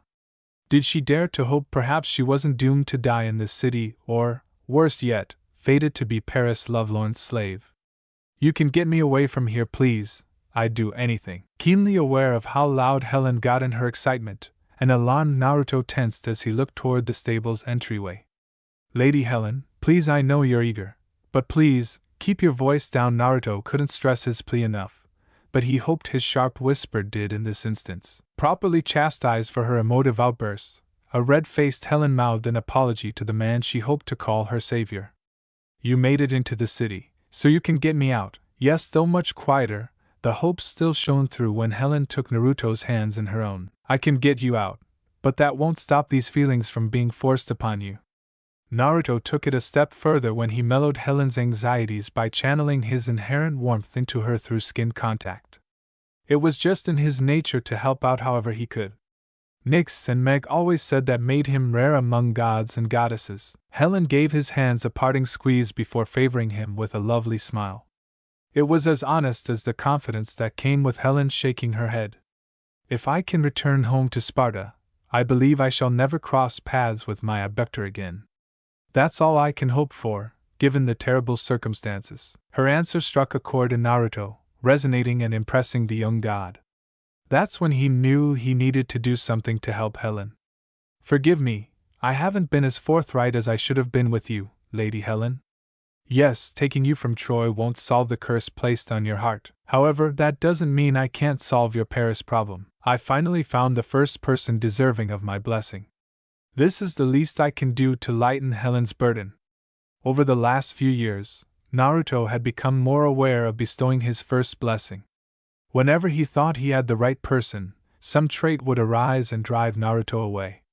But maybe Helen of Sparta was the perfect first choice. Is such a thing possible? Afro, the Lady of Doves, has absolute control over these things. Does she not wise enough to understand the value of a name? Helen smartly avoided invoking the goddess by name. You're not wrong, but I have no intentions of playing fair. The ghost of a smile on Naruto's lips indicated a man with a plan. Here, let me show you what I mean. Picturing a vertical line of latches coming undone, he removed the seals he put on himself one after the other. However, Naruto ensured he carefully repressed the divine power that wanted to rush out. It wouldn't do to draw any unwanted attention to himself. What in the Helen watched in awe as Naruto's eyes turned to brilliant gold and his hair went blonde like the sun, with black tips painting the tops of his locks. Those 2 words were all Helen could think to manage in her surprise. What's happening? You were correct in thinking I could help you, Lady Helen. Where you were wrong is my origin. I am not Greek, not by birth. My name is Naruto Amikami, the Shinto god of harmony, life, and heavenly light. The gaping stupor being reflected back at him caused Naruto to quietly laugh. He couldn't help but be amused by her response. Yeah, it's a mouthful. I'll also accept the new Shinto god of the sun. A furrow hunkered down in Helen's brow as pure awe turned into something similar to suspicion. Why did it feel like this? Naruto was pulling her leg. What kind of name was that? Is this some kind of joke? A joke, no. Hard to believe, absolutely different from most gods, Naruto didn't have a problem with what others might call disrespect. He fully understood where Helen was coming from because he was willing to put himself in her shoes. To him, a mind that questioned things was 100 times better than one that blindly accepted what was given to them. This doesn't make any sense, but I can tell you aren't lying. I believe you, Lord Naruto. Helen took it a step further by bowing in front of Naruto, leaving the young god a little embarrassed. This was the first time anyone ever did anything like that in his honor. Unaware of the feelings she caused, Helen expressed her heartfelt gratitude with a simple message of thanks. I welcome and thank you for your help. Naruto slowing down the pronunciation of his name for Helen's benefit. Naruto hastily helped Helen out of her submissive posturing. What Helen looked up to was a smile that accepted her despite the stark difference between mortal and god. Call him weird or call him an exception, but Naruto wasn't totally comfortable seeing another submitting themselves to him. I can explain everything better, but I figure you'd want out of here first. If not for her happy marriage to her Spartan husband, Helen would have no problem admiring Naruto's handsome face. She missed the differences earlier but now saw how his bone structure differed from the men she knew. I'd like that. How do you plan on getting us out of Troy? If you don't mind my asking. It was a less than subtle attempt by Helen to spur Naruto's escape plan forward. But given everything that happened to her, Helen's angst was well earned. All you have to do is take my hand. However, I'd recommend that you close your eyes. It helps reduce the motion sickness. An extended hand drew Helen's gaze down to where an open palm waited. You will have to trust me. Ready. Helen put her fate in Naruto's hands, literally. In her eyes, she was better off with this honest stranger, if the alternative was to stay in the nest of vipers that was Troy. Feeling a new breath fill her lungs, Helen smiled. I'm ready. Take me away from here, Lord Naruto. The next morning, in a word, the mood around the Greek war camp was festive. The morale had never been higher as they grouped around a wooden stage to hear King Menelaus' speech. It was 5 years ago, when my beautiful wife was taken by the treacherous Paris like a piece of property for half a decade. We have fought to correct this grave injustice. We left behind family and land for a singular goal. And for that you brave warriors have my eternal gratitude. You let nothing stop you, not the temperamental sea or hostile foreign lands. Pacing back and forth across the makeshift wooden stage, Menelaus of Sparta wetted his lips and turned to face the crowd of warriors waiting to hear his message. Put front and center, the fearsome king saluted stiffly over his ornate, bronze chest plate. His example was something followed by many in the crowd below. Their reaction drew a smile from the usually stone-faced Menelaus. Let us take a moment to honor the men not standing here today. They gave everything in the name of our people. It's their courage that pumps through our veins. It's their determination that has the Trojans on the back foot.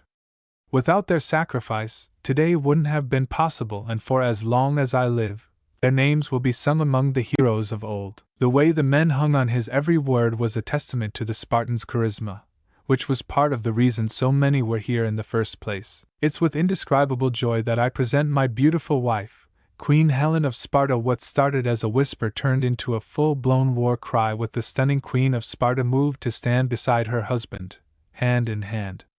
Because of one brave soul, her abduction has been avenged. However, with this blessing comes a question we must answer together. Doing his best to make eye contact with as many people as possible, Menelaus was pleased to see the curiosity in their eyes. He needed men capable of thinking and fighting in his army. That's how victories were won. Do we take this good fortune and return to our farms, or do we enact the blood price our brothers paid on the Trojans? I'd make them fear our name.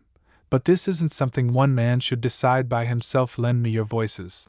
Brothers, let the gods themselves hear our destiny. At first, no one dared to be the voice that broke the silence. But when the first cry blasted from the crowd, it was like an avalanche of ferocity crashing down on the land of men.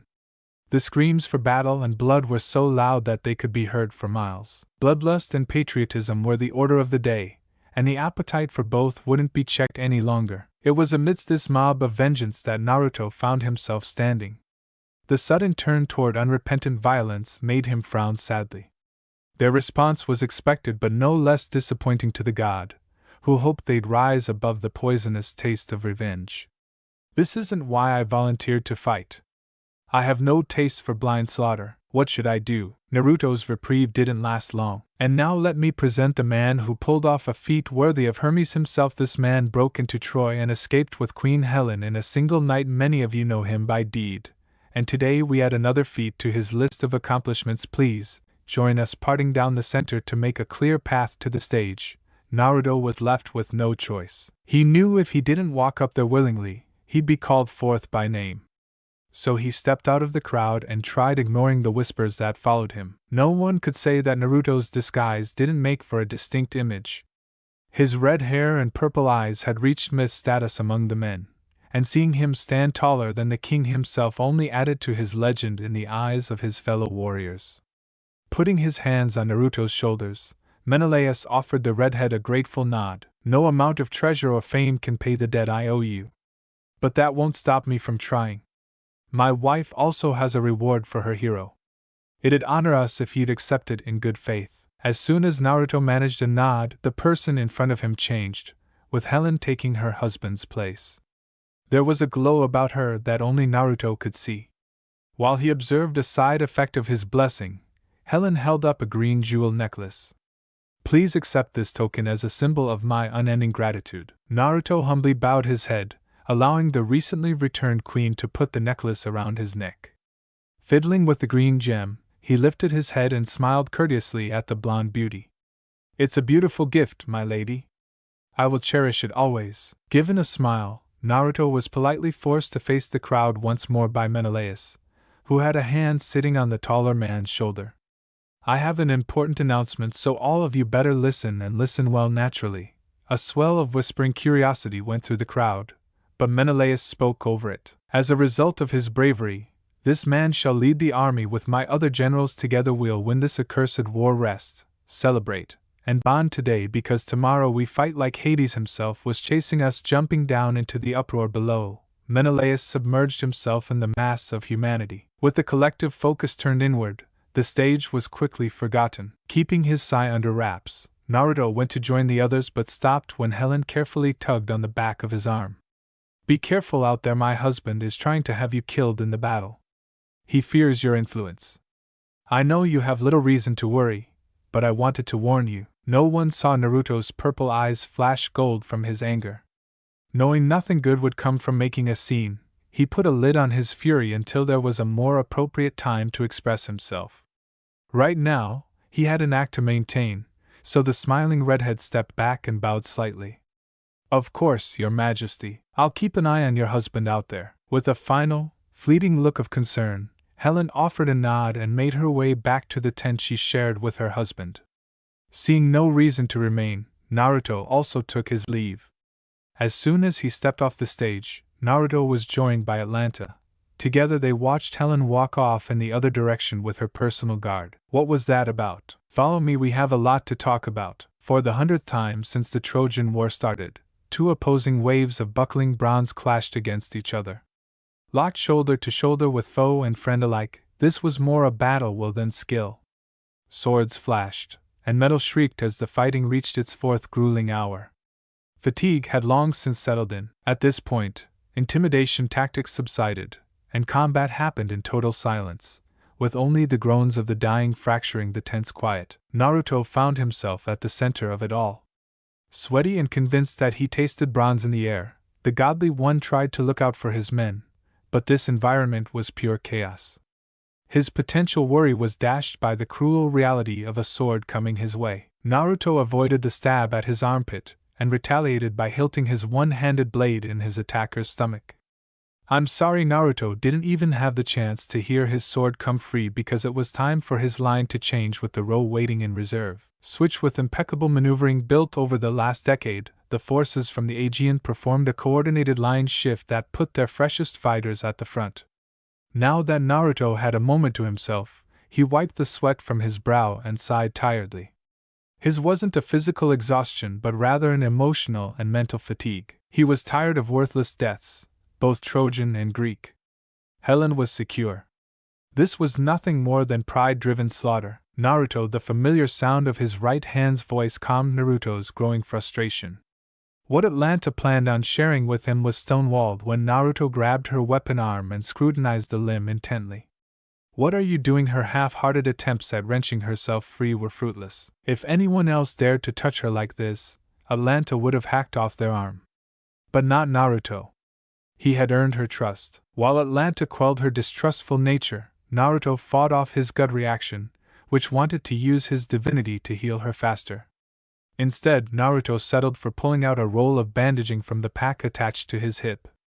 You really should take better care of yourself, he grumbled before biting off some wrapping and carefully fastening it to Atlanta's injured arm. Atlanta had a grunt forced out when Naruto yanked the bandaging tight.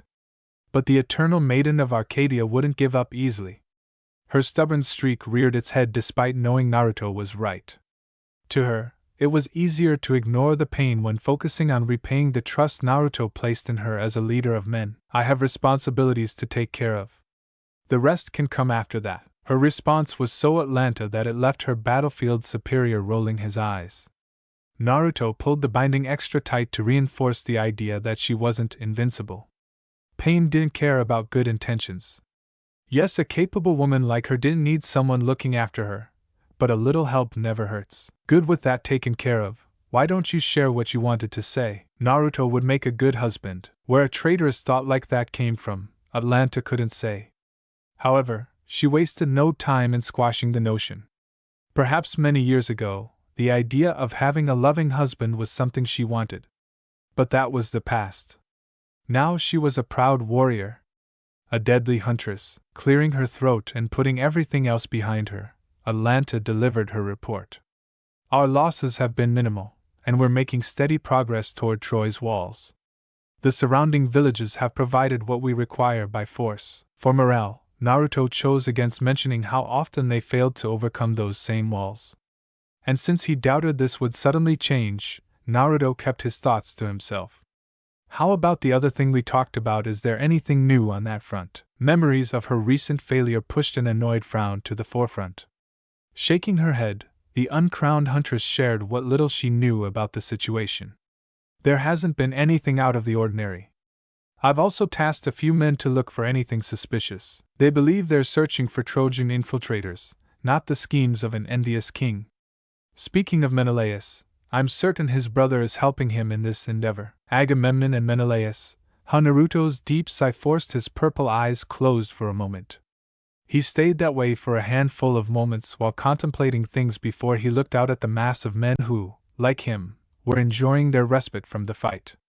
This is difficult enough without having to worry about an enemy hidden in our ranks. Unlike almost everyone on both sides, Naruto defined his worries differently.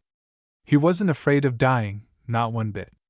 He worried that if his true nature was revealed, it'd bring down a paranoid Zeus and result in a death toll that made this war look like a bad joke. The potential for destruction sent a chilling shudder down the relatively young Kami's spine. That was the nightmare scenario. It was best not to think about it too much. Let's get some water and get off our feet. Finding the idea agreeable, Atlanta nodded as a shout froze the entire Greek half of the battlefield. The Trojans are retreating. Push, advance, forward. The mortals let the ground shake with the ferocity of their victorious roar. Naruto didn't share their boundless enthusiasm. His sixth sense told him something was coming their way. Atlanta was perceptive enough to see the subtle change in Naruto's demeanor. Naruto, is something wrong? That's when all hell broke loose. Like vengeance from a wronged god, A sea of arrows rained down on the Greek force with terrifying accuracy. Men died in droves before they could blink. Naruto's lightning-fast reflexes saved him and Atlanta, who Naruto pulled to his chest and under his shield. Both of them could do nothing but watch in muted horror as men were mowed down by the hundreds. The Greek warriors were far more prepared when the second and third waves of arrow fire dropped upon them. A ready defense prevented more deaths but couldn't stop wounds from being inflicted on the army. That's when a mortifying hidden aspect of the arrows revealed itself, because those golden-tipped projectiles carried something far worse than death. It started with their mortal bodies shaking uncontrollably and dry heaving galore. Then their skin withered to an unsettling shade of black. Pain, unlike any other, clutched their very souls. Grown men hardened on the battlefield were brought to their hands and knees. Hell help me. I don't want to die, I've got you. Take my hand. Hauling up his friend, he quickly realized the sickly one was little more than dead weight walking. Once he finally got his friend onto his feet, the helpful man was rewarded with a cough going off in his face. Flinching slightly, he freed a hand to wipe his face, but when his hand came into his line of sight, he saw the same black splotches. What in the world? The panic made him drop his ally. Now all he could do was stare at his decaying limb in horror. They have plague arrows. Everyone back to the siege camp, and whatever you do, don't touch the infected. Under Naruto's instruction, the retreat began in earnest. In one merciless attack, the Greek war march was turned back. The atmosphere around the Grecian lords was understandably tense. The unprecedented reversal of fortunes left the collective group stunned. Even among the leadership, it was some time before one of these illustrious men found the inner resolve necessary to ask what everyone was thinking. What happened back there? His despondence awakened something in his fellows. Some showed their despair outwardly, while other lords lashed out in anger, like the bald man who answered the rhetorical blanket question. We know what happened. The better question is, how did this happen? We were winning. Gather your spirits, countrymen. This mishap was nothing more than pure chance, an unprecedented stroke of luck, and nothing more. The Trojans won't pull it off again. We mustn't waver in the face of adversity. It's time to fight. Sensing the potential for a total collapse on the horizon, Menelaus tried rousing resistance in his peers. It didn't have the kind of effect he hoped for. Instead of coming together, further dissension and doubt spread. Voices piled together, never louder than a whisper but somehow deafening. Though the words differed to a man, the general idea was the same. Perhaps this is a sign from the gods. Perhaps our war is no longer just. Should we not take our men and return to our farms and families? The years have been long and hard on us all. From his place in the back, Naruto watched as some of the most steadfast warriors in the known world faltered when faced with the opportunity of returning home to their loved ones. And he didn't blame them for reacting the way they did. Apparently, Agamemnon didn't share Naruto's empathy, seeing how he tried picking up from where Menelaus' attempt at a speech ended. My brother is correct. This was an unforeseen and tragic setback. However, we have not lost. We are not lost. It has taken many years, but we are finally on the precipice of a great victory. Turning away now would shame our families for generations. It would be the same as admitting our inferiority to those disgusting Trojans. Is that what you want for you and your families? The overall war leader counted on eliciting more of a reaction with his appeal. What he got was an open challenge of his authority. By you've promised it all, Agamemnon, but deliver failure and defeat. Is this truly about our legacy or your own wounded pride? Everyone in the assembly area saw Agamemnon's face flushed a furious red. In his rage, a pair of veins also popped out on the sides of his head. How dare you? You'd willingly go back on your sworn oath to be here. Oath. Helen is free. The oath has been settled. What keeps us here is trust, and I don't trust you to get the job done, not anymore. If you don't give me a good reason, I'll take my men and go home. Enough was enough. This Grecian lord reached his boiling point, and wasn't willing to back down. It didn't matter if he was right or wrong, this needed to be said for all to hear. Until now, Naruto had gone under the radar in the meeting, but that changed when Agamemnon singled him out with his gaze. Naruto realized Agamemnon planned on trying to use him for his reputation. How he'd do it was the real question. Fortunately, a timely arrival rendered the point moot as they stole the spotlight. My lords, I have discovered the source of the plague. If I might have a moment of your time. With short and wavy sand-blonde hair sitting atop a warrior's body, Naruto didn't take long to identify the newcomer. This was the man they called Achilles. Finally, someone with some good news. Go on, speak your mind. Naruto spared Agamemnon only a glance before turning to hear what Achilles had to say. You dare smile in our faces when you are the source of our woes. Despicable. There wasn't one person present prepared for such a violent piece of vitriol. It almost caused those gathered around Agamemnon to forget about the accusation. Almost, but not quite. The pressure exerted on him by many judgment-filled eyes spurred Agamemnon into a hasty response. However, emotion quickly proved that haste didn't equate with well-thought-out answers, especially for one held to the standards of kingship. Watch your tongue, you forget who you are speaking to. Achilles. Achilles was a man who solved his problems with action. But he wasn't a stupid man.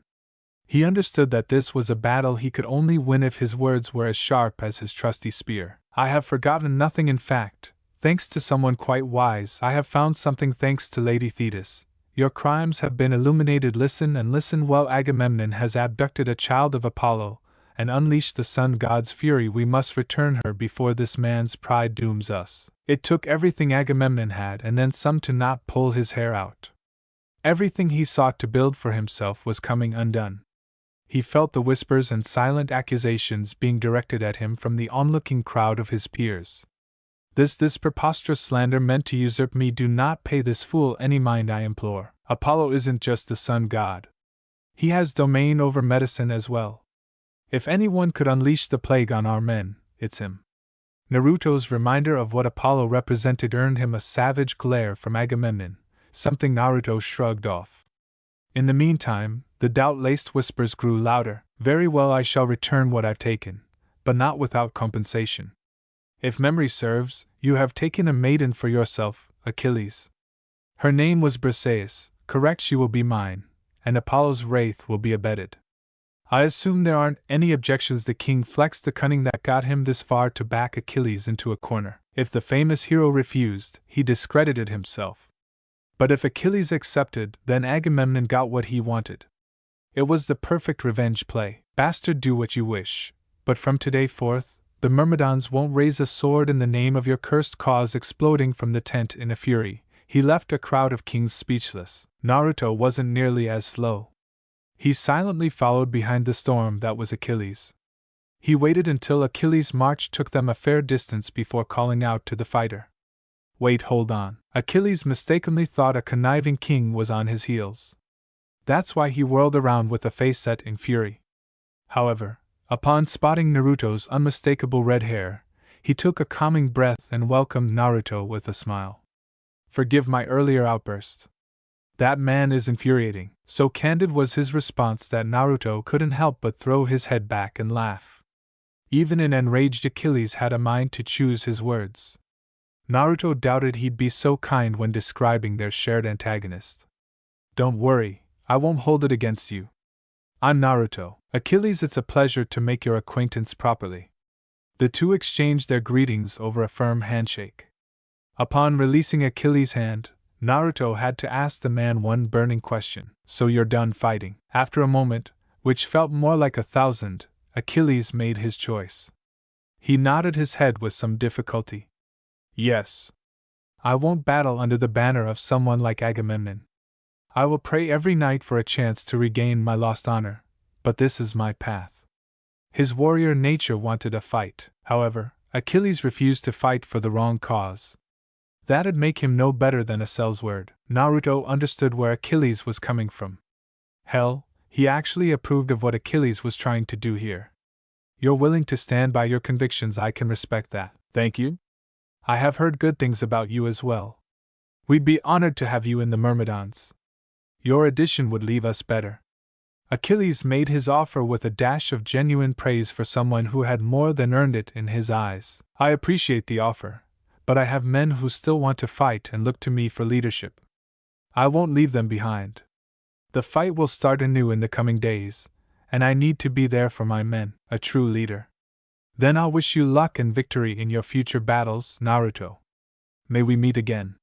He was disappointed, but Achilles fully understood the burden of leadership and Naruto's desire to uphold the trust bestowed upon him. At a glance, Paris didn't come across as capable of starting a war.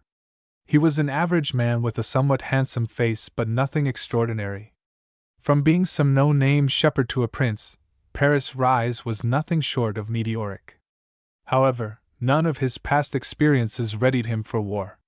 Paris of Troy was no warrior, and as it were, the tension of sitting around and doing nothing was getting to him. How long do we wait like this? We wait for as long as it takes. That's what a truce means. Unlike his supposed brother, Hector had the demeanor of a warrior. He was the definition of calm, even with an opposing army facing him down. Hector did this by thinking about his family and empowering himself with memories of them. The quiet lasted for 30 seconds flat before an anxious Paris couldn't stand the pressure. He looked pointedly at Hector, who stood on his right side. When he gazed upon his brother's confidence, Paris' irritation swelled. But this time, it also came with self-directed shame. I can't take this anymore, do something. Hector crushed them already. Hector wasn't the only person laughing, but he laughed the loudest. Snort, you no fresh-faced brat. You've spent 10 years among us. I think you know how we do things. If you want to make something happen, do it yourself, Prophet Prince. Every muffled snicker aimed at him tore a new hole in Paris' flimsy confidence. Swallowing a petulant growl, he gnashed his teeth and clenched a fist. He would show these Trojans that he belonged. He would prove that he was everything Lady Aphrodite claimed when whispering in his ear. Fine, I don't need your help, get out of my way, move. Their somewhat good-natured ribbing became a suffocating worry when Paris marched toward the enemy alone. What would happen to them if they allowed Paris to be harmed doing something stupid? Are you sure this is wise? Hector the king won't be happy if he learns what happened here. Hector's scrutinizing gaze stayed steady on Paris' back, but he did spare a moment to reply to the question. I am unsure why Paris is perpetually spoiled. However, I won't be part of it. If Paris wants a place among us, he will earn it. He'll earn the right of command through combat with the enemy. Hector didn't think Paris was worth it, but he couldn't openly defy his father's wishes. The lonesome Trojan stood alone in the gap between both sides, placing Paris firmly in the no-man's land between either force. Clearing his throat, the unexpected prince tried projecting his voice to friend and foe alike. He'd be damned if he let himself go unheard. I am Paris of Troy. I demand the fool stupid enough to take what's mine to step forth and face me. Paris planned on striking fear, but the battle-tested warriors took one look at Paris and saw through his bluster for the smokescreen that it was. Instead of cowering, they openly laughed off the prince's attempt at intimidation. Who do you think you are to mock me? I said. We heard you the first time. I'm the one who freed Helen from your abduction plot. What do you want? The entirety of the Greek army cleared a path to let Naruto through out of respect. His measured movements took Naruto toward Paris until they stood 5 feet apart. This was Paris' first time seeing the fire-haired Greek demon. As such, the unusualness of Naruto's appearance caught the former sheepherder off guard until he snapped out of his momentary funk. You return Helen of Troy to me. She belongs to me by right, and I won't stop until I have her. Where Paris was anxious, Naruto stood confidently. When Paris breathed threats, Naruto spoke calmly. Where Paris battled for his personal greed, Naruto fought for others. This difference couldn't be more pronounced. That's why Naruto cared little for Paris. When he looked at this mortal, Naruto saw a snake. And he loathed snakes. And what right is that who gave away another's freedom to choose for themselves to someone like you? It was the fairest of all. Lady Aphrodite invoking the goddess name seemed to be a source of strength for Paris. The mere mention of Aphrodite's name straightened his spine and squared off his shoulders, but Naruto remained unimpressed with what he saw as showmanship. Pointless theatrics. Yeah, that's not gonna fly with me. Try again, shepherd. Naruto saw every panic thought through Paris' eyes.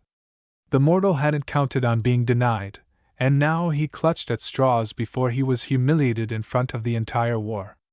I am a duel, the winner keeps Helen. The incognito deity cocked an eyebrow. This was some of the worst negotiating Naruto had ever partaken in. And this coming from a man who worked amongst uneducated peasants daily. Your public speaking needs some work. Helen is where she belongs. More importantly, Helen is where she wants to be, so you offer nothing. I refuse. Peace spoken, Naruto was about to return to his men when Paris shouted an offer Naruto couldn't refuse. Then take me if you win, that's what you Greeks came for. You want revenge, claim victory, and claim your revenge in the same moment. If you were honest, Naruto didn't crave revenge. Justice, yes, but not their blind revenge. However, if he turned down this duel, it'd result in open mutiny and scorn. Saying yes was simply the lesser of two evils, so with his hand forced, the divine child of Amaterasu complied. Have it your way. Your path of uncontrolled harm ends here, Paris of Troy. A general chatter from both sides encroached on the ears of both contestants. Naruto remained focused on the task at hand, but the less experienced Paris found himself listening to the Greek commentary more than he should. Crush him, Lord Naruto. The Trojan has no chance against Lord Naruto. Paris of Troy is a bigger fool than I thought. Everyone get ready to assist Lord Naruto. The Trojans might attack him after he kills the baby-faced fool. The flurry of disparaging comments played on repeat in Paris' mind. Each remark put more fuel on the flames of his rage. Eventually, the narcissistic prince finally lost control and flourished his spear with a shout. Enough waiting, fight me and die. Akian loading up on his back foot, Paris chucked his weapon at Naruto with all his might. 1. Naruto quickly deduced the spear wasn't going to reach him. But the fire-haired general had other plans. The Solar-born walked into the projectile's range and snatched the weapon out of the air without breaking stride. Naruto broke the spear over his thigh, leaving the timbers behind him. And throughout it all, Naruto's deep, purple eyes stayed solely on Paris. The sight of Naruto breaking his weapon so effortlessly caused Paris to stumble a few steps back.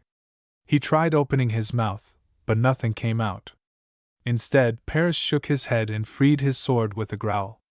HYH. Nimbly avoiding the blind hacking of Paris' untested blade, Naruto evaded the sloppy string of attacks. He did all this with his eyes closed and arms tucked behind his back. The humiliation of being handled in such a way wasn't lost on a seething Paris. The prince glared at Naruto, who still hadn't deemed his threat enough to draw a weapon. Paris charged ahead like a bull. Naruto took his wrist as Paris went for a slash and disarmed him with a twirling throw. Paris skipped chest first across the ground while his weapon landed in the worn soil behind the red-haired god. Watching a groaning Paris attempt to pick himself up, Naruto could only shake his head. This wasn't a fight Naruto wanted. Paris wasn't someone who should be on the front line of a war, and it showed. I don't enjoy beating someone so painfully overmatched. Surrender and end this charade with some semblance of pride. Moving with the kind of intensity that battle inspired in armor could be draining for those unfamiliar with the art. Right now, Paris felt that fatigue gradually settling in.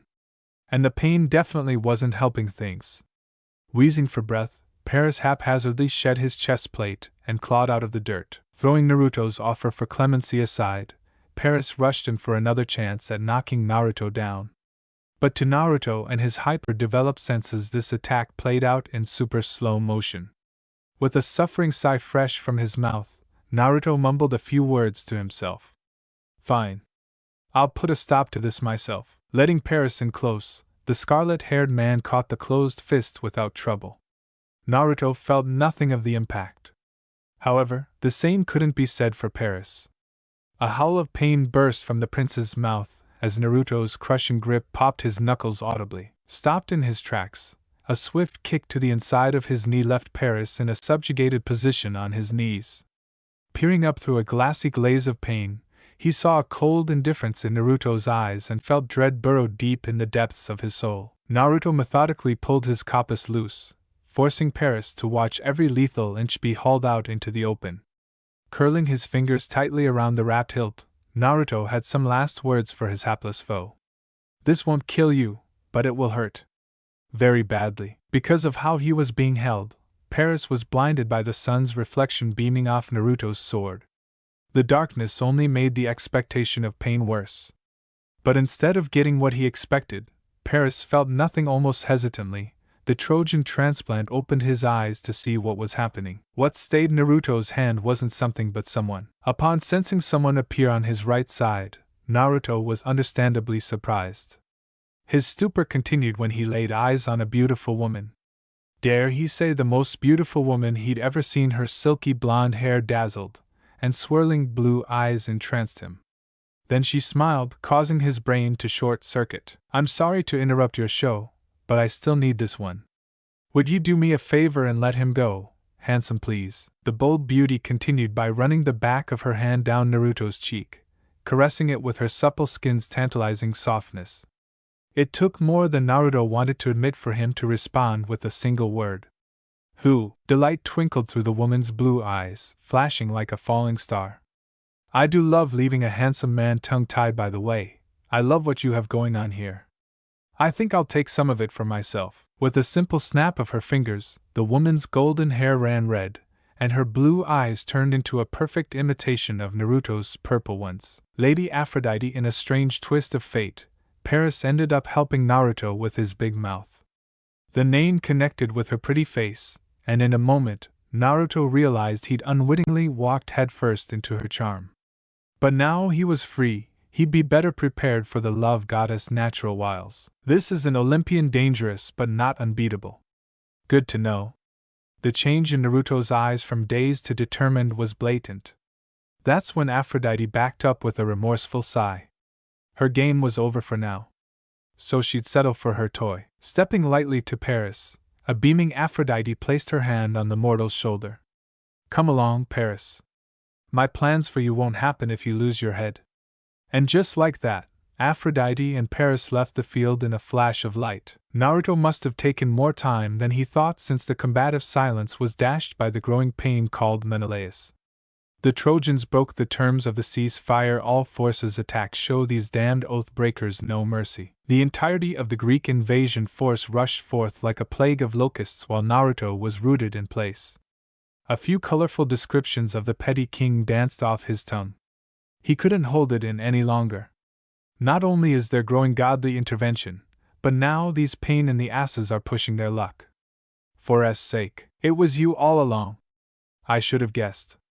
The purple-eyed god pivoted and found his expression scrunched in confusion. There Naruto found a bald man with a shaggy beard and a scar down his right eye.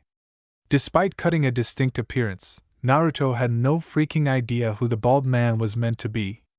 You were too perfect to be one of us. And who are you? The slow grating of his patience left Naruto with an atypically short fuse. What started with Paris became this clown. Soon, whatever restraint the peeved Shinto kami would leave him. Scratch that, it already had. This wouldn't end well for the brash mortal. My name is Diamond. Lady Athena granted me the gift of clear sight. No god in disguise can escape my gaze. I've forced Ares and Aphrodite to retreat.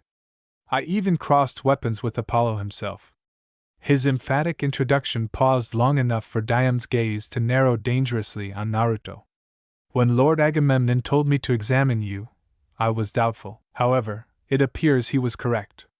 2. I'm not dealing with this shit. Not today. Vanishing from under Diamond's watchful eye, Naruto appeared behind the stunned man. And before Diamond had any idea of what was happening to him, a heartbeat passed, and the clear-sighted mortal's head fell from his shoulders in a shower of hot blood. You picked the wrong guy at the worst time. Naruto stared coldly at the crimson glaze leaking from his weapon.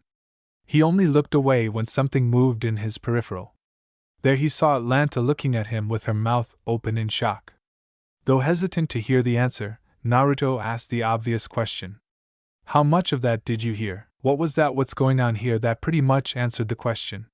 She did indeed hear everything Diamond blabbed in his extremely short monologue. Scratching behind his ear with his pointer finger, Naruto withheld a sigh.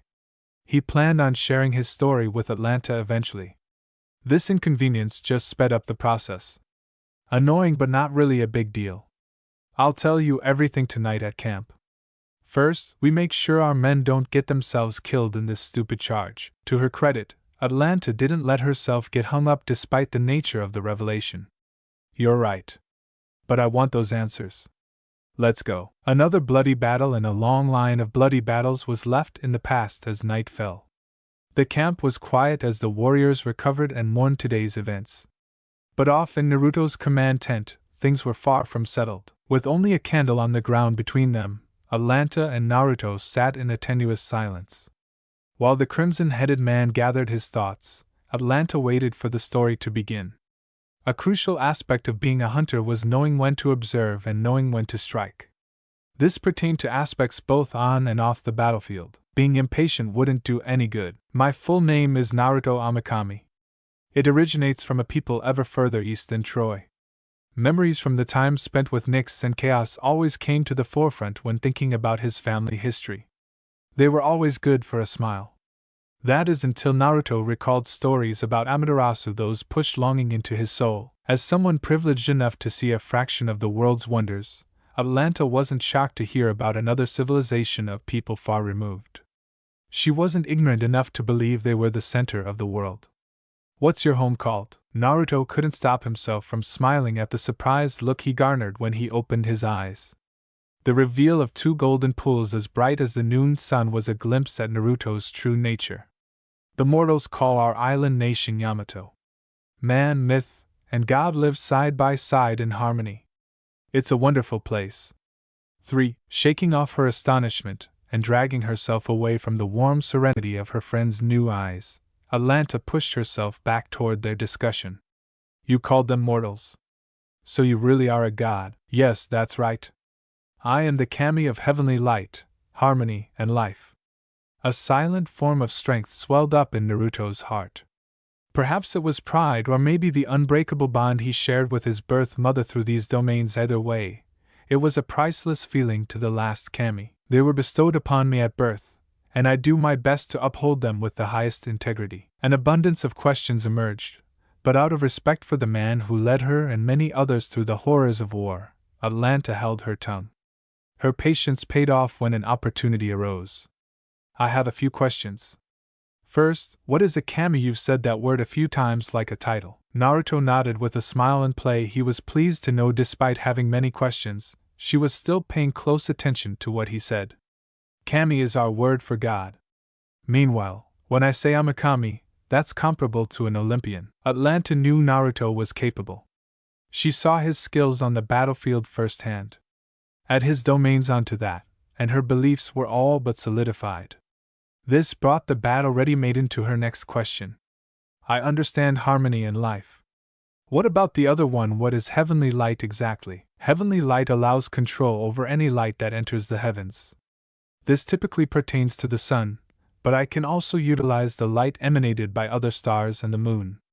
However, I say kami of the sun for the sake of simplicity." Talking about these lesser abilities reminded Naruto he needed to spend more time training these facets of his domain once this grueling war was over. That sounds incredibly powerful, Naruto. Despite never meeting him, the former princess knew many of Apollo's stories. To think Naruto could perform similar feats with another bag of tricks up his sleeve was awe-inspiring. "You must be one powerful kami. So why are you here so far from your home?" The assumption there was more kami, while unintentional on Atlanta's part, stung at Naruto's heart. He didn't let the dull ache show on his face. Naruto didn't want to cause her undue stress and guilt. "I'm the most powerful kami because I'm the only kami you'll find." Sadly, a wind slammed into Atlanta immediately. Realizing what Naruto implied, she backtracked to offer her sincerest apologies. "Gods, I didn't know. I'm so sorry. How does something like that happen?" Morbid curiosity, though ugly, was a thing for a reason. The friendly smile on Naruto's face finally fell into a frown that showed a fraction of his unresolved pain. Once he calmed down a little, Naruto answered her question. However, it wasn't the reply she was hoping to hear. "It's a long story and one I frankly don't have the energy to tell." At that moment, Naruto looked utterly spent. Reaching across the divide between them, Atlanta took Naruto's hand between both of her hands. She understood that exhaustion came in forms other than physical fatigue. The former Argonaut wanted to help Naruto through it. She figured being there for him would do the trick. "Don't force yourself, Naruto. Not on my account." Her consideration helped put a smile that injected life back into Naruto's inherently expressive eyes. Turning away from the sore subject, Atlanta aimed for something more amicable. "We've never talked about this before. What are your plans after everything's over? What does a god do next when the slaughtering is done?" The absent look in his eyes came about from seeing something only Naruto himself could see. It wasn't a vision as exact as a prophecy. No, what he glimpsed were his hopes for humanity's future and the world at large. I want to help the world grow. Naruto broke free from whatever trance took him and sent his friend a more peaceful smile than any he'd shown before. Atlanta found it inspiring to behold. Yes, growth. I want humanity and the world to move forward. Innovation is the way of life, and I want life to flourish. That is my wish. Atlanta leaned back with an understated grin. The stern woman's eyes swam with an uncharacteristic showing of warmth. That fits you to a T, Naruto. Do you believe such grand change is even possible? In the gentle glimmers shed by the candle, the determined Shinto's eyes glowed with the strength of his conviction. These weren't baseless lip service. Naruto believed in this goal with every fiber of his being. I genuinely do, Atlanta. There will be dark times and mishaps, but what I learned from living with mortals is that failure makes them stronger. They won't give up, and I won't give up on them. If anyone can do it, you can. You have already inspired a change in me. Made me grow as a person. Wait, I have. Believe it or not, Atlanta needed to gather her courage. Telling Naruto what he did for her was something on Atlanta's list of things to do, but now she found herself oddly nervous.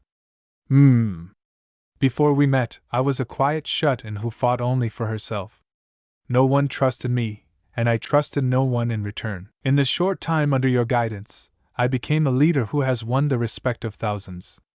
You gave me a goal for that. I'll be forever in your debt.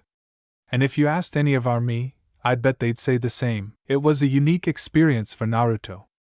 The feeling of being so overwhelmed by praise that he found himself blushing. He went to laugh it off and downplay his personal contributions to Atlanta's development. The sudden rush of howling wind caught Naruto and Atlanta off guard. Tent flaps were blown wide open, and the candle was snuffed out. Naruto's tent remained upright thanks to the minor fade enchantment placed on it. What's with this sudden weather? With an arm up to her face to block her eyes from the blustering winds, Atlanta moved to the big tent's entrance. She just peeked out when a flash of light tore open the sky. Boom! A shatter of brutish thunder resulted in a ground-shuddering reverberation that knocked Atlanta off her feet. Hurrying over to Atlanta, Naruto helped her to her feet, something the dazed woman accepted readily. While what happened, winces came and went among the pairing as more thunder polluted the air. Dispersed within the chaotic booming drums were the screams of the warriors helpless to defend themselves against the heavenly strikes. Their anguished wailing left them in a horrified stupor. This isn't an ordinary storm. Her first instinct was to run out and help anyone she could. But really, how could she save anyone from lightning? This reeks of Zeus. I don't know if this will work, but it's better than doing nothing.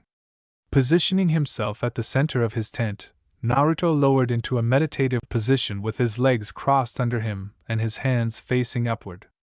Naruto pulled a deep breath, shut his eyes, and tapped into his godly domain. Atlanta looked back to see her friend grimacing. She took a step away from the tent's whipping canvas flaps. The whisper that came next was unintentional on her part. What's happening out there? The king on Olympus is raining destruction upon us. I'm not good enough with lightning to protect the entire camp, but I'll do what I can to lessen the casualties. Hidden behind his eyelids were the jittery jolts of his pupils. They snapped back and forth, locking onto the lightning that Naruto painstakingly guided away from their intended targets. Turns out, it was more difficult than he imagined to catch and redirect. When Atlanta saw the look of focus etched on Naruto's grimacing face, she ate the question in mind. Instead, she sat across from Naruto and watched his body tremble and his hands clench tightly. 2 hours later, Naruto shot forward with a choked gasp. His upper body stood covered in sweat, and his formerly golden complexion looked pale like snow. It was only by Atlanta's steady hand that he didn't end up on his face. Are you all right? Still coughing up dry heaves, a shaking Shinto answered the calling of his name with a sluggish reply. I think it's done. Just thunder low on energy. Naruto slouched further into her stabilizing embrace. Should have done more. I can't extend my range further. I'd be too slow to catch the lightning. You did everything you could. Come on, you need to rest. Carrying what was essentially dead weight on her shoulder, Atlanta dragged Naruto toward his bedroll.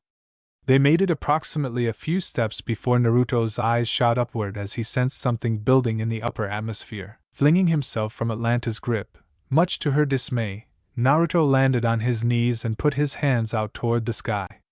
Grunting, the tired deity latched onto something only he could see. This isn't good. What is that thunder touting thinking? I don't understand. Zeus left a lightning bolt in the sky. It's big enough to wipe out half the camp. I'm trying to siphon some energy from it. Make it smaller, and Naruto began doing just that. Immediately, the strain of absorbing Zeus' primary power caused divine ichor to leak from the redhead's nostrils. Atlanta, not Naruto, wiped the blood from his face before it could reach his lips. After that, she asked a very fair question tinted with considerable concern. Won't he know you're up to something if you do that? I checked. The king's not connected to the bolt anymore. Someone must be distracting him. Naruto didn't know how right he was. Hera had taken her husband with her womanly wiles, inadvertently giving the young Kami this chance. Speaking of distractions, could you Naruto calling out his name in worry is all Atlanta could do as tendrils of shocking jolts raced across the redhead's skin, tightening his muscles painfully and making the electrocuted Kami shake violently. Naruto, are you okay? Whatever, don't touch me. Turns out, Zeus hit a secondary valve of power in the bolt.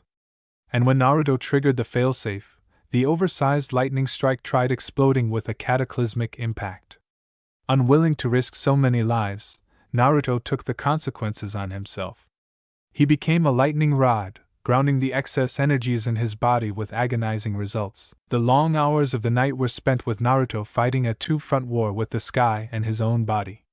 Both were going well, but the effort it took to drain Zeus' fitful attack and repair his own body was taxing, to say the least. But finally, as the sun started rising and Naruto's vision darkened, the petty god's storm of destruction was mitigated. It's done. And so was Naruto, who passed out in Atlanta's arms, unresponsive to her calls. Achilles was dead. Hector of Troy was dead. During Naruto's time in a self-maintained sleep, the belligerent forces of Greece and Troy battled it out in the shadow of the city's walls. Many more men lost their lives, but none more consequential than Achilles and Hector. What made this battle different from the 100 preceding it was the cost. To their respective armies, both Achilles and Hector were invincible icons. Losing one was devastating. Losing both in the same battle was inconceivable. What was left behind were two armies with no desire to fight despite the wishes of their leaders. This shock created a suffocating gloom in the war camp. Naruto wanted nothing more than to rally the troops. But he was absent during the fight. What right did he have to speak about something he missed? Naruto hadn't brought it up, but since waking up, he noticed an air of resentment from some of the men. None of his subordinates treated him like a suspect, but those in other contingents didn't see him through the same rose-tinted glasses. This kind of suspicion created a suffocating gloom around the camp. Naruto wanted to rally the troops, but he was absent during the fight. What right did he have to speak on something he missed, even if it was for a good reason? So instead of sitting and stewing in the collective misery, Naruto went for a walk to clear his mind. Finding a quiet place wasn't difficult. Naruto ended up standing alone on an ocean-facing cliffside. The gentle grazing of salty wind on his skin worked an easygoing sigh from his slightly pursed lips. This perpetual bloodbath isn't getting us anywhere. We're wasting time and lives, but everyone is too damn stubborn to admit it. The idiocy of it all made Naruto's fire-warmed blood boil with frustration. A calm reply from an unexpected guest stopped the Sun Kami from lashing out at nothing to burn away his simmering anger. What of those who sacrificed everything? Do we not owe it to them to fight this war until the very end? Naruto held his tongue until the woman walked up beside him. A peek revealed a tan woman in elaborate armor over a fine war dress. With a spear running the length of her back, the gray-eyed woman stared expectantly, waiting for his answer. I don't discredit anyone who wants to fight for a fallen brother. However, I believe it's fair we ask how much we owe the dead. Should we sabotage life in the name of the lost? What about those waiting for these men to come back home? Fathers, husbands, sons, and brothers, we are more than sacrificial pieces. We are living beings with hopes and dreams. In times of war, men turn into beasts, and generals become gods. The stoic woman's comparisons drummed up a scoff from Naruto. His derisive response caused one of her finely kept eyebrows up. Do you hate them? You'll need to be more specific. The gods, do you hate them for allowing this to happen? Her curiosity, while blunt, wasn't entirely unfounded. Taking the question seriously, Naruto gave the idea a respectable amount of thought before he answered. Things aren't so simple. I can't say it's hatred. I'm disappointed the gods let this happen. I'm disappointed humanity allowed themselves to become weapons. I'm disappointed the world encourages pain through conflict. To pin the blame on any one thing is a gross oversimplification of what I feel. Naruto's thoughtful reply came as the man himself watched foam rise to the ocean's churning surface. Humanity's problems were always cut and dry in Naruto's mind, but the solutions were so complicated they might as well be impossible. An impressed glint wormed its way into the noble woman's steely stare. Her retort was the definition of pragmatic, turning her gray gaze to the ocean in front of them. One of these problems is easier solved than the others. How would you end this war if the supreme command was yours? What Naruto had to say wasn't revolutionary. However, it was needed information to set the scene. Our side won't stop until Troy falls. Yet, we won't get into the city through conventional means. These last years have proven that 10 times over. What would you say a warrior's greatest enemy is? Pride will do more harm than any weapon. It's destructive and poisonous, same for a mortal as a god. Naruto couldn't hold back his smirk. Talking with someone who understood people and war on a deeper level was refreshing for the hidden god. Naruto would be lying if he said he hadn't given the idea some thought in his downtime. That line of thinking popped up whenever Agamemnon or Menelaus managed to piss him off with their treacherous antics. If I had it my way, I'd exploit the enemy's pride. We'd make them think they'd won by leaving a prize on their doorstep. A meager offering won't. The redhead didn't feel too bad about cutting her doubts short, since he wasn't done saying his piece. What if we present something not even the gods can ignore, say something as magnificent as a wooden horse the size of Troy's fabled walls? A trickster's mischief pulled against Naruto's lips. He didn't have to look her way to see the thoughtful expression on his companion's face. Go on, imagine it: the sun banishes the night, and Troy looks to the horizon. Our army is gone, and in its place is a towering creature so awe-inspiring that only the gods could have created it. The calming sound of Naruto's voice continued painting a vivid picture, one word at a time. There were details left out, but only to keep the gist of his vision focused on his goals, like total victory over the enemy. They think we have abandoned our aggression, but it's a ruse. A feigned retreat of the highest order. We'll position most of our army in the wooden beast's belly. Then once we are inside and their guard is down, we rush the city and end this war once and for all. That is brilliant. Her short pause allowed Naruto enough time to preen at the praise.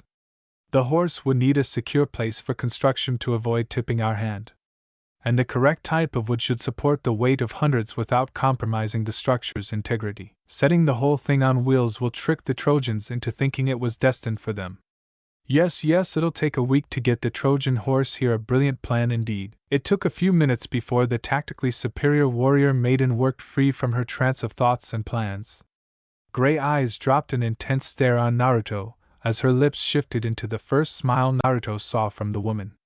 If this plan works, I'll see you are rewarded for your service. The end of this war will be reward enough for me. With your mind perfecting my plan, I believe this will be the Trojan War's final act, Lady Athena. Naruto finally name-dropped Athena, letting her know he wasn't nearly as ignorant about her true nature as he previously indicated. This little trick almost made the stoic goddess laugh, but instead won him a smirk. You knew who I was from the very start. Phrasing it as a statement instead of asking suggested Athena always knew that Naruto knew her identity. His response was a smooth shrug of his shoulders. There were just times when Naruto liked having fun by messing with others. He didn't see why gods should be exempt from his antics.